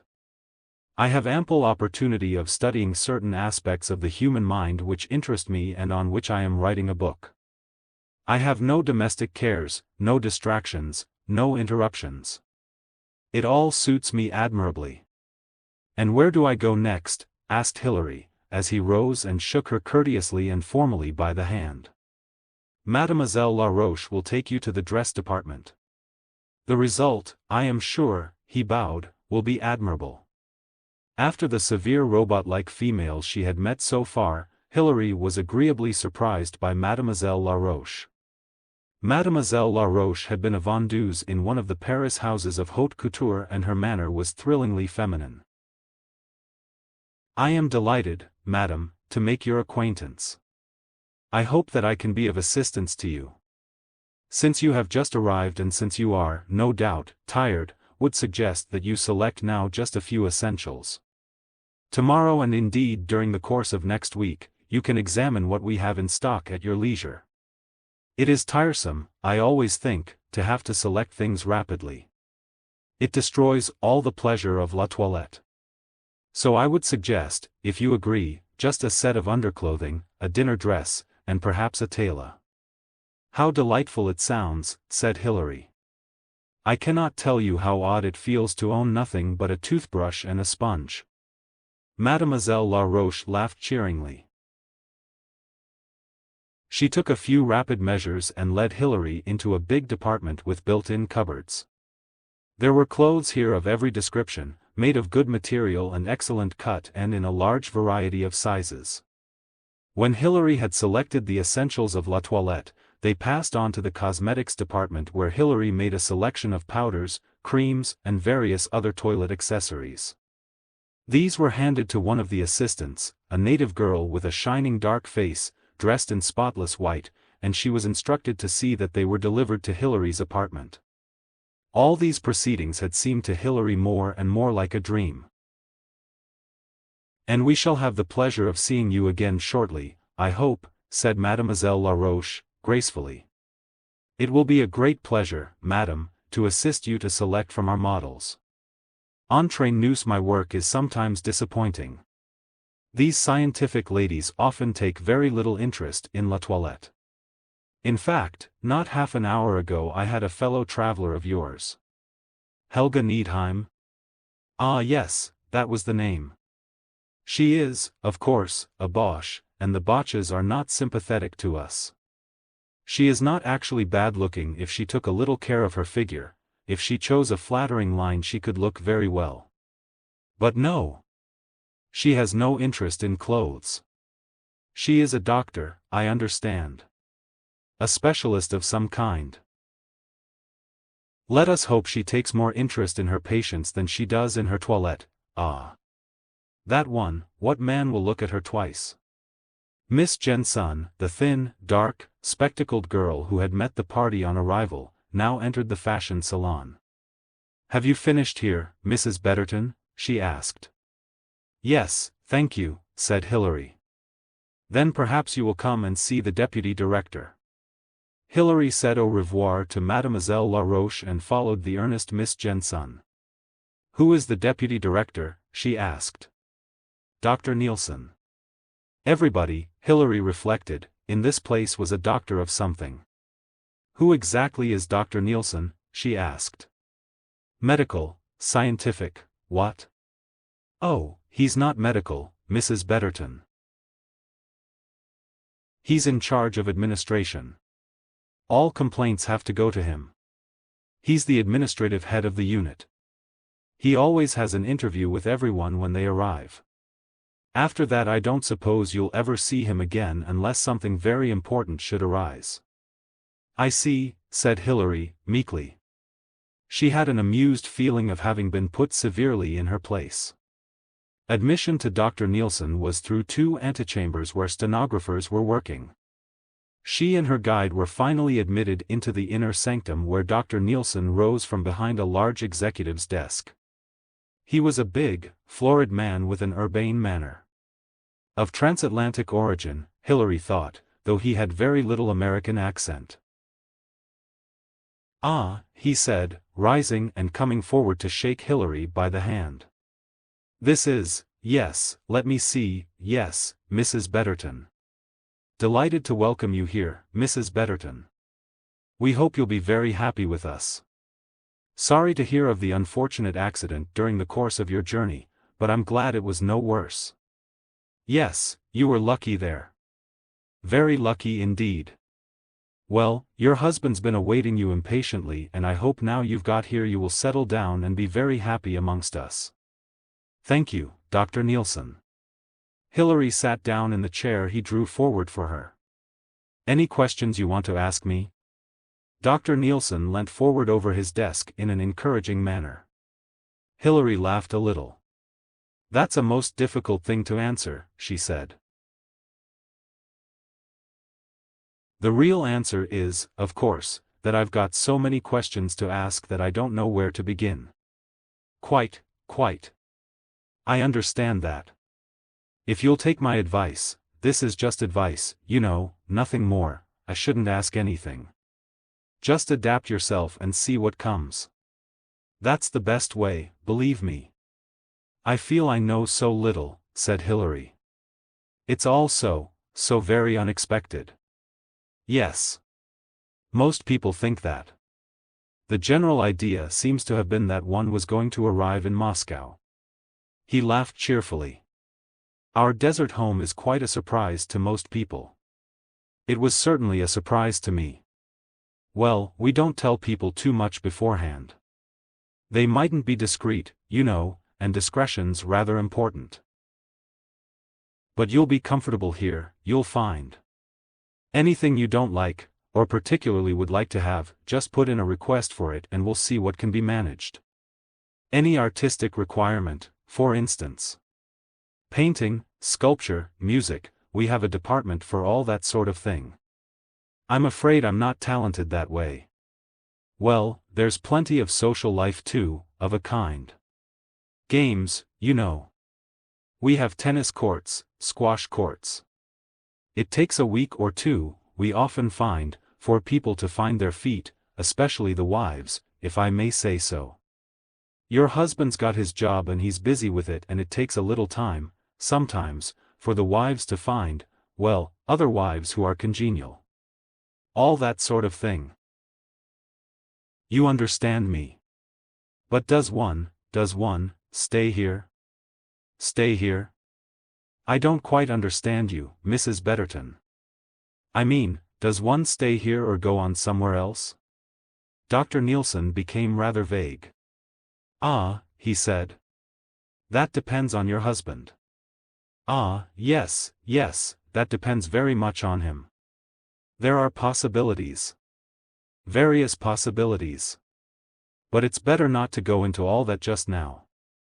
I'd suggest, that you, come and see me again perhaps in 3 weeks' time. Tell me how you've settled down. All that kind of thing. Does one go out at all? Go out, Mrs. Betterton? I mean outside the walls. The gates. A very natural question, said Dr. Nielsen.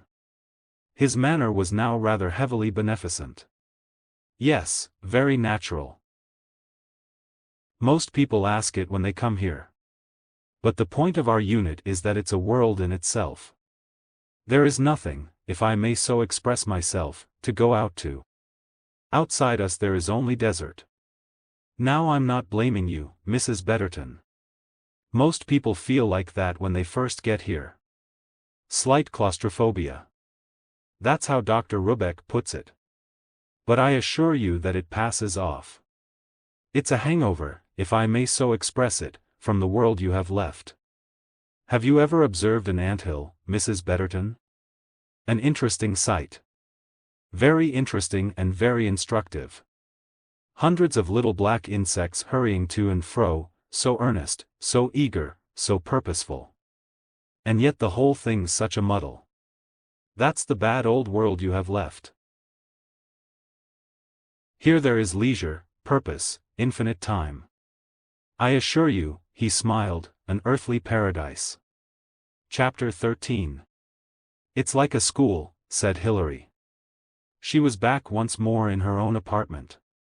The clothes and accessories she had chosen were awaiting her in the bedroom. She hung the clothes in the cupboard and arranged the other things to her liking. I know, said Betterton, I felt like that at first. Their conversation was wary and slightly stilted. The shadow of a possible microphone still hung over them. He said in an oblique manner, I think it's all right, I think I was probably imagining things. But all the same. He left it at that, and Hilary realized that what he had left unsaid was, but all the same, we had better be careful.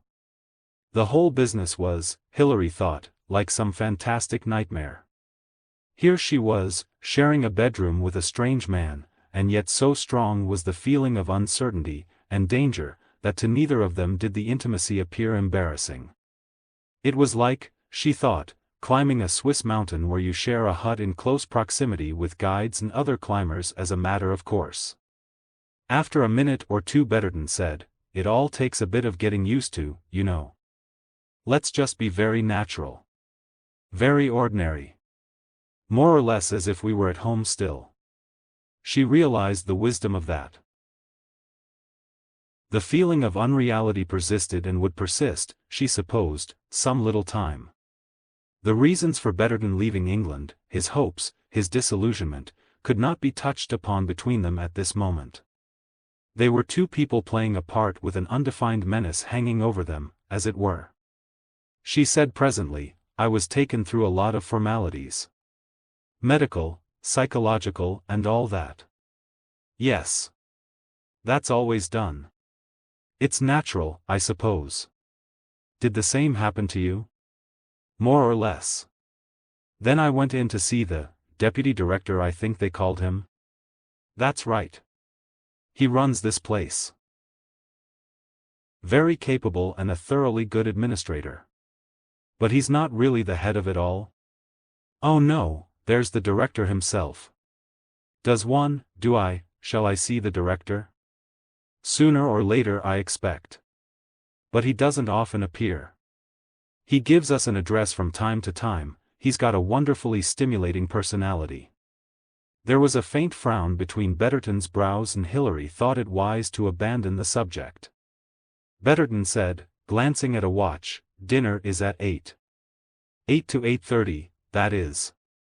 We'd better be getting down, if you're ready." He spoke exactly as though they were staying in a hotel.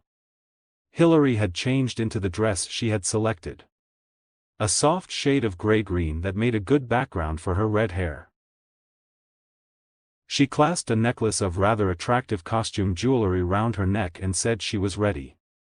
They went down the stairs and along corridors and finally into a large dining room. Miss Jensen came forward and met them. "I have arranged a slightly larger table for you, Tom," she said to Betterton. "A couple of your wife's fellow travelers will sit with you, and the Murchisons, of course." They went along to the table indicated. The room contained mostly small tables seating 4, 8, or 10 persons. Andy Peters and Erickson were already sitting at the table and rose as Hilary and Tom approached. Hilary introduced her husband to the two men. They sat down, and presently they were joined by another couple. These Betterton introduced as Dr. and Mrs. Murchison. "Simon and I work in the same lab," he said, in an explanatory fashion. Simon Murchison was a thin, anemic-looking young man of about 26. His wife was dark and stocky. She spoke with a strong foreign accent and was, Hilary gathered, an Italian. Her Christian name was Bianca. She greeted Hilary politely but, or so it seemed to Hilary, with a certain reserve. "Tomorrow," she said, "I will show you around the place. You are not a scientist, no?" "I'm afraid," said Hilary, "that I have had no scientific training." She added, "I worked as a secretary before my marriage." "Bianca has had legal training," said her husband. "She has studied economics and commercial law. Sometimes she gives lectures here, but it is difficult to find enough to do to occupy one's time." Bianca shrugged her shoulders. "I shall manage," she said. "After all, Simon, I came here to be with you and I think that there is much here that could be better organized. I am studying conditions. Perhaps Mrs. Betterton, since she will not be engaged on scientific work, can help me with these things." Hilary hastened to agree to this plan. Andy Peters made them all laugh by saying ruefully, "I guess I feel rather like a homesick little boy who's just gone to boarding school. I'll be glad to get down to doing some work." "It's a wonderful place for working," said Simon Murchison with enthusiasm. "No interruptions and all the apparatus you want." "What's your line?" asked Andy Peters. Presently the three men were talking a jargon of their own which Hilary found difficult to follow. She turned to Erickson who was leaning back in his chair, his eyes abstracted. "And you?" she asked. "Do you feel like a homesick little boy, too?" He looked at her as though from a long way away. I do not need a home, he said. All these things, home, ties of affection, parents, children, all these are a great hindrance. To work one should be quite free. And you feel that you will be free here? One cannot tell yet. One hopes so. Bianca spoke to Hilary. After dinner, she said, there is a choice of many things to do. There is a card room and you can play bridge, or there is a cinema, or 3 nights a week theatrical performances are given and occasionally there is dancing. Erickson frowned disapprovingly. All these things are unnecessary, he said. They dissipate energy. Not for us women, said Bianca. For us women they are necessary. He looked at her with an almost cold and impersonal dislike. Hilary thought, to him women are unnecessary, too. I shall go to bed early, said Hilary. She yawned deliberately. I don't think I want to see a film or play bridge this evening. No, dear, said Tom Betterton hastily. Much better to go to bed really early and have a good night's rest. You've had a very tiring journey, remember. As they rose from table, Betterton said, the air here is wonderful at night. We usually take a turn or two on the roof garden after dinner, before dispersing to recreations or study. We'll go up there for a little and then you'd better go to bed. They went up in a lift manned by a magnificent-looking native in white robes. The attendants were darker-skinned and of a more massive build than the slight, fair Berbers, a desert type, Hilary thought. Hilary was startled by the unexpected beauty of the roof garden, and also by the lavish expenditure that must have gone to create it. Tons of earth must have been brought and carried up here. The result was like an Arabian Nights fairy tale. There was the splash of water, tall palms, the tropical leaves of bananas and other plants and paths of beautiful colored tiles with designs of Persian flowers. It's unbelievable, said Hilary. Here in the middle of the desert.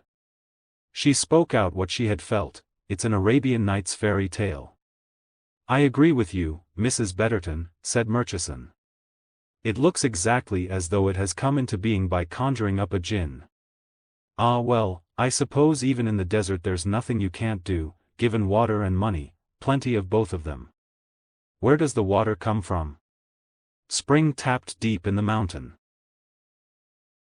That's the raison d'être of the unit. A fair sprinkling of people were on the roof garden, but little by little they dwindled away. The Murchisons excused themselves. They were going to watch some ballet. There were few people left now. Betterton guided Hilary with his hand on her arm to a clear space near the parapet. The stars showed above them and the air was cold now, crisp and exhilarating. They were alone here. Hilary sat down on the low concrete, and Betterton stood in front of her. Now then, he said in a low nervous voice. Who the hell are you? She looked up at him for a moment or two without answering. Before she replied to his question there was something that she herself had to know. Why did you recognize me as your wife? She asked. They looked at each other. Neither of them wished to be the first to answer the other's question. It was a duel of wills between them, but Hilary knew that whatever Tom Betterton had been like when he left England, his will was now inferior to her own. She had arrived here fresh in the self-confidence of organizing her own life. Tom Betterton had been living a planned existence. She was the stronger. He looked away from her at last, and muttered sullenly, it was just an impulse. I was probably a damned fool. I fancied that you might have been sent, to get me out of here. You want to get out of here, then? My God, can you ask? How did you get here from Paris? Tom Betterton gave a short unhappy laugh. I wasn't kidnapped or anything like that, if that's what you mean. I came of my own free will, under my own steam. I came keenly and enthusiastically. You knew that you were coming here? I'd no idea I was coming to Africa, if that's what you mean. I was caught by the usual lure. Peace on earth, free sharing of scientific secrets amongst the scientists of the world, suppression of capitalists and warmongers, all the usual jargon. That fellow Peters who came with you is the same, he's swallowed the same bait. And when you got here, it wasn't like that? Again he gave that short bitter laugh. You'll see for yourself. Oh, perhaps it is that, more or less. But it's not the way you thought it would be. It's not, freedom. He sat down beside her, frowning to himself. That's what got me down at home, you know. The feeling of being watched and spied upon. All the security precautions. Having to account for one's actions, for one's friends. All necessary, I dare say, but it gets you down in the end. And so when someone comes along with a proposition, well, you listen. It all sounds fine. He gave a short laugh. And one ends up, here. Hilary said slowly, you mean you've come to exactly the same circumstances as those from which you tried to escape? You're being watched and spied upon in just the same way, or worse. Betterton pushed his hair back nervously from his forehead. I don't know, he said. Honestly. I don't know. I can't be sure. It may be all going on in my own mind. I don't know that I'm being watched at all. Why should I be? Why should they bother? They've got me here, in prison. It isn't in the least as you imagined it. That's the odd thing. I suppose it is in a way. The working conditions are perfect. You've every facility, every kind of apparatus. You can work for as long a time as you like or as short a time. You've got every comfort and accessory. Food, clothes, living quarters, but you're conscious all the time that you're in prison. I know. When the gates clanged behind us today as we came in, it was a horrible feeling. Hilary shuddered. Well, Betterton seemed to pull himself together. I've answered your question. Now answer mine. What are you doing here pretending to be Olive? Olive, she stopped, feeling for words. Yes? What about Olive? What's happened to her? What are you trying to say? She looked with pity at his haggard, nervous face. I've been dreading having to tell you. You mean, something's happened to her? Yes. I'm sorry, terribly sorry. Your wife's dead. She was coming to join you and the plane crashed. She was taken to hospital and died 2 days later. He stared straight ahead of him. It was as though he was determined to show no emotion of any kind. He said quietly, so Olive's dead? I see. There was a long silence. Then he turned to her. All right. I can go on from there. You took her place and came here, why? This time Hilary was ready with her response. Tom Betterton had believed that she had been sent to get him out of here, as he had put it. That was not the case. Hilary's position was that of a spy. She had been sent to gain information, not to plan the escape of a man who had placed himself willingly in the position he now was. Moreover, she could command no means of deliverance, she was a prisoner as much as he was. To confide in him fully would, she felt, be dangerous. Betterton was very near a breakdown. At any moment he might go completely to pieces. In those circumstances it would be madness to expect him to keep a secret. She said, I was in the hospital with your wife when she died. I offered to take her place and try and reach you. She wanted to get a message to you very badly. He frowned. But surely, she hurried on, before he could realize the weakness of the tale. It's not so incredible as it sounds. You see, I had a lot of sympathy with all these ideas, the ideas you've just been talking about. Scientific secrets shared with all nations, a new world order. I was enthusiastic about it all. And then my hair, if what they expected was a red-haired woman of the right age, I thought I'd get through. It seemed worth trying anyway. Yes, he said. His eyes swept over her head.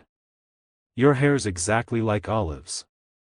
And then, you see, your wife was so insistent about the message she wanted me to give to you. Oh yes, the message. What message? To tell you to be careful, very careful, that you were in danger, from someone called Boris? Boris? Boris Glydar, do you mean? Yes, do you know him? He shook his head. I've never met him. But I know him by name. He's a relation of my first wife's. I know about him. Why should he be dangerous? What? He spoke absently. Hilary repeated her question. Oh, that. He seemed to come back from far away. I don't know why he should be dangerous to me, but it's true that by all accounts he's a dangerous sort of chap. In what way? Well, he's one of those half-balmy idealists who would quite happily kill off half humanity if they thought for some reason it would be a good thing. I know the sort of person you mean. She felt she did know, vividly. But why? Had Olive seen him?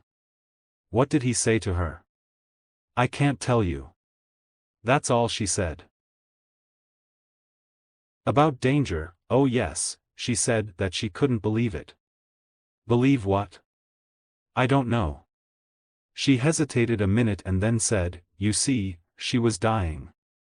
A spasm of pain convulsed his face. I know. I know. I shall get used to it in time. At the moment I can't realize it. But I'm puzzled about Boris. How could he be dangerous to me here? If he'd seen Olive, he was in London, I suppose? He was in London, yes. Then I simply don't get it. Oh well, what does it matter? What the hell does anything matter? Here we are, stuck in this bloody unit surrounded by a lot of inhuman robots. That's just how they felt to me. And we can't get out. He pounded with his fist on the concrete. We can't get out. Oh yes, we can, said Hilary. He turned to stare at her in surprise. What on earth do you mean? We'll find a way, said Hilary. My dear girl, his laugh was scornful. You haven't the faintest idea what you're up against in this place. People escaped from the most impossible places during the war, said Hilary stubbornly. She was not going to give in to despair. They tunneled, or something. How can you tunnel through sheer rock? And where to? It's desert all round. Then it will have to be, or something. He looked at her. She smiled with a confidence that was dogged rather than genuine. What an extraordinary girl you are. You sound quite sure of yourself. There's always a way. I dare say it will take time, and a lot of planning. His face clouded over again. Time, he said. Time. That's what I can't afford. Why? I don't know exactly whether you'll be able to understand. It's like this. I can't really do my stuff here. She frowned. How do you mean? How shall I put it? I can't work. I can't think. In my stuff one has to have a high degree of concentration. A lot of it is, well, creative. Since coming here I've just lost the urge. All I can do is good sound hackwork. The sort of thing any twopenny halfpenny scientific chap can do. But that's not what they brought me here for. They want original stuff and I can't do original stuff. And the more nervous and afraid I get, the less I'm fit to turn out anything worth turning out. And it's driving me off my rocker, do you see? Yes, she saw now. She recalled Dr. Rubeck's remarks about prima donnas and scientists. If I can't deliver the goods, what is an outfit like this going to do about it? They'll liquidate me. Oh no. Oh yes they will. They're not sentimentalists here. What saved me so far is this plastic surgery business. They do it a little at a time, you know. And naturally a fellow who's having constant minor operations can't be expected to concentrate. But they've finished the business now. But why was it done at all? What's the point? Oh, that. For safety. My safety, I mean. It's done if you're a wanted man. Are you a wanted man, then? Yes, didn't you know? Oh, I suppose they wouldn't advertise the fact in the papers. Perhaps even Olive didn't know. But I'm wanted right enough. You mean for treason is the word, isn't it? You mean you've sold them Adam's secrets? He avoided her eyes. I didn't sell anything. I gave them what I knew of our processes, gave it freely. If you can believe me, I wanted to give it to them. It was part of the whole setup, the pooling of scientific knowledge. Oh, can't you understand? She could understand. She could understand Andy Peters doing just that. She could see Erickson with his fanatical dreamer's eyes betraying his country with a high-souled enthusiasm. Yet it was hard for her to visualize Tom Betterton doing it, and she realized with a shock that all that showed was the difference between Betterton a few months ago, arriving in all the zeal of enthusiasm, and Betterton now, nervous, defeated, down to earth, an ordinary, badly frightened man. Even as she accepted the logic of that, Betterton looked round him nervously and said, "Everyone's gone down. We'd better." She rose. "Yes. But it's all right, you know. They'll think it quite natural, under the circumstances." He said awkwardly, "We'll have to go on with this now, you know. I mean, you'll have to go on being my wife. Of course. And we'll have to share a room and all that. But it will be quite all right. I mean, you needn't be afraid that." He swallowed in an embarrassed manner. "How handsome he is," thought Hilary, looking at his profile, "and how little it moves me." "I don't think we need worry about that," she said cheerfully. "The important thing is to get out of here alive." Chapter 14. In a room at the Hotel Mamunya, Marrakesh, the man called Jessup was talking to Miss Hetherington. A different Miss Hetherington this, from the one that Hilary had known at Casablanca and at Fez. The same appearance, the same twin set, the same depressing hairdo. But the manner had changed. It was a woman now both brisk, competent, and seeming many years younger than her appearance. The third person in the room was a dark stocky man with intelligent eyes. He was tapping gently on the table with his fingers and humming a little French song under his breath. "And as far as you know," Jessup was saying, "those are the only people she talked to at Fez?" Janet Hetherington nodded. "There was the Calvin Baker woman, who we'd already met at Casablanca. I'll say frankly I still can't make up my mind about her. She went out of her way to be friendly with Olive Betterton, and with me for that matter. But Americans are friendly, they do enter into conversation with people in hotels, and they like joining them on trips." "Yes," said Jessup, "it's all a little too overt for what we're looking for." "And besides," went on Janet Hetherington, "she was on this plane, too." "You're assuming," said Jessup, "that the crash was planned." He looked sideways towards the dark, stocky man. "What about it, LeBlanc?" LeBlanc stopped humming his tune, and stopped his little tattoo on the table for a moment or two. "Case put," he said. "There may have been sabotage to the machine and that is why it crashed. We shall never know. The plane crashed and went up in flames and everyone on board was killed. What do you know of the pilot?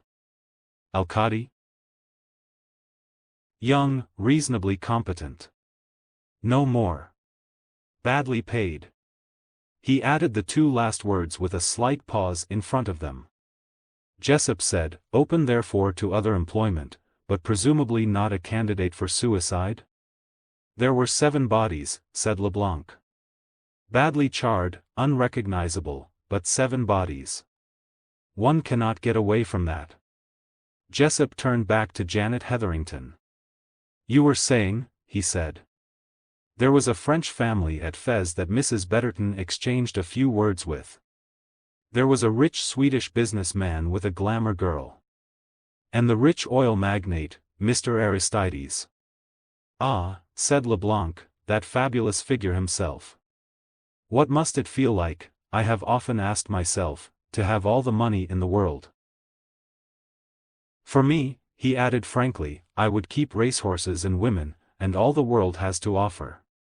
But old Aristides shuts himself up in his castle in Spain, literally his castle in Spain, mon cher, and collects, so they say, Chinese pottery of the Sung period. But one must remember, he added, that he is at least 70.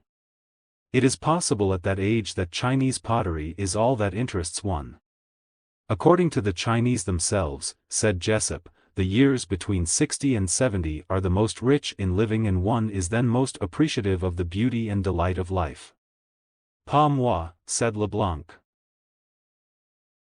There were some Germans at Fez, too, continued Janet Hetherington, but as far as I know they didn't exchange any remarks with Olive Betterton. A waiter or a servant, perhaps, said Jessup. That's always possible. And she went out into the old town alone, you say? She went with one of the regular guides. Someone may have contacted her on that tour. At any rate, she decided quite suddenly to go to Marrakech. Not suddenly, she corrected him. She already had her reservations. Ah, I'm wrong, said Jessup. What I mean is that Mrs. Calvin Baker decided rather suddenly to accompany her. He got up and paced up and down. She flew to Marrakech, he said, and the plane crashed and came down in flames. It seems ill-omened, does it not, for anyone called Olive Betterton to travel by air? First the crash near Casablanca, and then this one. Was it an accident or was it contrived? If there were people who wished to get rid of Olive Betterton, there would be easier ways to do it than by wrecking a plane, should say. One never knows, said Leblanc. Understand me, mon cher. Once you have got into that state of mind where the taking of human lives no longer counts, then if it is simpler to put a little explosive package under a seat in a plane than to wait about at the corner on a dark night and stick a knife into someone, then the package will be left, and the fact that 6 other people will die also is not even considered. Of course, said Jessup, no, I'm in a minority of one, but I still think there's a third solution, that they faked the crash. Leblanc looked at him with interest. That could be done, yes. The plane could be brought down and it could be set on fire. But you cannot get away from the fact, mon cher Jessup, that there were people in the plane. The charred bodies were actually there. I know, said Jessup, that's the stumbling block. Oh, I've no doubt my ideas are fantastic, but it's such a neat ending to our hunt. Too neat. That's what I feel. It says finish to us. We write down RIP in the margin of our report and it's ended. There's no further trail to take up. He turned again to Leblanc. You are having a search instituted? For 2 days now, said Leblanc. Good men, too. It's a particularly lonely spot, of course, where the plane crashed. It was off its course, by the way. Which is significant, Jessup put in. The nearest villages, the nearest habitations, the nearest traces of a car, all those are being investigated fully. In this country as well as in yours, we fully realized the importance of the investigation. In France, too, we have lost some of our best young scientists. In my opinion, mon cher, it is easier to control temperamental opera singers than it is to control a scientist. They are brilliant, these young men, erratic, rebellious, and, finally and dangerously, they are most completely credulous. What do they imagine goes on l'abs? Sweetness and light and desire for truth and the millennium? Alas, poor children, what disillusionment awaits them. Let's go over the passenger list once more, said Jessup. The Frenchman reached out a hand, picked it out of a wire basket and set it before his colleague. The 2 men pored over it together. Mrs. Calvin Baker, American. Mrs. Betterton, English. Torquil Eriksson, Norwegian. What do you know of him, by the way? Nothing that I can recall, said LeBlanc. He was young, not more than 27 or 28. I know his name, said Jessup, frowning. I am almost sure, that he read a paper before the Royal Society. Then there is the religieuse, LeBlanc said, turning back to the list. Sister Marie something or other. Andrew Peters, also American. Dr. Barron. That is a celebrated name, Le Docteur Barron. A man of great brilliance. An expert on virus diseases. Biological warfare, said Jessup. It fits. It all fits. A man poorly paid and discontented, said LeBlanc. How many going to St. Ives? Murmured Jessup. The Frenchman shot him a quick look and he smiled apologetically. Just an old nursery rhyme, he said. For St. Ives read ? Journey to nowhere. The telephone on the table buzzed and LeBlanc picked up the receiver. Allo, he said. Chusce chu ilya. Ah, yes, send them up. He turned his head towards Jessup. His face was suddenly alive, vigorous. One of my men reporting, he said. They have found something. Mon cher collègue, it is possible, I say no more, possible that your optimism is justified. A few moments later 2 men entered the room. The first bore a rough resemblance to LeBlanc, the same type, stocky, dark, intelligent. His manner was respectful but exhilarated. He wore European clothes badly stained and marked, covered with dust. He had obviously just arrived from a journey. With him was a native wearing the white local dress. He had the dignified composure of the dweller in remote places. His manner was courteous but not subservient. He looked with a faint wonder round the room whilst the other man explained things in rapid French. The reward was offered and circulated, the man explained, and this fellow and his family and a great many of his friends have been searching diligently. I let him bring you the find himself as there may be questions you want to ask him. LeBlanc turned to the Berber. You have done good work, he said, speaking now in the man's own language. You have the eyes of the hawk, my father. Show us then what you have discovered. From a fold in his white robe the man took out a small object, and stepping forward laid it on the table before the Frenchman. It was rather a large-sized, pinkish-gray synthetic pearl. It is like the one shown to me and shown to others, he said. It is of value and I have found it.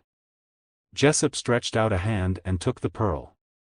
From his pocket he drew out another exactly like it and examined both. Then he walked across the room to the window, and examined them both through a powerful lens. Yes, he said, the mark is there.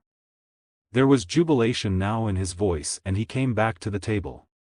Good girl, he said, good girl, good girl. She managed it. LeBlanc was questioning the Moroccan in a rapid exchange of Arabic.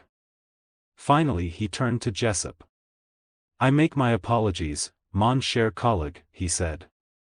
This pearl was found at a distance of nearly half a mile from the flaming plain. Which shows, said Jessup, that Olive Betterton was a survivor, and that though 7 people left Fez in the plain and 7 charred bodies were found, one of those charred bodies was definitely not hers. We extend the search now, said LeBlanc. He spoke again to the Berber and the man who had brought him in. He will be handsomely rewarded as promised, said LeBlanc, and there will be a hunt now all over the countryside for these pearls. They have hawk eyes, these people, and the knowledge that these are worth good money in reward will pass round like a grapevine. I think, mon cher collègue, that we shall get results. If only they have not tumbled to what she was doing. Jessup shook his head. It would be such a natural occurrence, he said. The sudden breaking of a necklace of costume jewelry such as most women wear, the picking up apparently of what loose pearls she can find and stuffing them into her pocket, then a little hole in the pocket. Besides, why should they suspect her? She is Olive Betterton, anxious to join her husband. We must review this matter in a new light, said Leblanc. He drew the passenger list towards him. Olive Betterton. Dr. Barron, he said, ticking off the 2 names. 2 at least who are going, wherever they are going. The American woman, Mrs. Calvin Baker. As to her we keep an open mind. Torquil Erickson you say has read papers before the Royal Society. The American, Peters, was described on his passport as a research chemist. The religieuse, well, it would make a good disguise. In fact, a whole cargo of people cleverly shepherded from different points to travel in that one plane on that particular day. And then the plane is discovered in flames and inside it the requisite number of charred bodies. How did they manage that, I wonder? Enfin, c'est colossal. Yes, said Jessup. It was the final convincing touch. But we know now that 6 or 7 people have started off on a fresh journey, and we know where their point of departure is. What do we do next? Visit the spot. But precisely, said Leblanc.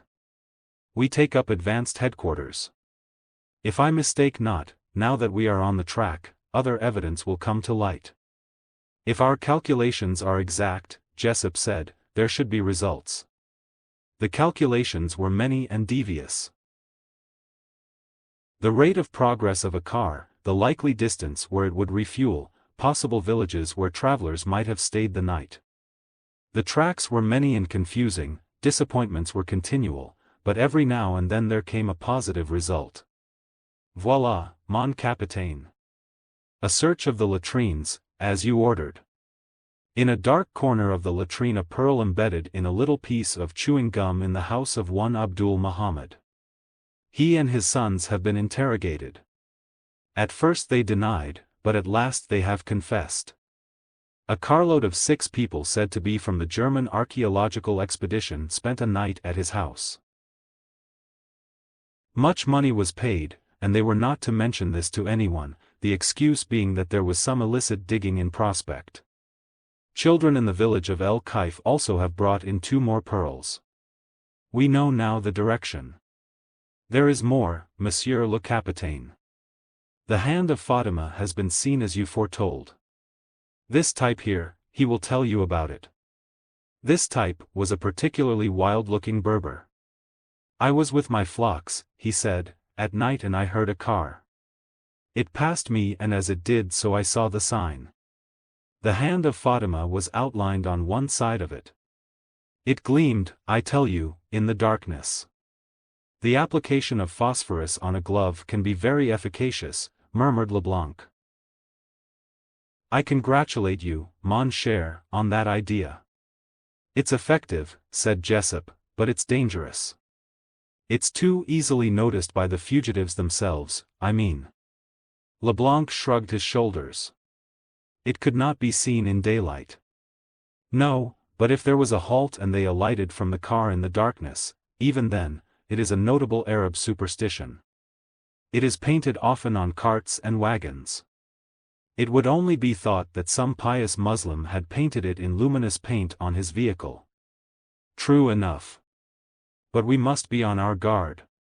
For if our enemies did notice it, it is highly possible that they will lay a false trail marked for us, of hands of Fatima in phosphorus paint. Ah, as to that I agree with you. One must indeed be on one's guard. Always, always on one's guard. On the following morning Leblanc had another exhibit of 3 false pearls arranged in a triangle, stuck together by a little piece of chewing gum. This should mean, said Jessup, that the next stage of the journey was by plane. He looked inquiringly at Leblanc. You are absolutely right, said the other. This was found on a disused army airfield, in a remote and desolate place. There were signs that a plane landed and left there not long ago. He shrugged his shoulders.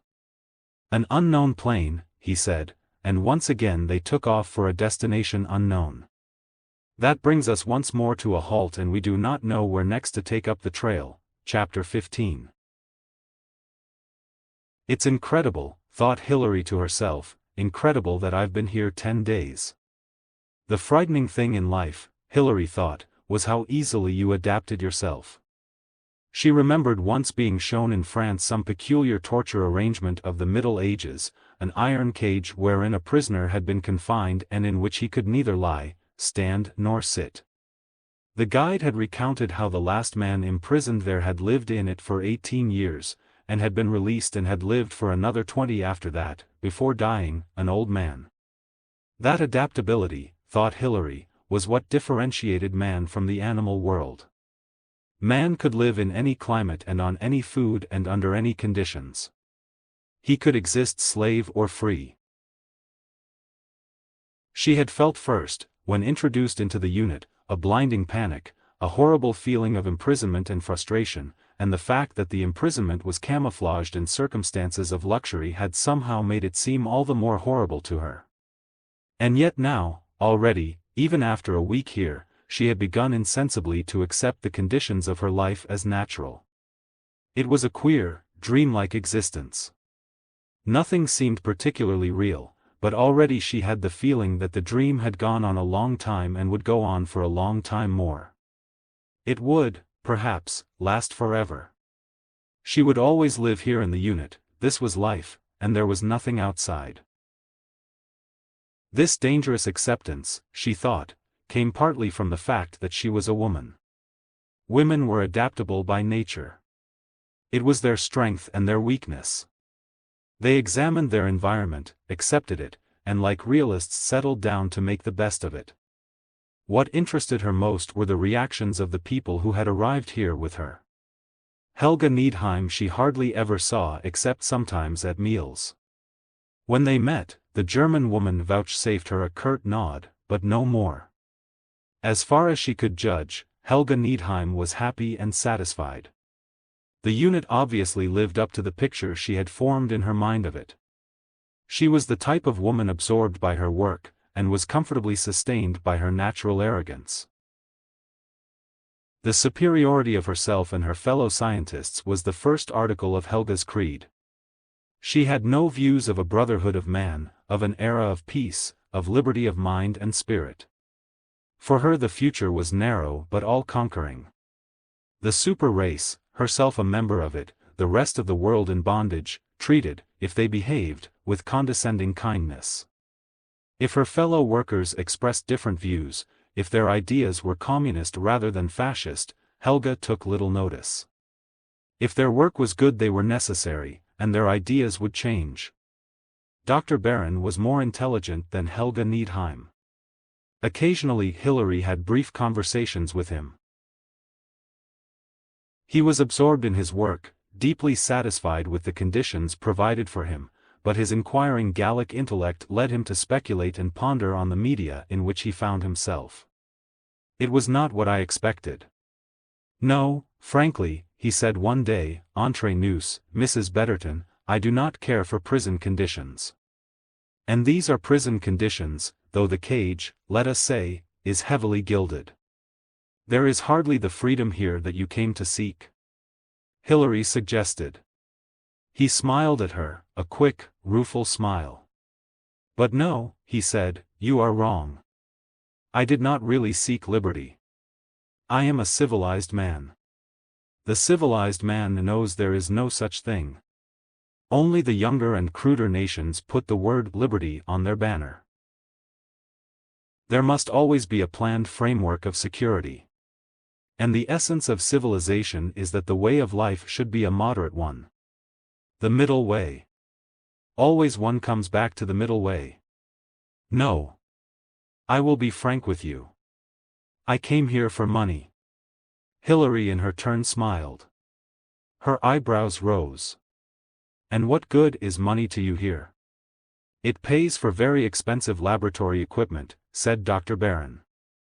I am not obliged to put my hand into my own pocket, and so I can serve the cause of science and satisfy my own intellectual curiosity.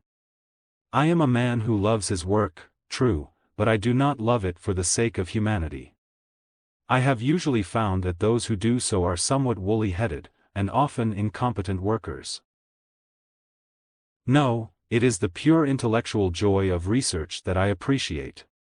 For the rest, a large sum of money was paid to me before I left France. It is safely banked under another name, and in due course, when all this comes to an end, I shall have it to spend as I choose. When all this comes to an end? Hilary repeated. But why should it come to an end? One must have the common sense, said Dr. Barron, nothing is permanent, nothing endures. I have come to the conclusion that this place is run by a madman. A madman, let me tell you, can be very logical. If you are rich and logical and also mad, you can succeed for a very long time in living out your illusion. But in the end, he shrugged, in the end this will break up. Because, you see, it is not reasonable, what happens here. That which is not reasonable must always pay the reckoning in the end. In the meantime, again he shrugged his shoulders, it suits me admirably. Torquil Ericsson, whom Hilary had expected to be violently disillusioned, appeared to be quite content in the atmosphere of the unit. Less practical than the Frenchman, he existed in a single-minded vision of his own. The world in which he lived was one so unfamiliar to Hilary that she could not even understand it. It engendered a kind of austere happiness, an absorption in mathematical calculations, and an endless vista of possibilities. The strange, impersonal ruthlessness of his character frightened Hilary. He was the kind of young man, she thought, who in a moment of idealism could send 3/4 of the world to their death in order that the remaining quarter should participate in an impractical utopia that existed only in Ericsson's mind. With the American, Andy Peters, Hilary felt herself far more in accord. Possibly, she thought, it was because Peters was a man of talent but not a genius. From what others said, she gathered he was a first-class man at his job, a careful and skilled chemist, but not a pioneer. Peters, like herself, had at once hated and feared the atmosphere of the unit. The truth is that I didn't know where I was going, he said. I thought I knew, but I was wrong. The party has got nothing to do with this place. We're not in touch with Moscow. This is a lone show of some kind, a fascist show possibly. Don't you think, said Hilary, that you go in too much for labels? He considered this. Maybe you're right, he said. Come to think of it, these words we throw around don't mean much. But I do know this. I want to get out of here, and I mean to get out of here. It won't be easy, said Hilary, in a low voice. They were walking together after dinner near the splashing fountains of the roof garden. With the illusion of darkness and the starlit sky, they might have been in the private gardens of some sultan's palace. The functional concrete buildings were veiled from the sight. No, said Peters, it won't be easy, but nothing's impossible.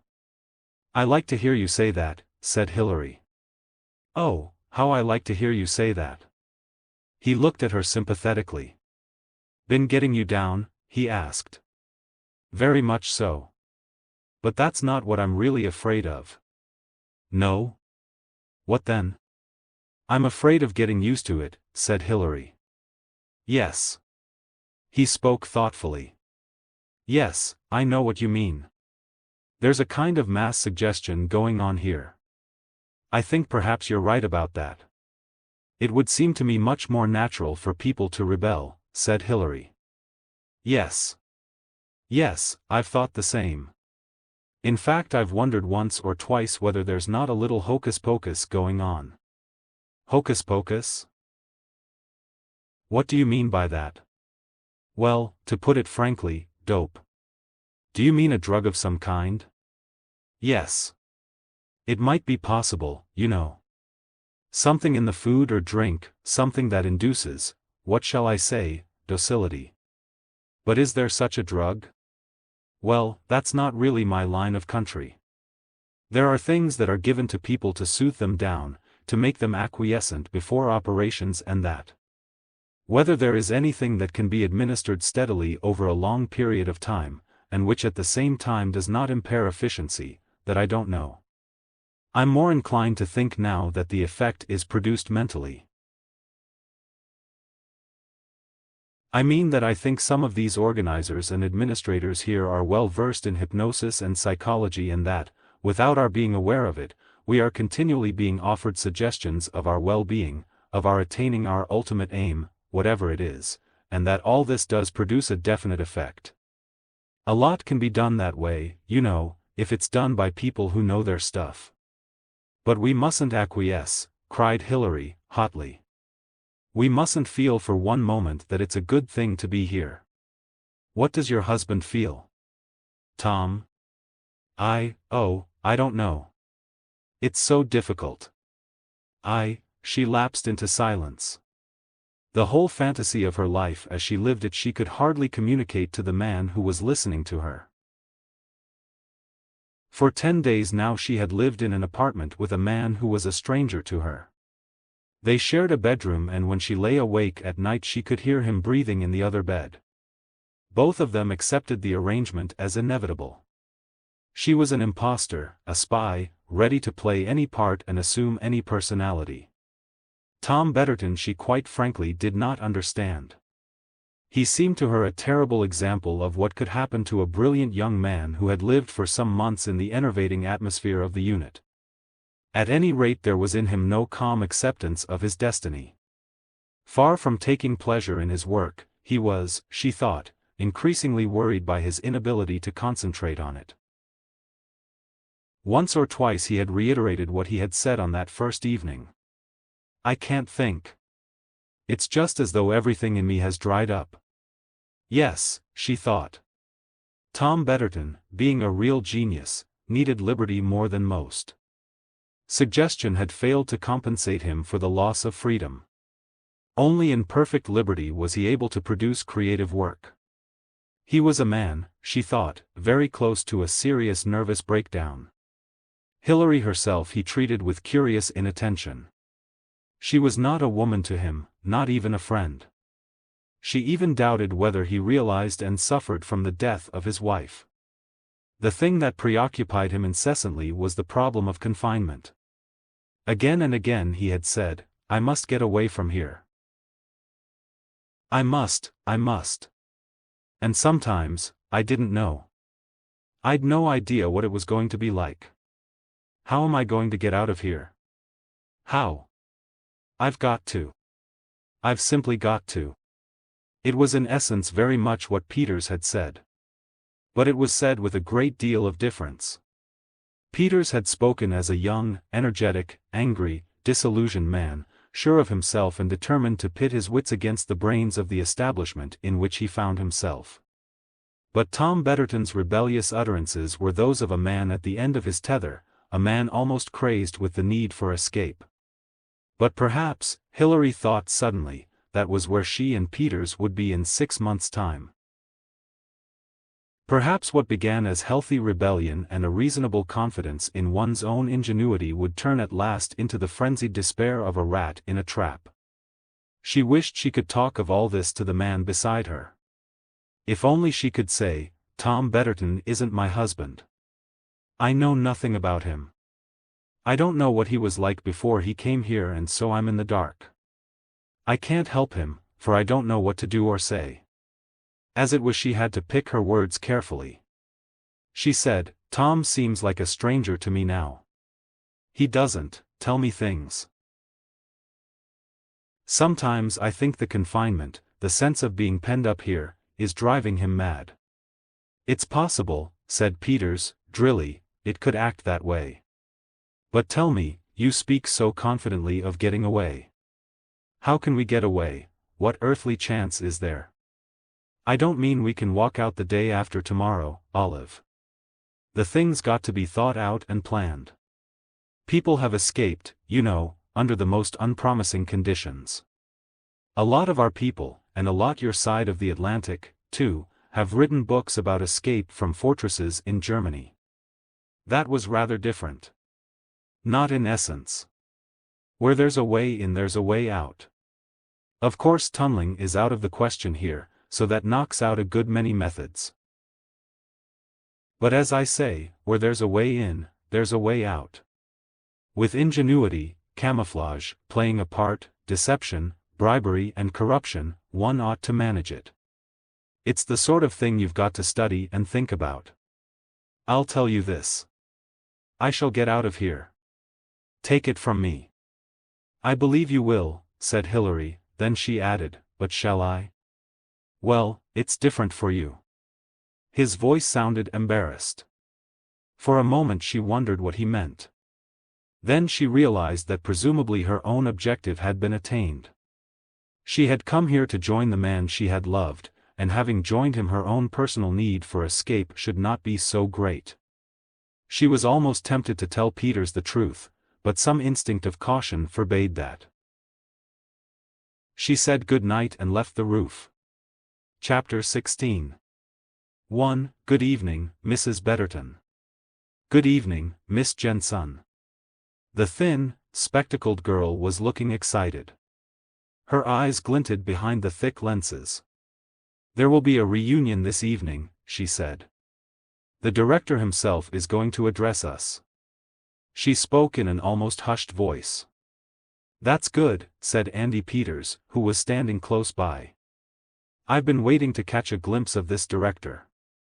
Miss Jensen threw him a glance of shocked reproof. The director, she said austerely, is a very wonderful man. As she went away from them down one of the inevitable white corridors, Andy Peters gave a low whistle. Now did I, or did I not, catch a hint of the Heil Hitler attitude there? It certainly sounded like it. The trouble in this life is that you never really know where you're going. If I'd known when I left the States all full of boyish ardor for the good old brotherhood of man that I was going to land myself in the clutches of yet another heaven-born dictator, he threw out his hands. You don't know that yet, Hilary reminded him. I can smell it, in the air, said Peters. Oh, cried Hilary. How glad I am that you're here. She flushed, as he looked at her quizzically. You're so nice and ordinary, said Hilary desperately. Peters looked amused. Where I come from, he said, the word ordinary doesn't have your meaning. It can stand for being just plain mean. You know I didn't mean it that way. I mean you're like everybody else. Oh dear, that sounds rude, too. The common man, that's what you're asking for? You've had enough of the genius? Yes, and you've changed, too, since you came here. You've lost that streak of bitterness, of hatred. But immediately his face grew rather grim. Don't count on that, he said. It's still there, underneath. I can still hate. There are things, believe me, that should be hated. 2. The reunion, as Miss Jensen had called it, took place after dinner. All members of the unit assembled in the large lecture room. The audience did not include what might be called the technical staff, the laboratory assistants, the corps de ballet, the various service personnel, and the small assembly of handsome prostitutes who also served the unit as purveyors of sex to those men who had no wives with them and had formed no particular attachments with the female workers. Sitting next to Betterton, Hilary awaited with keen curiosity the arrival on the platform of that almost mythical figure, the director. Questioned by her, Tom Betterton had given unsatisfactory, almost vague answers about the personality of the man who controlled the unit. He's nothing much to look at, he said. But he has tremendous impact. Actually, I've only seen him twice. He doesn't show up often. He's remarkable, of course, one feels that, but honestly I don't know why. From the reverent way Miss Jensen and some of the other women spoke about him, Hilary had formed a vague mental figure of a tall man with a golden beard wearing a white robe, a kind of godlike abstraction. She was almost startled when, as the audience rose to their feet, a dark, rather heavily built man of middle age came quietly onto the platform. In appearance he was quite undistinguished, he might have been a businessman from the Midlands. His nationality was not apparent. He spoke to them in 3 languages, alternating one with the other, and never exactly repeating himself. He used French, German and English, and each was spoken with equal fluency. Let me first, he began, welcome our new colleagues who have come to join us here." He then paid a few words of tribute to each of the new arrivals. After that he went on to speak of the aims and beliefs of the unit. Trying to remember his words later, Hilary found herself unable to do so with any accuracy. Or perhaps it was that the words, as remembered, seemed trite and ordinary. But listening to them was a very different thing. Hilary remembered once being told by a friend who had lived in Germany in the days before the war how she had gone to a meeting in mere curiosity to listen to that absurd Hitler, and how she had found herself crying hysterically, swept away by intense emotion. She had described how wise and inspiring every word had seemed, and how, afterwards, the remembered words in their actuality had seemed commonplace enough. Something of the same kind was happening now. In spite of herself, Hilary was stirred and uplifted. The director spoke very simply. He spoke primarily of youth. With youth lay the future of mankind. Accumulated wealth, prestige, influential families, those have been the forces of the past. But today, power lies in the hands of the young. Power is in brains. The brains of the chemist, the physicist, the doctor. From the laboratories comes the power to destroy on a vast scale. With that power you can say, yield, or perish. That power should not be given to this or that nation. Power should be in the hands of those who create it. This unit is a gathering place for the power of all the world. You come here from all parts of the globe, bringing with you your creative scientific knowledge. And with you, you bring youth. No one here is over 45. When the day comes, we shall create a trust. The brain's trust of science. And we shall administer world affairs. We shall issue our orders to capitalists and kings and armies and industries. We shall give the world the Pax Scientifica. There was more of it, all the same heady intoxicating stuff, but it was not the words themselves. It was the power of the orator that carried away an assembly that could have been cold and critical had it not been swayed by that nameless emotion about which so little was known. When the director had ended abruptly, "Courage and victory. Good night." Hilary left the hall, half stumbling in a kind of exalted dream, and recognized the same feeling in the faces around her. She saw Erickson in particular, his pale eyes gleaming, his head tossed back in exultation. Then she felt Andy Peters's hand on her arm and his voice said in her ear, "Come up on the roof. We need some air." They went up in the lift without speaking and stepped out among the palm trees under the stars. Peters drew a deep breath. "Yes," he said. "This is what we need. Air to blow away the clouds of glory." Hilary gave a deep sigh. She still felt unreal. He gave her arm a friendly shake. "Snap out of it, Olive." "Clouds of glory," said Hilary. "You know, it was like that. Snap out of it, I tell you. Be a woman. Down to earth and basic realities. When the effects of the glory gas poisoning pass off you'll realize that you've been listening to the same old mixture as before. But it was fine, I mean a fine ideal. Nuts to ideals. Take the facts. Youth and brains, glory glory alleluia. And what are the youth and brains? Helga Needheim, a ruthless egoist. Torquil Erickson, an impractical dreamer. Dr. Barron, who'd sell his grandmother to the knacker's yard to get equipment for his work. Take me, an ordinary guy, as you've said yourself, good with the test tube and the microscope but with no talent whatever for efficient administration of an office, let alone a world. Take your own husband, yes, I'm going to say it, a man whose nerves are frayed to nothing and who can think of nothing but the fear that retribution will catch up with him. I've given you those people we know best, but they're all the same here, or all that I've come across. Geniuses, some of them, damned good at their chosen jobs, but as administrators of the universe, hell, don't make me laugh. Pernicious nonsense, that's what we've been listening to. Hilary sat down on the concrete parapet. She passed a hand across her forehead. You know, she said. I believe you're right. But the clouds of glory are still trailing. How does he do it? Does he believe it himself? He must. Peters said gloomily, I suppose it always comes to the same thing in the end. A madman who believes he's God. Hilary said slowly, I suppose so. And yet, that seems curiously unsatisfactory. But it happens, my dear. Again and again throughout history it happens. And it gets one.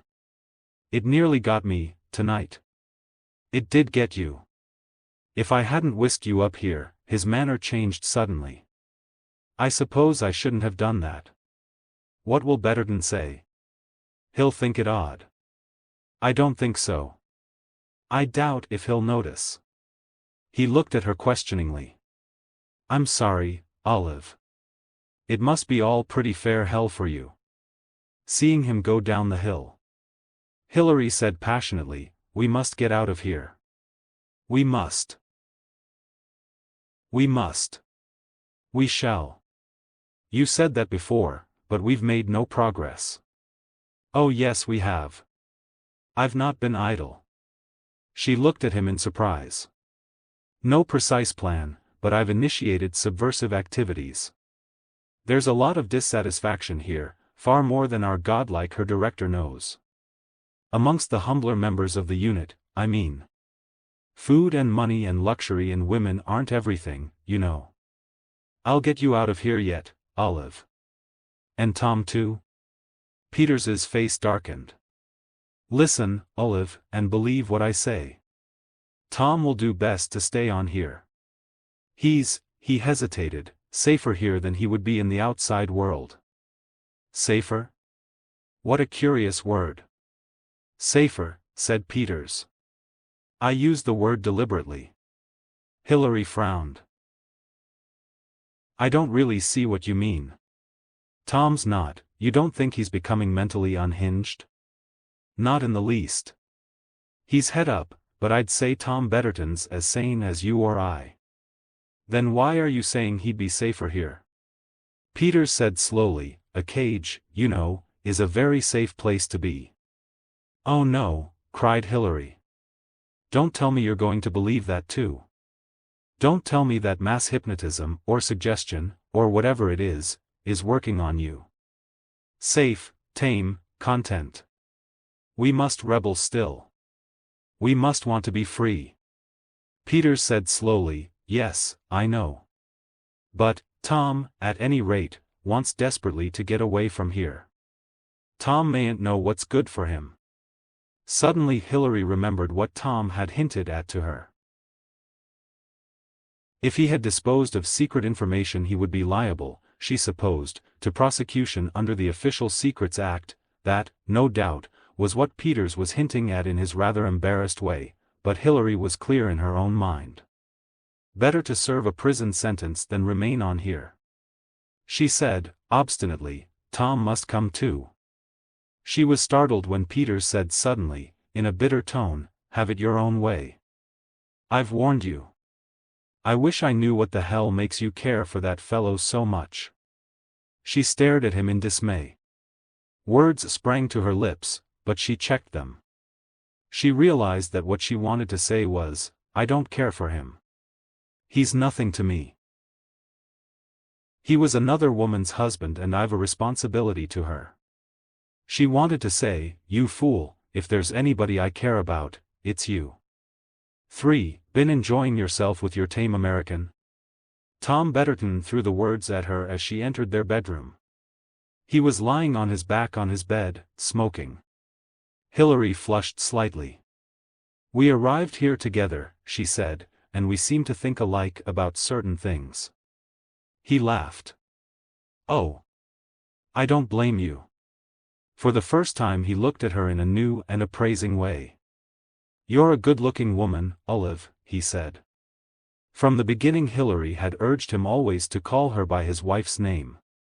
Yes, he continued, his eyes raking her up and down. You're a damned good-looking woman. I'd have noticed that once. As it is, nothing of that kind seems to register with me anymore. Perhaps it's just as well, said Hilary drily. I'm a perfectly normal man, my dear, or I used to be. God knows what I am now. Hilary sat down by him. What is the matter with you, Tom? She said. I tell you. I can't concentrate. As a scientist I'm shot to pieces. This place, the others, or most of them, don't seem to feel like you. Because they're a damned insensitive crowd, I suppose. Some of them are temperamental enough, said Hilary, drily. She went on, if only you had a friend here, a real friend. Well, there's Murchison. Though he's a dull dog. And I've seen a good deal of Torquil Erickson lately. Really? For some reason Hilary felt surprised. Yes. My God, he's brilliant. I wish I had his brains. He's an odd sort of person, said Hilary. I always find him rather frightening. Frightening? Torquil? He's as mild as milk. Like a child in some ways. No knowledge of the world. Well, I find him frightening, repeated Hilary obstinately. Your nerves must be getting upset, too. Not yet.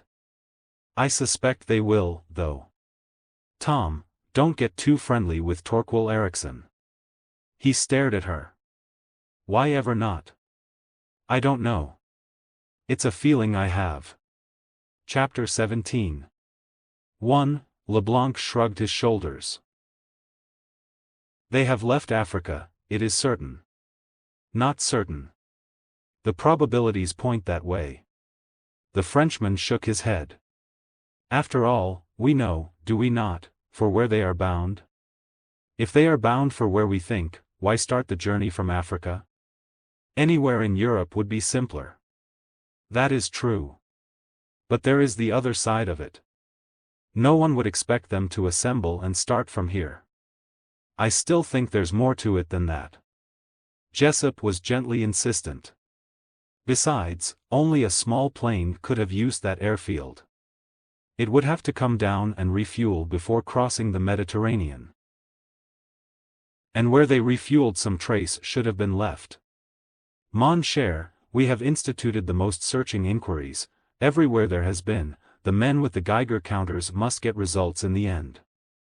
The number of planes to be examined is limited. Just a trace of radioactivity and we shall know that is the plane we are looking for, if your agent has been able to use the spray. Alas! Always so many ifs. We shall get there, said Jessup obstinately. I wonder, yes. We have assumed they are going north, towards the Mediterranean. Suppose instead, they flew south. Doubled back on their tracks? But where, then, could they be flying to? There are the mountains of the high Atlas, and after that the desert sands. 2. Seedy, you swear to me that it will be as you have promised? A petrol station in America, in Chicago? It is certain. It is certain, Muhammad, if we get out of here, that is. Success depends on the will of Allah. Let us hope, then, that it is the will of Allah that you should have a petrol station in Chicago. Why Chicago? Seedy, the brother of my wife went to America, and he has there a petrol pump in Chicago. Do I want to remain in a backward part of the world all my days? Here there is money and much food and many rugs and women, but it is not modern. It is not America. Peters looked thoughtfully into the dignified black face. Muhammad in his white robes was a magnificent sight. What strange desires rose in the human heart. I don't know that you're wise, he said with a sigh, but so be it. Of course, if we are found out, a smile on the black face revealed beautiful white teeth. Then it is death, for me certainly. Perhaps not for you, Seedy, since you are valuable. They deal out death rather easily here, do they? The shoulders of the other man rose and fell contemptuously. What is death? That, too, is the will of Allah. You know what you have to do. I know, Seedy. I am to take you to the roof after dark. Also I am to put in your room clothing such as I and the other servants wear. Later, there will be other things. Right. You'd better let me out of the lift now. Somebody may notice we're riding up and down. It may give them ideas. 3. There was dancing going on. Andy Peters was dancing with Miss Jensen. He held her close to him, and seemed to be murmuring in her ear. As they revolved slowly near where Hilary was standing, he caught her eye and immediately gave her an outrageous wink. Hilary, biting her lip to avoid a smile, averted her eyes quickly. Her glance fell on Betterton, who was standing just across the room talking to Torquil Erickson. Hilary frowned a little as she watched them. "Have a turn with me, Olive," said Murchison's voice at her elbow. "Yes, of course, Simon. Mind you, I'm not very hot at dancing," he warned her. Hilary concentrated on keeping her feet where he could not possibly tread on them. "It's exercise, that's what I say," said Murchison, panting slightly.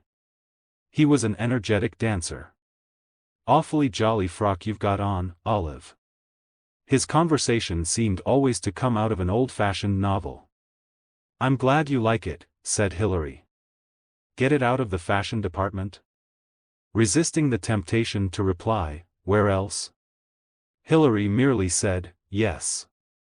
"Must say, you know," panted Murchison, as he capered perseveringly round the floor, "they do you jolly well here.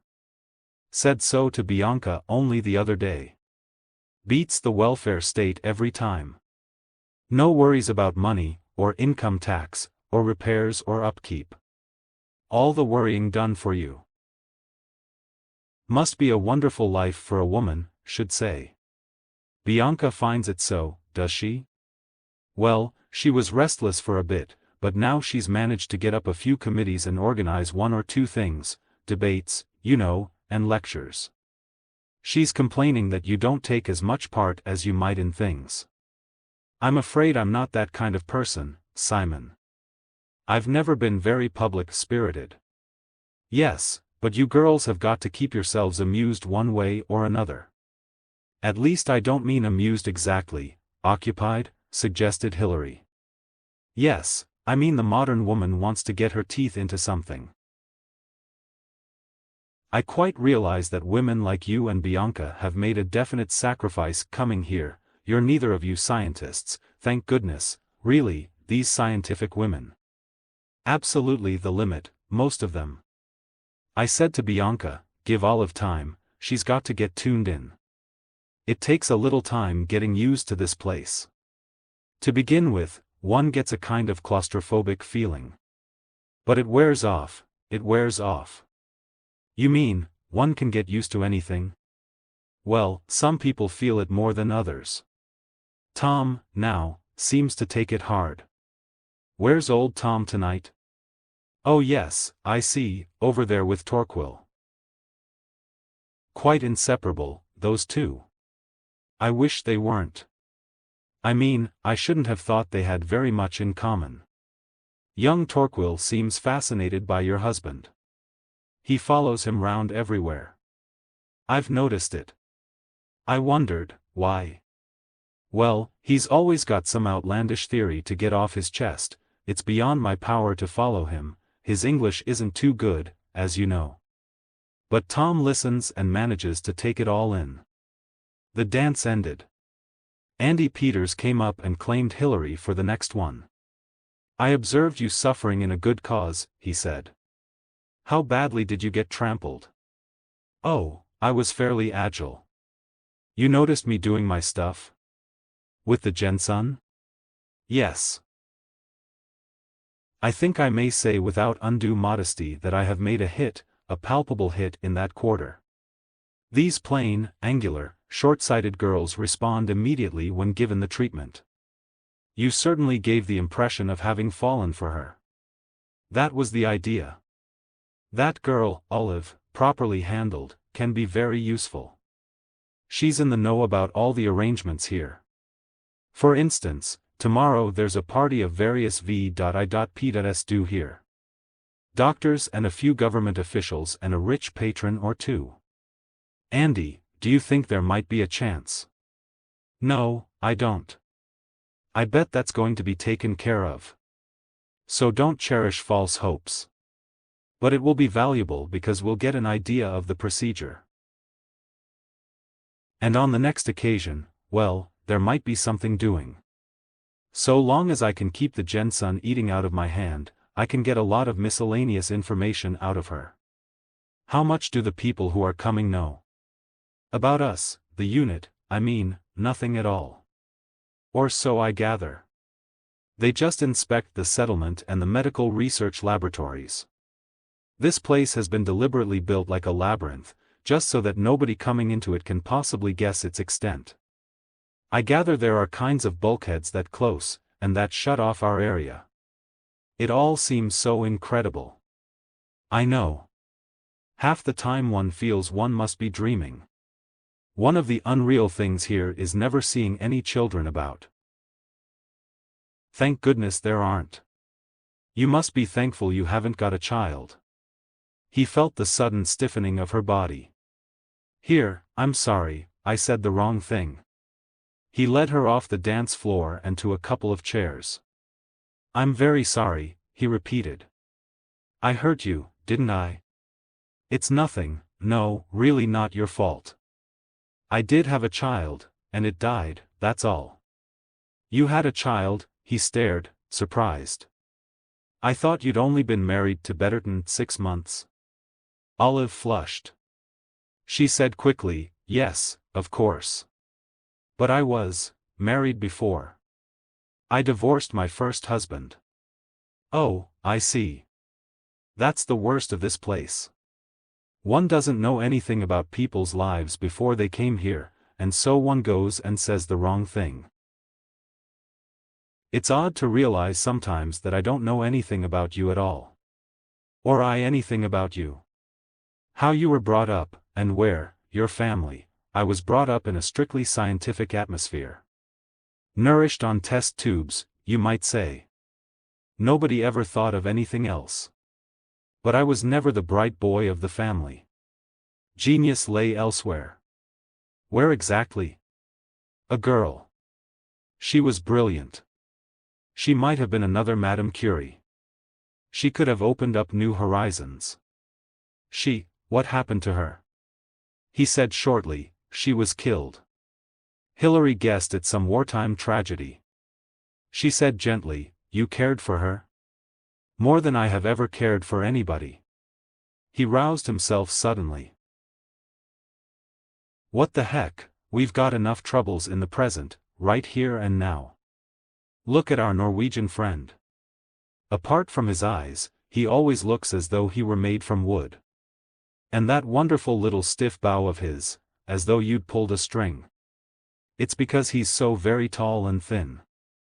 Not so very tall. About my height, 5'11" or 6 foot, not more. Height is deceptive.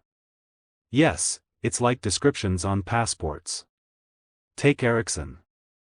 Height 6 foot, fair hair, blue eyes, face long, demeanor wooden, nose medium, mouth ordinary. Even add what a passport wouldn't, speaks correctly but pedantically, you still wouldn't have the first idea what Torquil really looked like. What's the matter? Nothing. She was staring across the room at Erickson. That description of Boris Glydr. Almost word for word as she had heard it from Jessup. Was that why she had always felt nervous of Torquil Erickson? Could it possibly be that, turning abruptly to Peters she said, I suppose he is Erickson? He couldn't be someone else. Peters looked at her in astonishment. Someone else? Who? I mean, at least I think could he have come here pretending to be Erickson? Peters considered. I suppose, no, I don't think that would be feasible. He'd have to be a scientist. And anyway, Erickson is quite well known.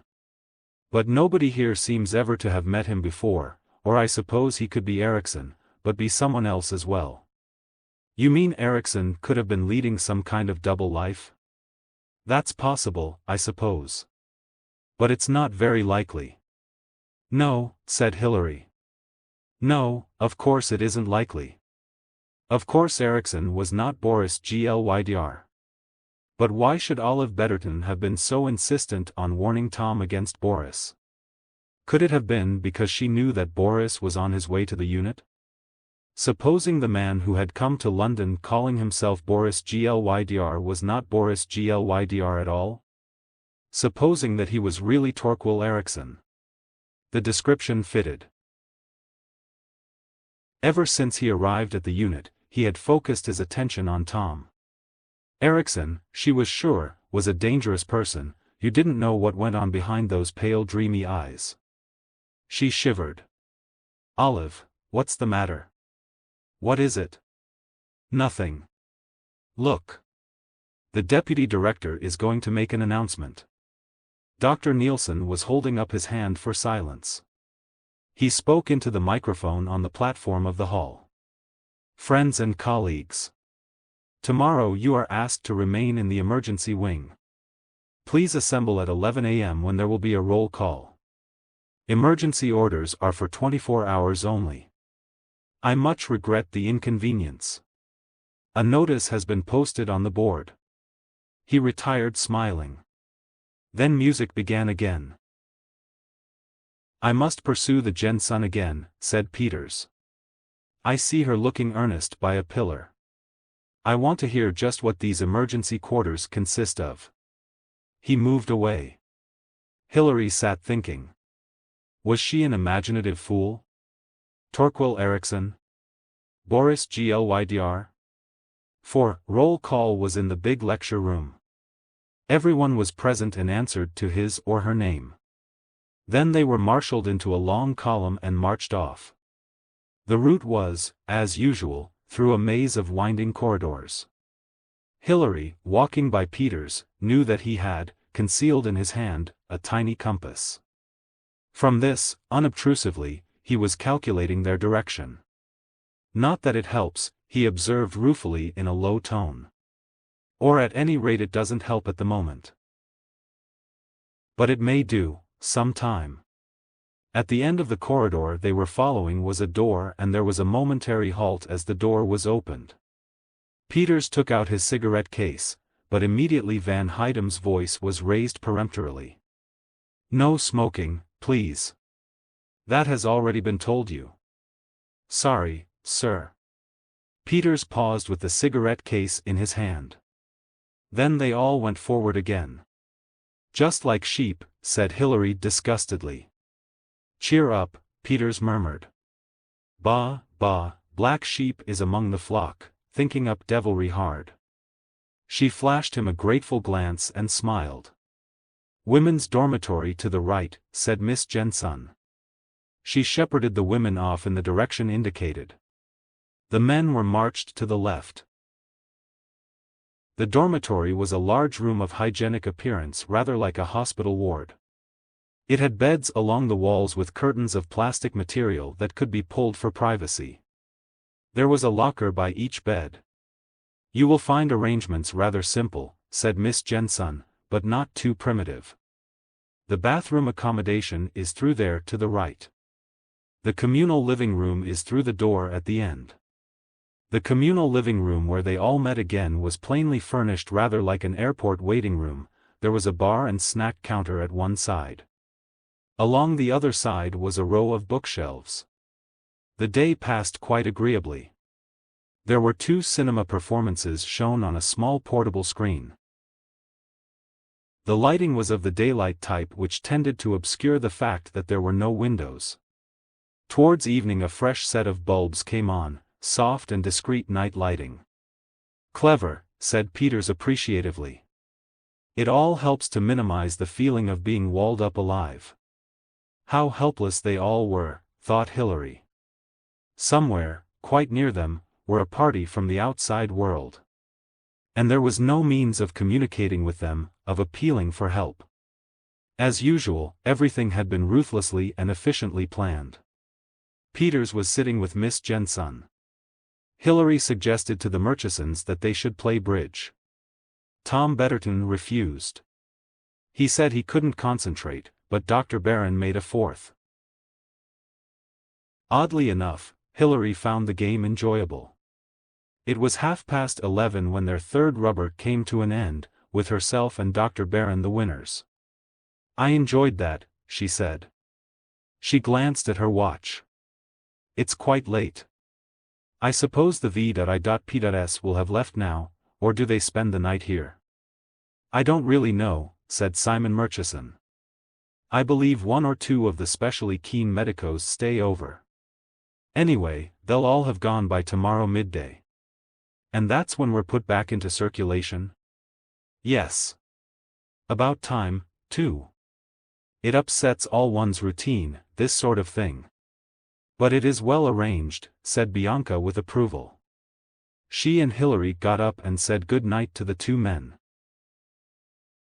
Hilary stood back a little to allow Bianca to precede her into the dimly lit dormitory. As she did so, she felt a soft touch on her arm. She turned sharply to find one of the tall, dark-faced servants standing beside her.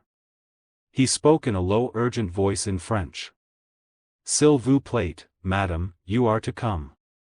"Come? Come where?" "If you will please follow me." She stood irresolute for a moment. Bianca had gone on into the dormitory. In the communal living room the few persons left were engaged in conversation with each other. Again she felt that soft urgent touch on her arm. "You will follow me please, madam." He moved a few steps and stood, looking back, beckoning to her. A little doubtfully Hilary followed him. She noticed that this particular man was far more richly dressed than most of the native servants. His robes were embroidered heavily with gold thread. He led her through a small door in a corner of the communal living room, then once more along the inevitable anonymous white corridors. She did not think it was the same way by which they had come to the emergency wing, but it was always difficult to be sure because of the similarity of the passages. Once she tried to ask a question but the guide shook his head impatiently and hurried on. He stopped finally at the end of a corridor and pressed a button in the wall. A panel slid back disclosing a small lift. He gestured her in, followed her, and the lift shot upwards. Hilary said sharply, "Where are you taking me?" The dark eyes held hers in a kind of dignified reproof. "To the master, madam. It is for you a great honor." "To the director, you mean?" "To the master." The lift stopped. He slid back the doors and motioned her out. Then they walked down another corridor and arrived at a door. Her guide rapped on the door and it was opened from inside. Here again were white robes, gold embroidery and a black impassive face. The man took Hilary across the small red-carpeted anteroom and drew aside some hangings at the farther side. Hilary passed through. She found herself, unexpectedly, in an almost oriental interior. There were low couches, coffee tables, one or two beautiful rugs hanging on the walls. Sitting on a low divan was a figure at whom she stared with complete incredulity. Small, yellow, wrinkled, old, she stared unbelievingly into the smiling eyes of Mr. Aristides. Chapter 18. "Asseyez-vous, chère madame," said Mr. Aristides. He waved a small claw-like hand, and Hilary came forward in a dream and sat down upon another low divan opposite him. He gave a gentle little cackle of laughter. "You are surprised," he said. "It is not what you expected, eh?" "No, indeed," said Hilary. "I never thought, I never imagined," but already her surprise was subsiding. With her recognition of Mr. Aristides the dream world of unreality in which she had been living for the past weeks shattered and broke. She knew now that the unit had seemed unreal to her, because it was unreal. It had never been what it pretended to be. The Herr Director with his spellbinder's voice had been unreal too, a mere figurehead of fiction set up to obscure the truth. The truth was here in this secret oriental room. A little old man sitting there and laughing quietly.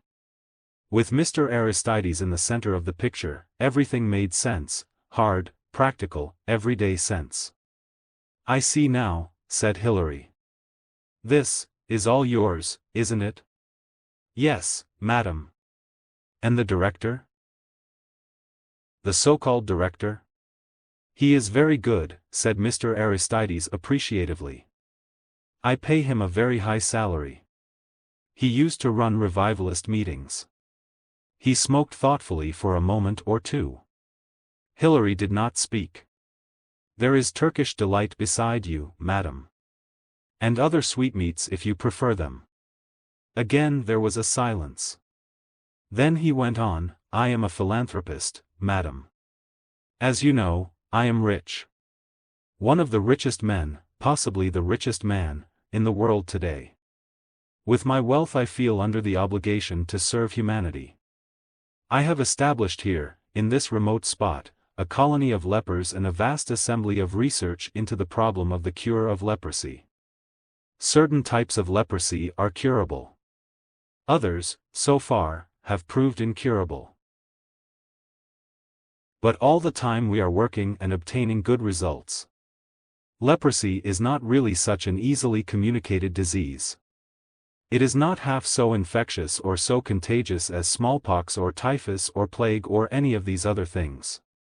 And yet, if you say to people, a leper colony, they will shudder and give it a wide berth. It is an old, old fear, that. A fear that you can find in the Bible, and which has existed all down through the years. The horror of the leper. It has been useful to me in establishing this place. You established it for that reason? Yes. We have here also a cancer research department, and important work is being done on tuberculosis. There is virus research, also, for curative reasons, bien entendu, biological warfare is not mentioned. All humane, all acceptable, all redounding greatly to my honor. Well-known physicians, surgeons and research chemists come here to see our results from time to time as they have come today. The building has been cunningly constructed in such a way that a part of it is shut off and unapparent even from the air. The more secret laboratories have been tunneled right into the rock. In any case, I am above suspicion. He smiled and added simply, "I am so very rich, you see." "But why?" demanded Hilary. "Why this urge for destruction?" "I have no urge for destruction, madam." "You wrong me. But then, I simply don't understand." "I am a businessman," said Mr. Aristides simply. "I am also a collector. When wealth becomes oppressive, that is the only thing to do. I have collected many things in my time.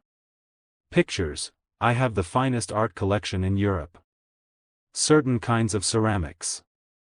Philately, my stamp collection is famous. When a collection is fully representative, one goes on to the next thing. I am an old man, madam, and there was not very much more for me to collect. So I came at last to collecting brains." "Brains?" Hilary queried. He nodded gently. "Yes, it is the most interesting thing to collect of all. Little by little, madam, I am assembling here all the brains of the world. The young men, those are the ones I am bringing here. Young men of promise, young men of achievement.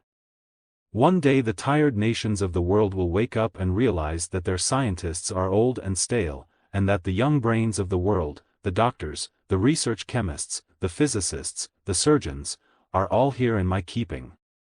And if they want a scientist, or a plastic surgeon, or a biologist, they will have to come and buy him from me." "You mean?" Hilary leaned forward, staring at him. "You mean that this is all a gigantic financial operation?" Again Mr. Aristides nodded gently. "Yes," he said. "Naturally. Otherwise, it would not make sense, would it?" Hilary gave a deep sigh. "No," she said. "That's just what I've felt. After all, you see, said Mr. Aristides almost apologetically. It is my profession. I am a financier. And you mean there is no political side to this at all? You don't want world power? He threw up his hand in rebuke. I do not want to be God, he said. I am a religious man. That is the occupational disease of dictators, wanting to be God. So far I have not contracted that disease. He reflected a moment and said, it may come. Yes, it may come. But as yet, mercifully, no. But how do you get all these people to come here? I buy them, madam. In the open market, like any other merchandise. Sometimes I buy them with money. More often, I buy them with ideas. Young men are dreamers. They have ideals. They have beliefs. Sometimes I buy them with safety, those that have transgressed the law. That explains it, said Hilary. Explains, I mean, what puzzled me so on the journey here. Ah. It puzzled you on the journey, did it? Yes. The difference in aims. Andy Peters, the American, seemed completely left-wing. But Erickson was a fanatical believer in the Superman. And Helga Needheim was a fascist of the most arrogant and pagan kind. Dr. Barron, she hesitated. Yes, he came for money, said Aristides. Dr. Barron is civilized and cynical. He has no illusions, but he has a genuine love of his work. He wanted unlimited money, so as to pursue his researches further. He added, you are intelligent, madam. I saw that at once in Fez. He gave a gentle little cackle of laughter. You did not know it, madam, but I went to Fez simply to observe you, or rather I had you brought to Fez in order that I might observe you. I see, said Hilary. She noted the oriental rephrasing of the sentence. I was pleased to think that you would be coming here. For, if you understand me, I do not find many intelligent people in this place to talk to. He made a gesture. These scientists, these biologists, these research chemists, they are not interesting. They are geniuses perhaps at what they do, but they are uninteresting people with whom to converse. Their wives, he added thoughtfully, are usually very dull, too. We do not encourage wives here. I permit wives to come for only one reason. What reason? Mr. Aristides said drily, in the rare cases where a husband is unable to do his work properly because he is thinking too much of his wife. That seemed to be the case with your husband, Thomas Betterton. Thomas Betterton is known to the world as a young man of genius, but since he has been here he has done only mediocre and second-class work. Yes, Betterton has disappointed me. But don't you find that constantly happening? These people are, after all, in prison here. Surely they rebel? At first, at any rate? Yes, Mr. Aristides agreed. That is only natural and inevitable. It is so when you first cage a bird. But if the bird is in a big enough aviary, if it has all that it needs, a mate, seed, water, twigs, all the material of life, it forgets in the end that it was ever free. Hilary shivered a little. You frighten me, she said. You really frighten me. You will grow to understand many things here, madam. Let me assure you that though all these men of different ideologies arrive here and are disillusioned and rebellious, they will all toe the line in the end. You can't be sure of that, said Hilary. One can be absolutely sure of nothing in this world. I agree with you there. But it is a 95% certainty all the same. Hilary looked at him with something like horror. It's dreadful, she said. It's like a typist's pool. You've got a pool here of brains. Exactly. You put it very justly, madam. And from this pool, you intend, one day, to supply scientists to whoever pays you best for them? That is, roughly, the general principle, madam. But you can't send out a scientist just as you can send out a typist. Why not? Because once your scientist is in the free world again, he could refuse to work for his new employer. He would be free again. True up to a point. There may have to be a certain conditioning, shall we say? Conditioning, what do you mean by that? You have heard of leucotomy, madam? Hilary frowned. That's a brain operation, isn't it? But yes. It was devised originally for the curing of melancholia. I put it to you not in medical terms, madam, but in such terms as you and I understand. After the operation the patient has no more desire to commit suicide, no further feelings of guilt. He is carefree, conscienceless and in most cases obedient. It hasn't been 100% success, has it? In the past, no. But here we have made great strides in the investigation of the subject. I have here 3 surgeons, 1 Russian, 1 Frenchman, and an Austrian. By various operations of grafting and delicate manipulation of the brain, they are arriving gradually at a state where docility can be assured and the will can be controlled without necessarily affecting mental brilliance. It seems possible that we may in the end so condition a human being that while his powers of intellect remain unimpaired, he will exhibit perfect docility. Any suggestion made to him he will accept. But that's horrible, cried Hilary. Horrible. He corrected her serenely. It is useful. It is even in some ways beneficent. For the patient will be happy, contented, without fears or longings or unrest. I don't believe it will ever happen, said Hilary defiantly. Chère madame, forgive me if I say you are hardly competent to speak on the subject. What I mean is, said Hilary, that I do not believe a contented, suggestible animal will ever produce creative work of real brilliance. Aristides shrugged his shoulders. Perhaps. You are intelligent. You may have something there. Time will show. Experiments are going on all the time. Experiments. On human beings, do you mean? But certainly. That is the only practical method. But, what human beings? There are always the misfits, said Aristides. The ones who do not adapt themselves to life here, who will not cooperate. They make good experimental material. Hilary dug her fingers into the cushions of the divan. She felt a deep horror of this smiling, yellow-faced little man with his inhuman outlook. Everything he said was so reasonable, so logical and so businesslike, that it made the horror worse. Here was no raving madman, just a man to whom his fellow creatures were so much raw material.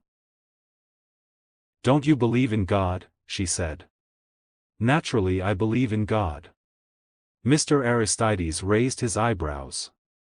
His tone was almost shocked. I have told you already. I am a religious man. God has blessed me with supreme power. With money and opportunity. Do you read your Bible? Asked Hilary. Certainly, madam. Do you remember what Moses and Aaron said to Pharaoh? Let my people go. He smiled. So, I am Pharaoh? And you are Moses and Aaron in one? Is that what you are saying to me, madam? To let these people go, all of them, or just one special case? I'd like to say, all of them, said Hilary. But you are well aware, chère madame, he said, that that would be a waste of time. So instead, is it not your husband for whom you plead? He is no good to you, said Hilary. Surely by now you must realize that. Perhaps it is true what you say, madam. Yes, I am very much disappointed in Thomas Betterton. I hoped that your presence here might restore him to his brilliance, for undoubtedly he has brilliance. His reputation in America leaves no doubt as to that. But your coming seems to have had little or no effect. I speak not of my own knowledge, of course, but from the reports of those fitted to know. His brother scientists who have been working with him. He shrugged his shoulders. He does conscientious, mediocre work. No more. There are birds that cannot sing in captivity, said Hilary. Perhaps there are scientists who cannot attain creative thought under certain circumstances. You must admit that that is a reasonable possibility. It may be so. I do not deny it.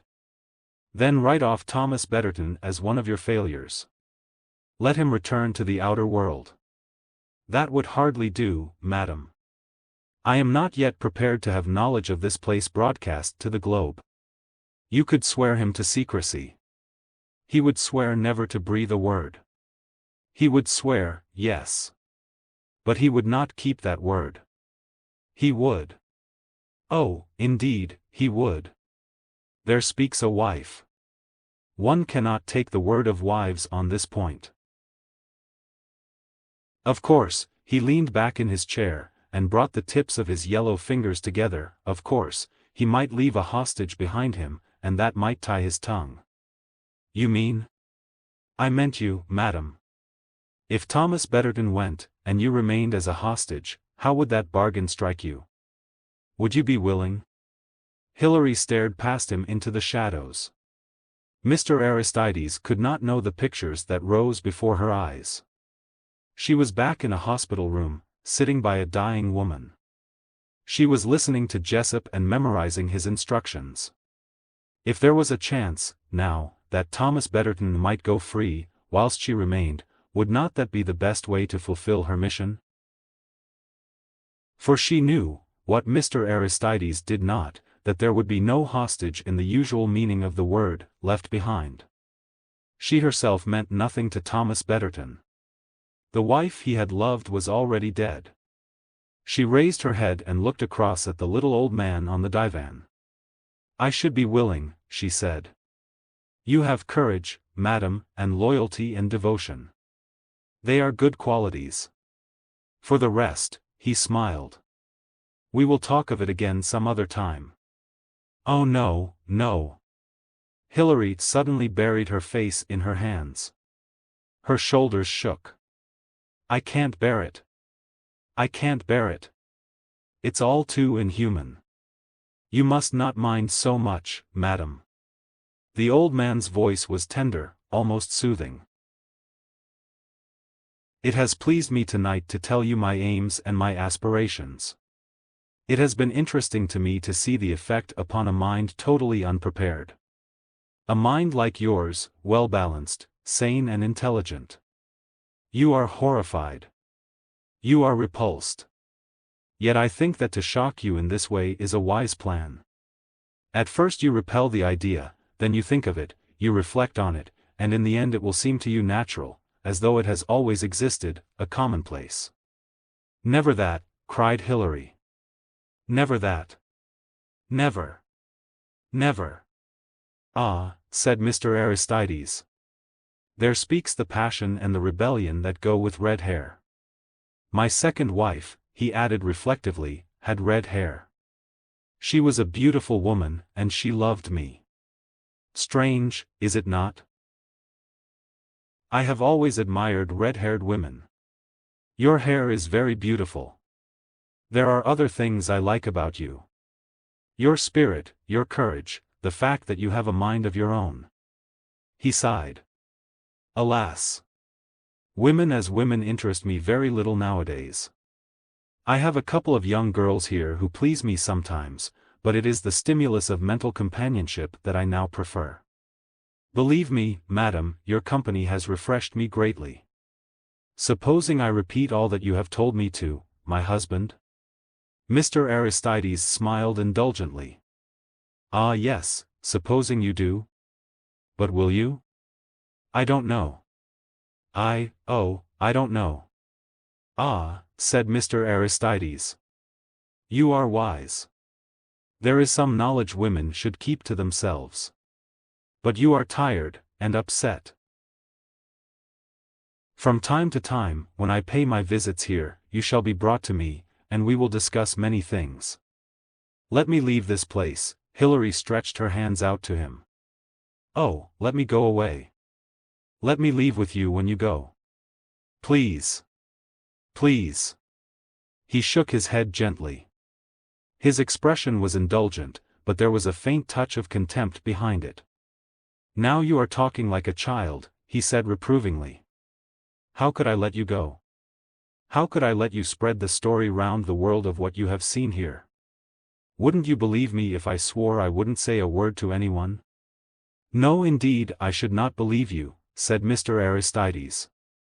"I should be very foolish if I believed anything of the kind. I don't want to be here. I don't want to stay here in this prison. I want to get out. But you have your husband. You came here to join him, deliberately, of your own free will. But I didn't know what I was coming to. I'd no idea." "No," said Mr. Aristides, "you had no idea. But I can assure you this particular world you have come to is a much pleasanter world than the life beyond the Iron Curtain. Here you have everything you need. Luxury, a beautiful climate, distractions." He got up and patted her gently on the shoulder. "You will settle down," he said, confidently. "Ah yes, the red-haired bird in the cage will settle down. In a year, in 2 years certainly, you will be very happy. Though possibly," he added thoughtfully, "less interesting." Chapter 19. 1. Hilary awoke the following night with a start. She raised herself on her elbow, listening. "Tom, do you hear?" "Yes." "Aircraft, flying low." "Nothing in that. They come over from time to time." "I wondered," she did not finish her sentence. She lay awake thinking, going over and over that strange interview with Aristides. The old man had got some kind of capricious liking for her. Could she play upon that? Could she in the end prevail upon him to take her with him, out into the world again? Next time he came, if he sent for her, she would lead him on to talk of his dead red-haired wife. It was not the lure of the flesh that would captivate him. His blood ran too coldly now in his veins for that. Besides, he had his young girls. But the old liked to remember, to be urged on to talk of times gone by. Uncle George, who had lived at Cheltenham. Hilary smiled in the darkness, remembering Uncle George. Were Uncle George and Aristides, the man of millions, really very different under the skin? Uncle George had had a housekeeper, such a nice, safe woman, my dear, not flashy or sexy or anything like that. Nice and plain and sane. But Uncle George had upset his family by marrying that nice, plain woman. She had been a very good listener. What had Hilary said to Tom? "I'll find a way of getting out of here." Odd, if the way should prove to be Aristides. 2. "A message," said LeBlanc. A message at last. His orderly had just entered and, after saluting, had laid a folded paper before him. He unfolded it, then spoke excitedly. "This is a report from one of our reconnaissance pilots. He has been operating over a selected square of territory in the high Atlas. When flying over a certain position in a mountainous region he observed a signal being flashed. It was in Morse and was twice repeated. Here it is." He laid the enclosure before Jessup. "Kogel Procesal." He separated off the last 2 letters with a pencil. "SL, that is our code for, do not acknowledge. And COG with which the message starts," said Jessup, "is our recognition signal. Then the rest is the actual message." He underlined it. "Leprosy." He surveyed it dubiously. "Leprosy?" said Jessup. "And what does that mean? Have you any important leper settlements? Or unimportant ones for that matter?" LeBlanc spread out a large map in front of him. He pointed with a stubby forefinger stained with nicotine. "Here," he marked it off, "is the area over which our pilot was operating. Let me see now. I seem to recall." He left the room. Presently he returned. "I have it," he said. "There is a very famous medical research station, founded and endowed by well-known philanthropists and operating in that area, a very deserted one, by the way. Valuable work has been done there in the study of leprosy. There is a leper settlement there of about 200 people. There is also a cancer research station and a tubercular sanatorium. But understand this, it is all of the highest authenticity. Its reputation is of the highest. The President of the Republic himself is its patron. Yes, said Jessup appreciatively. Very nice work, in fact. But it is open to inspection at any time. Medical men who are interested in these subjects visit there. And see nothing they ought not to see. Why should they? There is no better camouflage for dubious business than an atmosphere of the highest respectability. It could be, LeBlanc said dubiously, I suppose, a halting place for parties of people bound on a journey. One or two of the mid-European doctors, perhaps, have managed to arrange something like that. A small party of people, like the one we are tracking, could lie perdu there for a few weeks before continuing their journey. I think it might be something more than that, said Jessup. I think it might be, Journey's End. You think it is something big? A leper settlement seems to me very suggestive. I believe, under modern treatment, leprosy nowadays is treated at home. In civilized communities, perhaps. But one could not do that in this country. No. But the word leprosy still has its association with the Middle Ages when the leper carried his bell to warn away people from his path. Idle curiosity does not bring people to a leper settlement. The people who come are, as you say, the medical profession, interested only in the medical research done there, and possibly the social worker, anxious to report on the conditions under which the lepers live, all of which are no doubt admirable. Behind that facade of philanthropy and charity, anything might go on. Who, by the way, owns the place? Who are the philanthropists who endowed it and set it up? That is easily ascertained. A little minute. He returned shortly, an official reference book in his hand. It was established by private enterprise. By a group of philanthropists of whom the chief is Aristides. As you know, he is a man of fabulous wealth, and gives generously to charitable enterprises. He has founded hospitals in Paris and also in Seville. This is, to all intents and purposes, his show. The other benefactors are a group of his associates. So, it's an Aristides enterprise. And Aristides was in Fez when Olive Betterton was there. Aristides. LeBlanc savored the full implication. Mais, c'est colossal. Yes. C'est fantastique. Quite. Enfin, c'est formidable. Definitely. But do you realize how formidable it is? LeBlanc shook an excited forefinger in the other's face. This Aristides, he has a finger in every pie. He is behind nearly everything. The banks, the government, the manufacturing industries, armaments, transport. One never sees him, one hardly hears of him. He sits in a warm room in his Spanish castle, smoking, and sometimes he scrawls a few words on a little piece of paper and throws it on the ground, and a secretary crawls forward and picks it up, and a few days later an important banker in Paris blows his brains out. It is like that. How wonderfully dramatic you are, LeBlanc. But it is really not very surprising.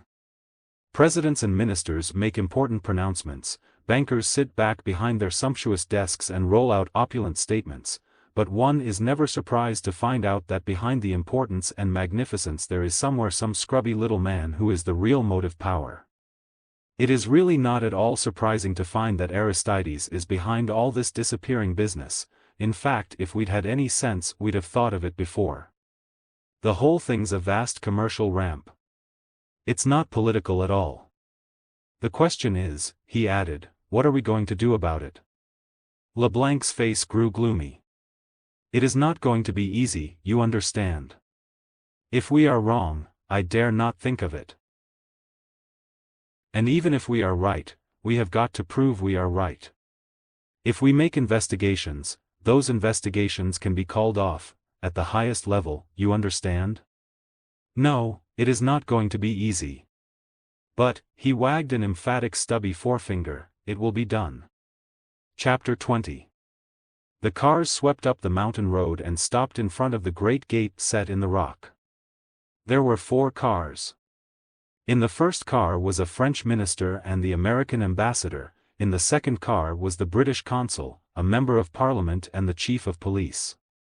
In the third car were 2 members of a former royal commission and 2 distinguished journalists. The complement of these 3 cars was made up with the necessary satellites. The fourth car contained certain people not known to the general public, but sufficiently distinguished in their own sphere. They included Captain LeBlanc and Mr. Jessup. The chauffeurs, immaculately garbed, were now opening car doors and bowing as they assisted the distinguished visitors to alight. "One hopes," murmured the minister, apprehensively, "that there will be no possibility of a contact of any kind." One of the satellites immediately made soothing noises.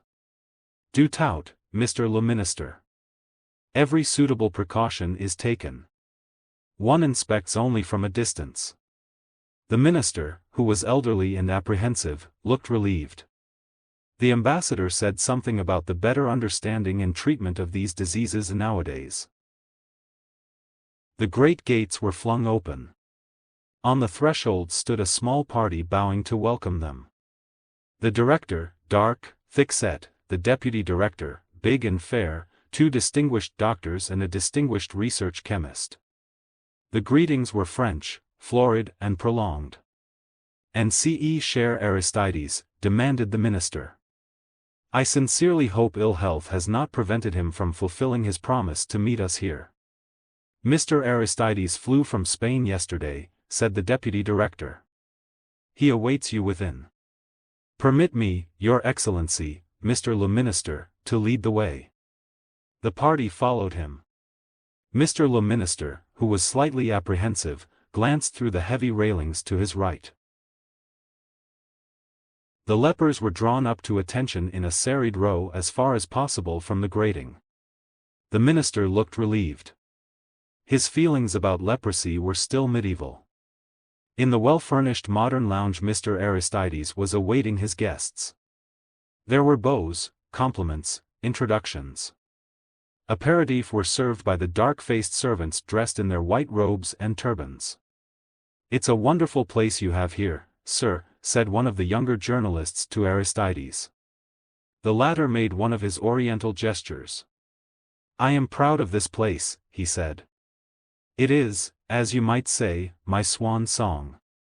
My final gift to humanity. No expense has been spared." "I'll say that's so," said one of the doctors on the staff, heartily. "This place is a professional man's dream. We do pretty well in the States, but what I've seen since I came here, and we're getting results."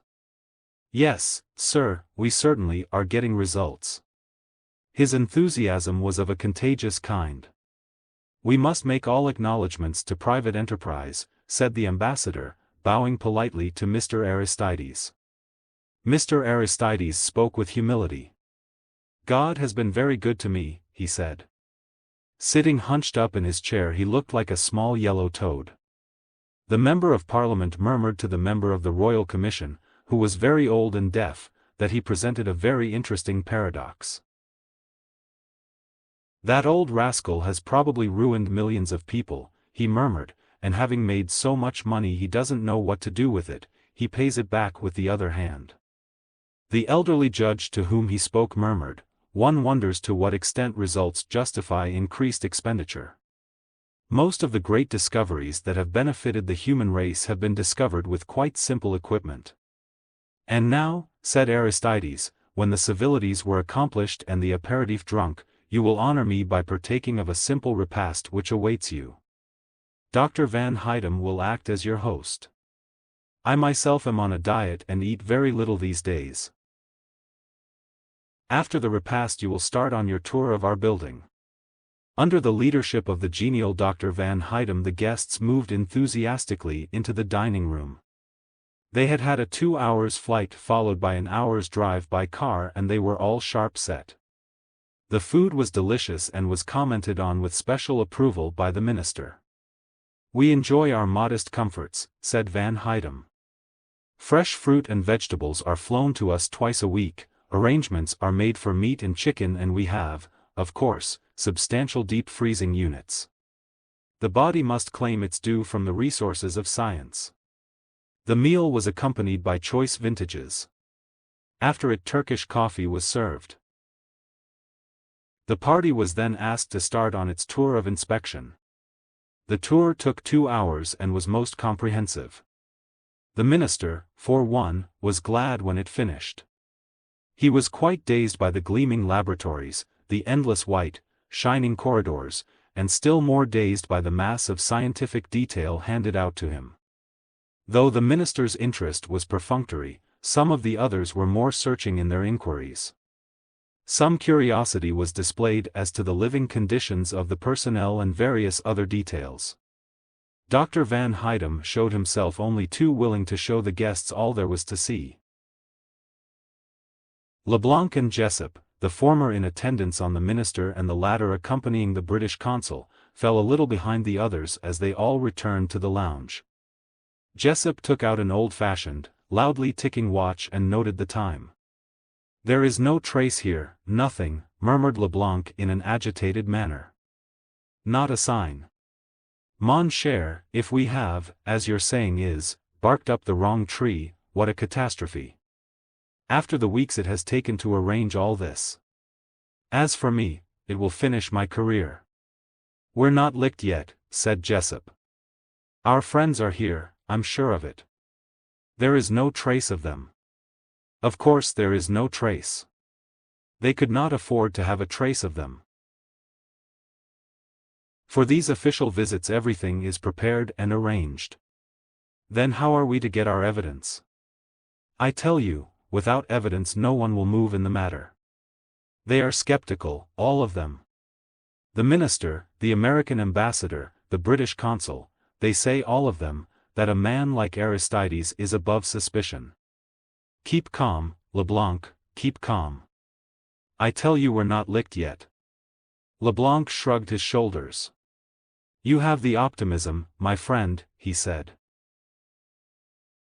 He turned for a moment to speak to one of the immaculately arrayed, moon-faced young men who formed part of the entourage, then turned back to Jessup and asked suspiciously, "Why are you smiling?" "At the resources of science, the latest modification of the Geiger counter, to be exact. I am not a scientist. No more am I, but this very sensitive detector of radioactivity tells me our friends are here. This building has been purposely built in a confusing manner. All the corridors and the rooms so resemble each other that it is difficult to know where one is or what the plan of the building can be. There is a part of this place that we have not seen. It has not been shown to us. But you deduce that it is there because of some radioactive indication?" "Exactly. In fact, it is the pearls of Madame all over again?" "Yes. We're still playing Hansel and Gretel, as you might say. But the signs left here cannot be so apparent or so crude as the beads of a pearl necklace, or a hand of phosphoric paint. They cannot be seen, but they can be sensed, by our radioactive detector, but, mon Dieu, Jessup, is that enough?" "It would be," said Jessup. "What one is afraid of." He broke off. LeBlanc finished the sentence for him. "What you mean is that these people will not want to believe. They have been unwilling from the start." "Oh yes, that is so. Even your British consul is a man of caution. Your government at home is indebted to Aristides in many ways. As for our government," he shrugged his shoulders. "Mr. Le Minister, I know, will be exceedingly hard to convince." "We won't put our faith in governments," said Jessup. "Governments and diplomats have their hands tied. But we've got to have them here, because they're the only ones with authority. But as far as believing is concerned, I'm pinning my faith elsewhere." "And on what in particular do you pin your faith, my friend?" Jessup's solemn face suddenly relaxed into a grin. "There's the press," he said. "Journalists have a nose for news. They don't want it hushed up. They're ready always to believe anything that remotely can be believed. The other person I have faith in," he went on, "is that very deaf old man. Aha, I know the one you mean. The one who looks as though he crumbles to his grave. Yes, he's deaf and infirm and semi-blind. But he's interested in truth. He's a former Lord Chief Justice, and though he may be deaf and blind and shaky on his legs, his mind's as keen as ever. He's got that keen sense that legal luminaries acquire, of knowing when there's something fishy about and someone's trying to prevent it being brought into the open. He's a man who'll listen, and will want to listen, to evidence." They had arrived back now in the lounge. Both tea and aperitif were provided. The minister congratulated Mr. Aristides in well-rounded periods. The American ambassador added his quota. It was then that the minister, looking round him, said in a slightly nervous tone of voice, "And now, gentlemen, I think the time has come for us to leave our kind host. We have seen all there is to see." His tone dwelt on those last words with some significance. "All here is magnificent. An establishment of the first class. We are most grateful for the hospitality of our kind host, and we congratulate him on the achievement here. So we say our farewells now and depart. I am right, am I not?" The words were, in a sense, conventional enough. The manner, too, was conventional. The glance that swept round the assembly of guests might have been no more than courtesy. Yet in actuality the words were a plea. In effect, the minister was saying, "You've seen, gentlemen, there is nothing here, nothing of what you suspected and feared. That is a great relief, and we can now leave with a clear conscience."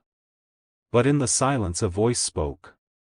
It was the quiet, deferential, well-bred English voice of Mr. Jessup. He spoke to the minister in a Britannic though idiomatic French. "With your permission, sir," he said, "and if I may do so, I would like to ask a favor of our kind host." "Certainly, certainly. Of course, Mr. Jessup, yes, yes." Jessup addressed himself solemnly to Dr. Van Hydem. He did not look ostensibly to Mr. Aristides. "We've met so many of your people," he said. "Quite bewildering. But there's an old friend of mine here that I'd rather like to have a word with. I wonder if it could be arranged before I go." "A friend of yours?" Dr. Van Hydem said politely, surprised. "Well, two friends really," said Jessup. "There's a woman, Mrs. Betterton. Olive Betterton. I believe her husband's working here. Tom Betterton. Used to be at Harwell and before that in America. I'd very much like to have a word with them both before I go." Dr. Van Hydem's reactions were perfect. His eyes opened in wide and polite surprise. He frowned in a puzzled way. "Betterton, Mrs. Betterton, no, I'm afraid we have no one of that name here." "There's an American, too," said Jessup. "Andrew Peters. Research chemistry, I believe, is his line.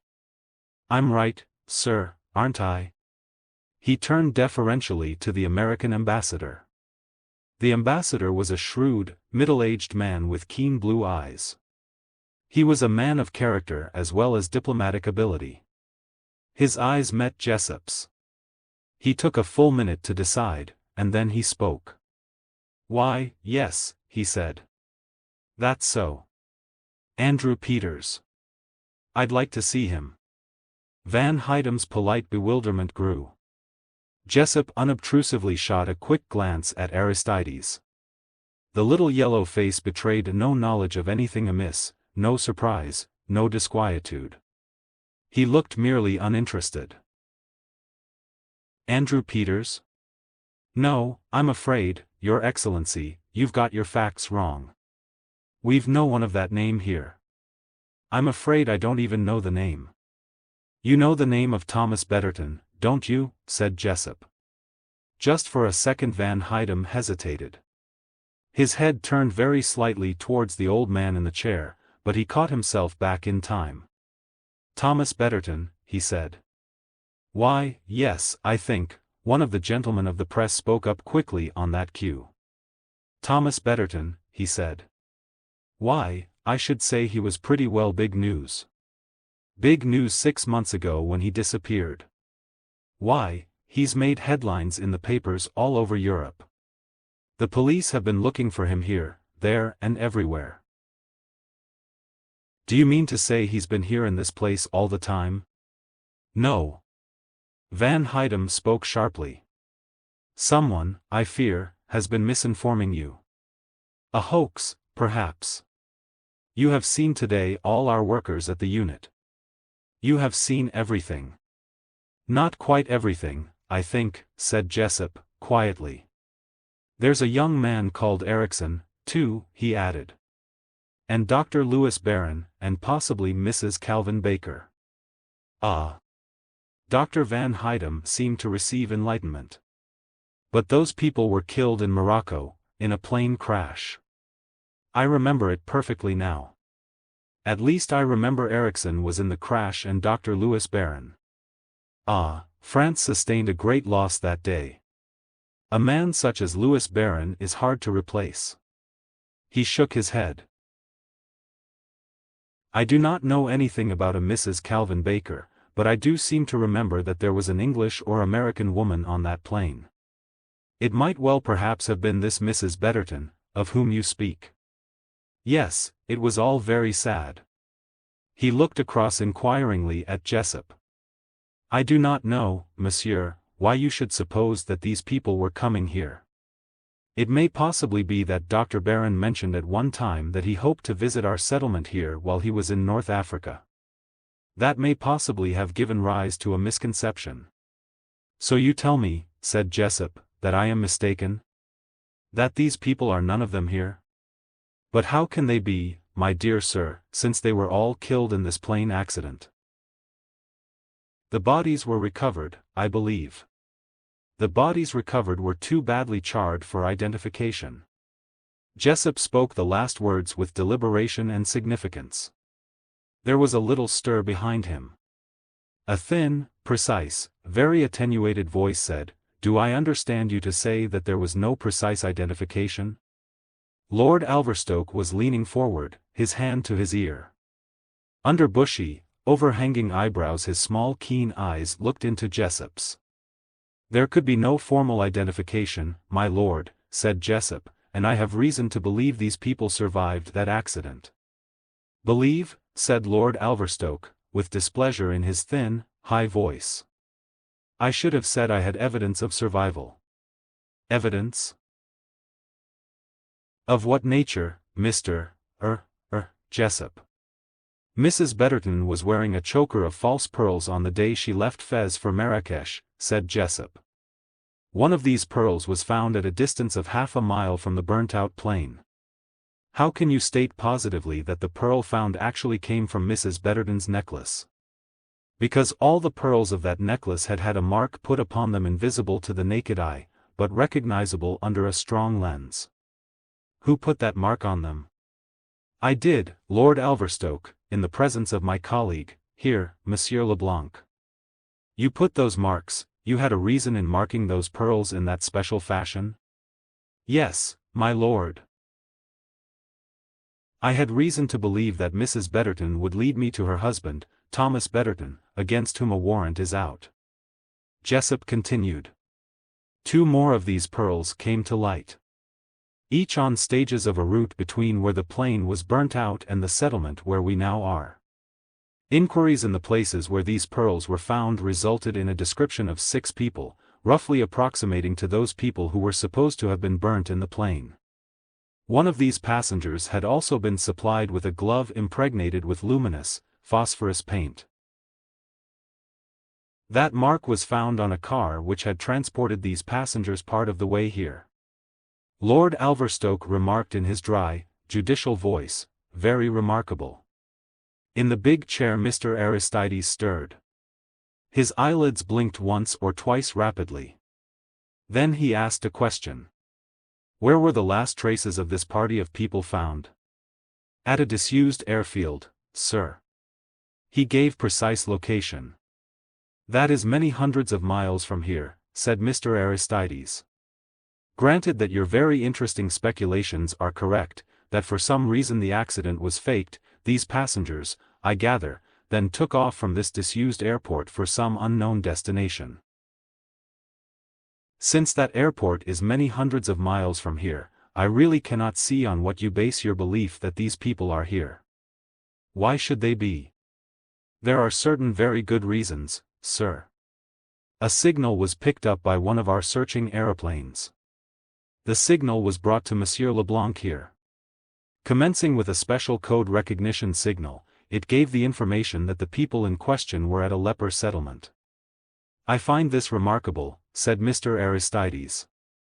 Very remarkable. But it seems to me that there is no doubt that an attempt has been made to mislead you. These people are not here. He spoke with a quiet, definite decision. You are at perfect liberty to search the settlement if you like. I doubt if we should find anything, sir, said Jessup. Not, that is, by a superficial search, although, he added deliberately, I am aware of the area at which the search should begin. Indeed. And where is that? In the fourth corridor from the second laboratory, turning to the left at the end of the passage there. There was an abrupt movement from Dr. Van Hydem. 2 glasses crashed from the table to the floor. Jessup looked at him, smiling. You see, doctor, he said, we are well informed. Van Hydem said sharply, it's preposterous. Absolutely preposterous. You are suggesting that we are detaining people here against their will. I deny that categorically. The minister said uncomfortably, we seem to have arrived at an impasse. Mr. Aristides said gently, it has been an interesting theory. But it is only a theory. He glanced at his watch. You will excuse me, gentlemen, if I suggest that you should leave now. You have a long drive back to the airport, and there will be alarm felt if your plane is overdue. Both Leblanc and Jessup realized that it had come now to the showdown. Aristides was exerting all the force of his considerable personality. He was daring these men to oppose his will. If they persisted, it meant that they were willing to come out into the open against him. The minister, as per his instructions, was anxious to capitulate. The chief of police was anxious only to be agreeable to the minister. The American ambassador was not satisfied, but he, too, would hesitate for diplomatic reasons to insist. The British consul would have to fall in with the other two. The journalists, Aristides considered the journalists could be attended to. Their price might come high, but he was of the opinion that they could be bought. And if they could not be bought, well, there were other ways. As for Jessup and Leblanc, they knew. That was clear, but they could not act without authority. His eyes went on and met the eyes of a man as old as himself, cold, legal eyes. This man, he knew, could not be bought. But after all. His thoughts were interrupted by the sound of that cold, clear, far-away little voice. I am of the opinion, said the voice, that we should not unduly hurry our departure. For there is a case here that it seems to me would bear further inquiry. Grave allegations have been made and should not, I consider, be allowed to drop. In fairness, every opportunity should be given to rebut them. The onus of proof, said Mr. Aristides, is on you. He made a graceful gesture towards the company. A preposterous accusation has been made, unsupported by any evidence. Not unsupported. Dr. Van Hydem swung round in surprise. One of the Moroccan servants had stepped forward. He was a fine figure of a man in white embroidered robes with a white turban surrounding his head, his face gleamed black and oily. What caused the entire company to gaze at him in speechless astonishment was the fact that from his full, rather negroid lips a voice of purely transatlantic origin was proceeding. Not unsupported, that voice said, you can take my evidence here and now. These gentlemen have denied that Andrew Peters, Torquil Erickson, Mr. and Mrs. Betterton and Dr. Lewis Barron are here. That's false. They're all here, and I speak for them. He took a step forward towards the American ambassador. You may find me a bit difficult to recognize at the moment, sir, he said, but I am Andrew Peters. A very faint, sibilant hiss issued from Aristides' lips, then he settled back in his chair, his face impassive once more. There's a whole crowd of people hidden away here, said Peters. There's Schwartz of Munich, there's Helga Needheim, there are Jeffries and Davidson, the English scientists, there's Paul Wade from the USA, there are the Italians, Riccoschetti and Bianco, there's Murchison. They're all right here in this building. There's a system of closing bulkheads that's quite impossible to detect by the naked eye. There's a whole network of secret laboratories cut right down into the rock. God bless my soul, ejaculated the American ambassador. He looked searchingly at the dignified African figure, and then he began to laugh. I wouldn't say I'd recognize you even now, he said. That's the injection of paraffin in the lips, sir, to say nothing of black pigment. If you're Peters, what's the number you go under in the FBI? 813471, sir. Right, said the ambassador, and the initials of your other name? BAPG, sir. The ambassador nodded. This man is Peters, he said. He looked towards the minister. The minister hesitated, then cleared his throat. You claim, he demanded of Peters, that people are being detained here against their will? Some are here willingly, Excellence, and some are not. In that case, said the minister, statements must be taken. Yes, yes, statements must certainly be taken. He looked at the prefect of police. The latter stepped forward. Just a moment, please. Mr. Aristides raised a hand. It would seem, he said, in a gentle, precise voice, that my confidence here has been greatly abused. His cold glance went from Van Hydem to the director and there was implacable command in it. As to what you have permitted yourselves to do, gentlemen, in your enthusiasm for science, I am not as yet quite clear. My endowment of this place was purely in the interests of research. I have taken no part in the practical application of its policy. I would advise you, Monsieur le Directeur, if this accusation is borne out by facts, to produce immediately those people who are suspected of being detained here unlawfully. But, monsieur, it is impossible. It will be, any experiment of that kind, said Mr. Aristides, is at an end. His calm, financier's gaze swept over his guests. I need hardly assure you, messrs, he said, that if anything illegal is going on here, it has been no concern of mine.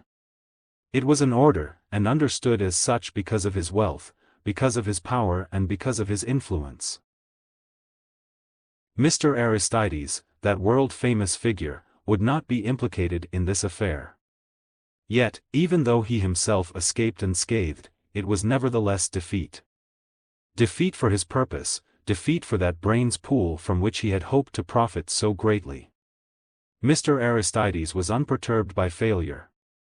It had happened to him occasionally, in the course of his career. He had always accepted it philosophically and gone on to the next coup. He made an oriental gesture of his hand.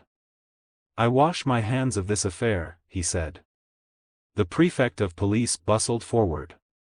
He had had his cue now, he knew what his instructions were and he was prepared to go ahead with the full force of his official position. I want no obstructions, he said. It is my duty to investigate fully. His face very pale, Van Hydem stepped forward.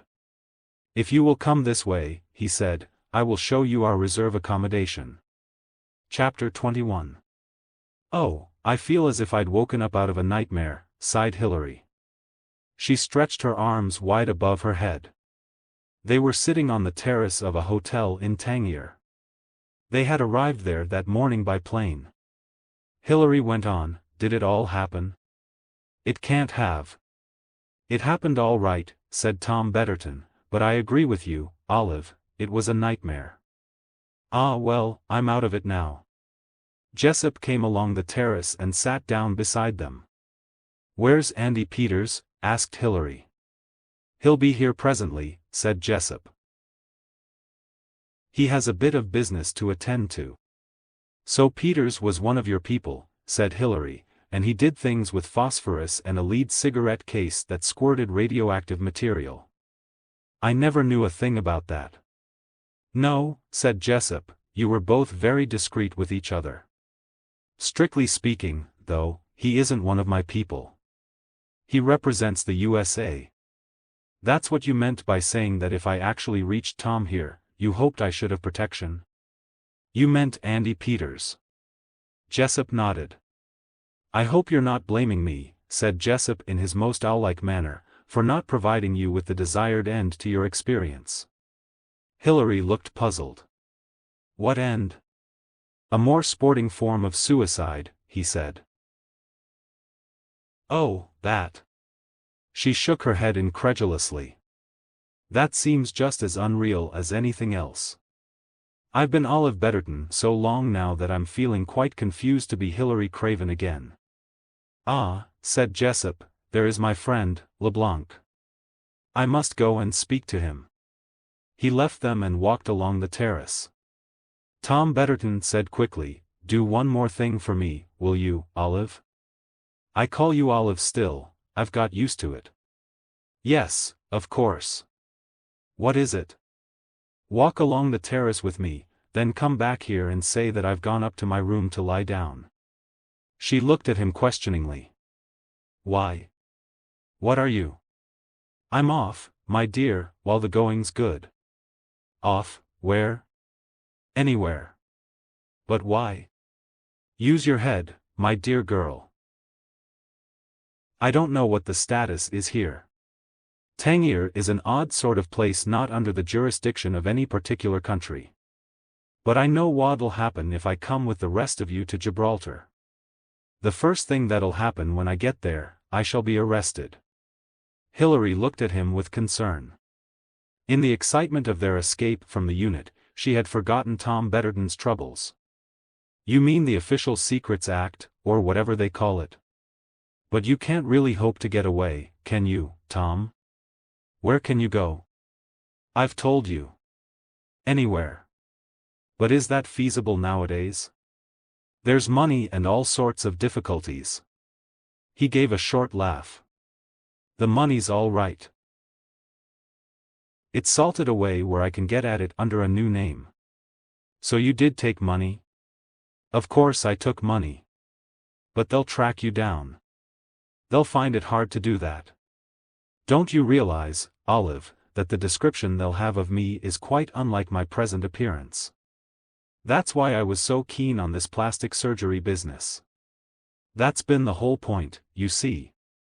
To get away from England, bank some money, have my appearance altered in such a way that I'm safe for life. Hilary looked at him doubtfully. You're wrong, she said. I'm sure you're wrong. It'd be far better to go back and face the music. After all, it's not wartime. You'd only get a short term of imprisonment, I expect. What's the good of being hounded for the rest of your life?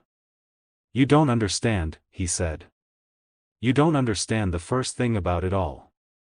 Come on, let's get going. There's no time to lose. But how are you going to get away from Tangier? I'll manage. Don't you worry. She got up from her seat and walked with him slowly along the terrace. She felt curiously inadequate and tongue-tied. She had fulfilled her obligations to Jessup and also to the dead woman, Olive Betterton. Now there was no more to do. She and Tom Betterton had shared weeks of the closest association, and yet she felt they were still strangers to each other. No bond of fellowship or friendship had grown up between them. They reached the end of the terrace. There was a small side door there through the wall which led out onto a narrow road which curved down the hill to the port. I shall slip out this way, Betterton said, nobody's watching. So long.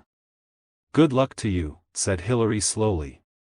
She stood there watching Betterton as he went to the door and turned its handle. As the door opened, he stepped back a pace and stopped. 3 men stood in the doorway. 2 of them entered and came towards him. The first spoke formally. Thomas Betterton, I have here a warrant for your arrest. You will be held here in custody whilst extradition proceedings are taken. Betterton turned sharply, but the other man had moved quickly round the other side of him. Instead, he turned back with a laugh. It's quite all right, he said, except that I'm not Thomas Betterton. The third man moved in through the doorway, came to stand by the side of the other 2. Oh yes, you are, he said. You're Thomas Betterton. Betterton laughed. What you mean is that for the last month you've been living with me and hearing me called Thomas Betterton and hearing me call myself Thomas Betterton. The point is that I'm not Thomas Betterton. I met Betterton in Paris. I came on and took his place. Ask this lady if you don't believe me, he said. She came to join me, pretending to be my wife, and I recognized her as my wife. I did, didn't I? Hilary nodded her head. That, said Betterton, was because, not being Thomas Betterton, naturally I didn't know Thomas Betterton's wife from Adam. I thought she was Thomas Betterton's wife. Afterwards I had to think up some sort of explanation that would satisfy her. But that's the truth. So that's why you pretended to know me, cried Hilary. When you told me to play up, to keep up the deception. Betterton laughed again, confidently. I'm not Betterton, he said. Look at any photograph of Betterton and you'll see I'm speaking the truth. Peters stepped forward. His voice when he spoke was totally unlike the voice of the Peters that Hilary had known so well. It was quiet and implacable. I've seen photographs of Betterton, he said, and I agree I wouldn't have recognized you as the man. But you are Thomas Betterton all the same, and I'll prove it. He seized Betterton with a sudden strong grasp and tore off his jacket. If you're Thomas Betterton, he said, you've got a scar in the shape of a Z in the crook of your right elbow. As he spoke he ripped up the shirt and bent back Betterton's arm. There you are, he said, pointing triumphantly.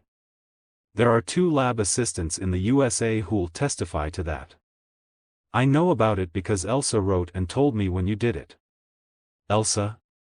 Betterton stared at him. He began to shake nervously. Elsa? What about Elsa? Ask what the charge is against you. The police official stepped forward once more. The charge, he said, is murder in the 1st degree. Murder of your wife, Elsa Betterton. Chapter 22. I'm sorry, Olive. You've got to believe I'm sorry. About you, I mean. For your sake I'd have given him one chance.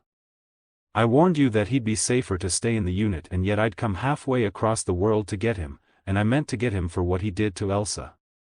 I don't understand. I don't understand anything. Who are you?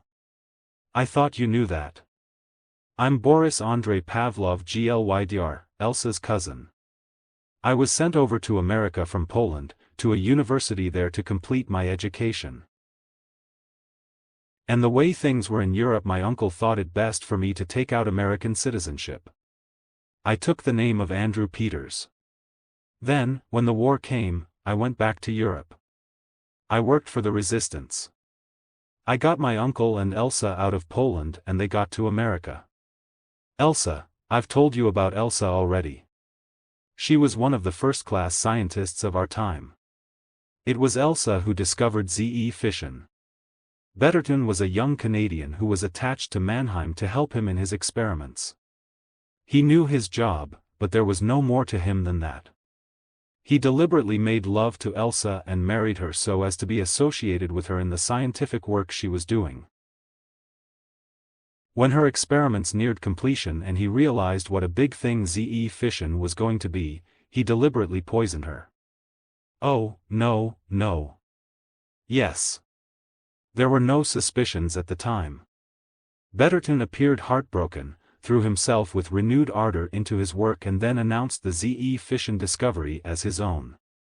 It brought him what he wanted: fame and the recognition of being a first-class scientist. He thought it prudent after that to leave America and come to England. He went to Harwell and worked there. I was tied up in Europe for some time after the war ended. Since I had a good knowledge of German, Russian and Polish, I could do very useful work there. The letter that Elsa had written to me before she died disquieted me. The illness from which she was suffering and from which she died seemed to me mysterious and unaccounted for. When at last I got back to the USA, I started instituting inquiries. We won't go into it all, but I found what I was looking for. Enough, that is, to apply for an order for exhumation of the body. There was a young fellow in the district attorney's office who had been a great friend of Betterton. He was going over on a trip to Europe about that time, and I think that he visited Betterton and in the course of his visit mentioned the exhumation. Betterton got the wind up.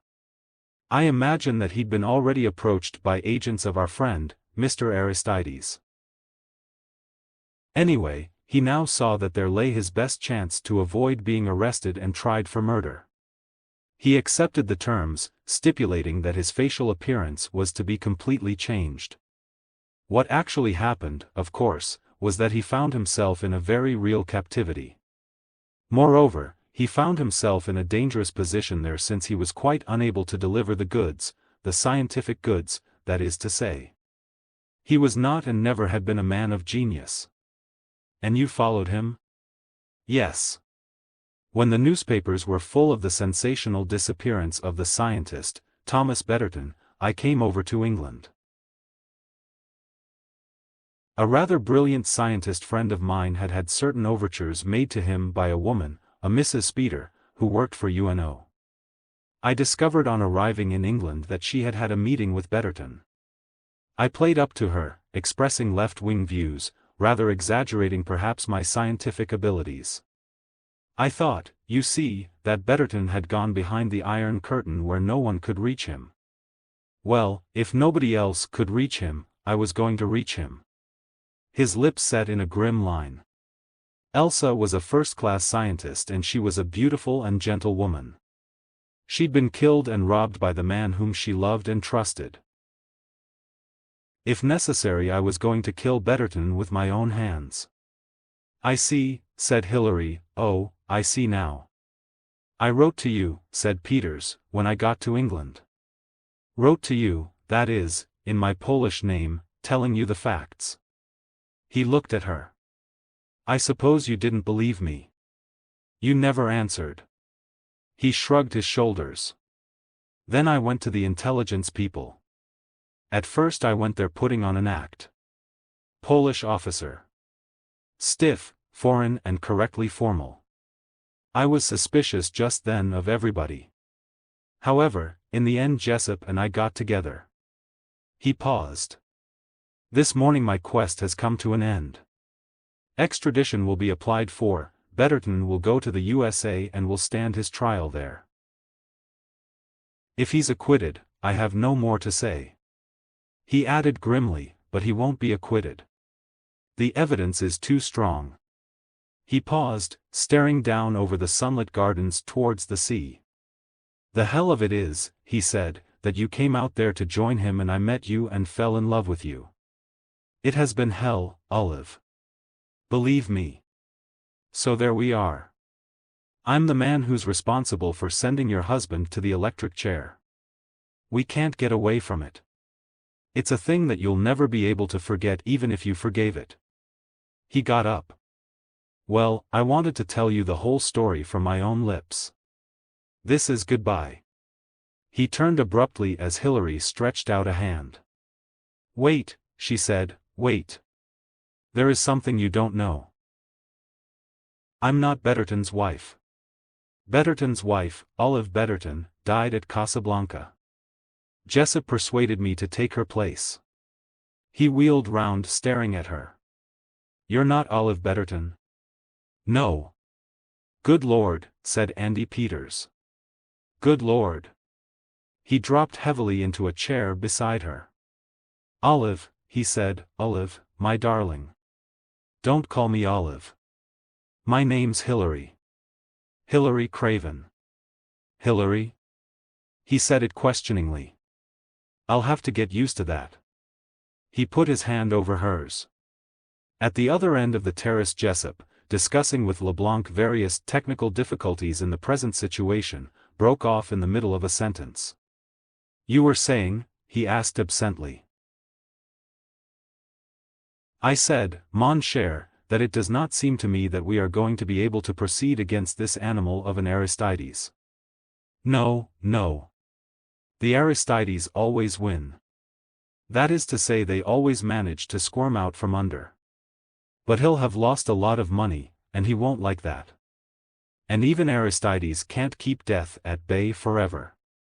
I should say he'll be coming up before the Supreme Justice before very long, from the look of him. What was it attracting your attention, my friend?" "Those two," said Jessup. "I sent Hilary Craven off on a journey to a destination unknown, but it seems to me that her journey's end is the usual one after all." LeBlanc looked puzzled for a moment, then he said, "Aha. Yes. You're Shakespeare. You Frenchmen are so well read," said Jessup. The end. Thank you for listening. Please like, share, and subscribe.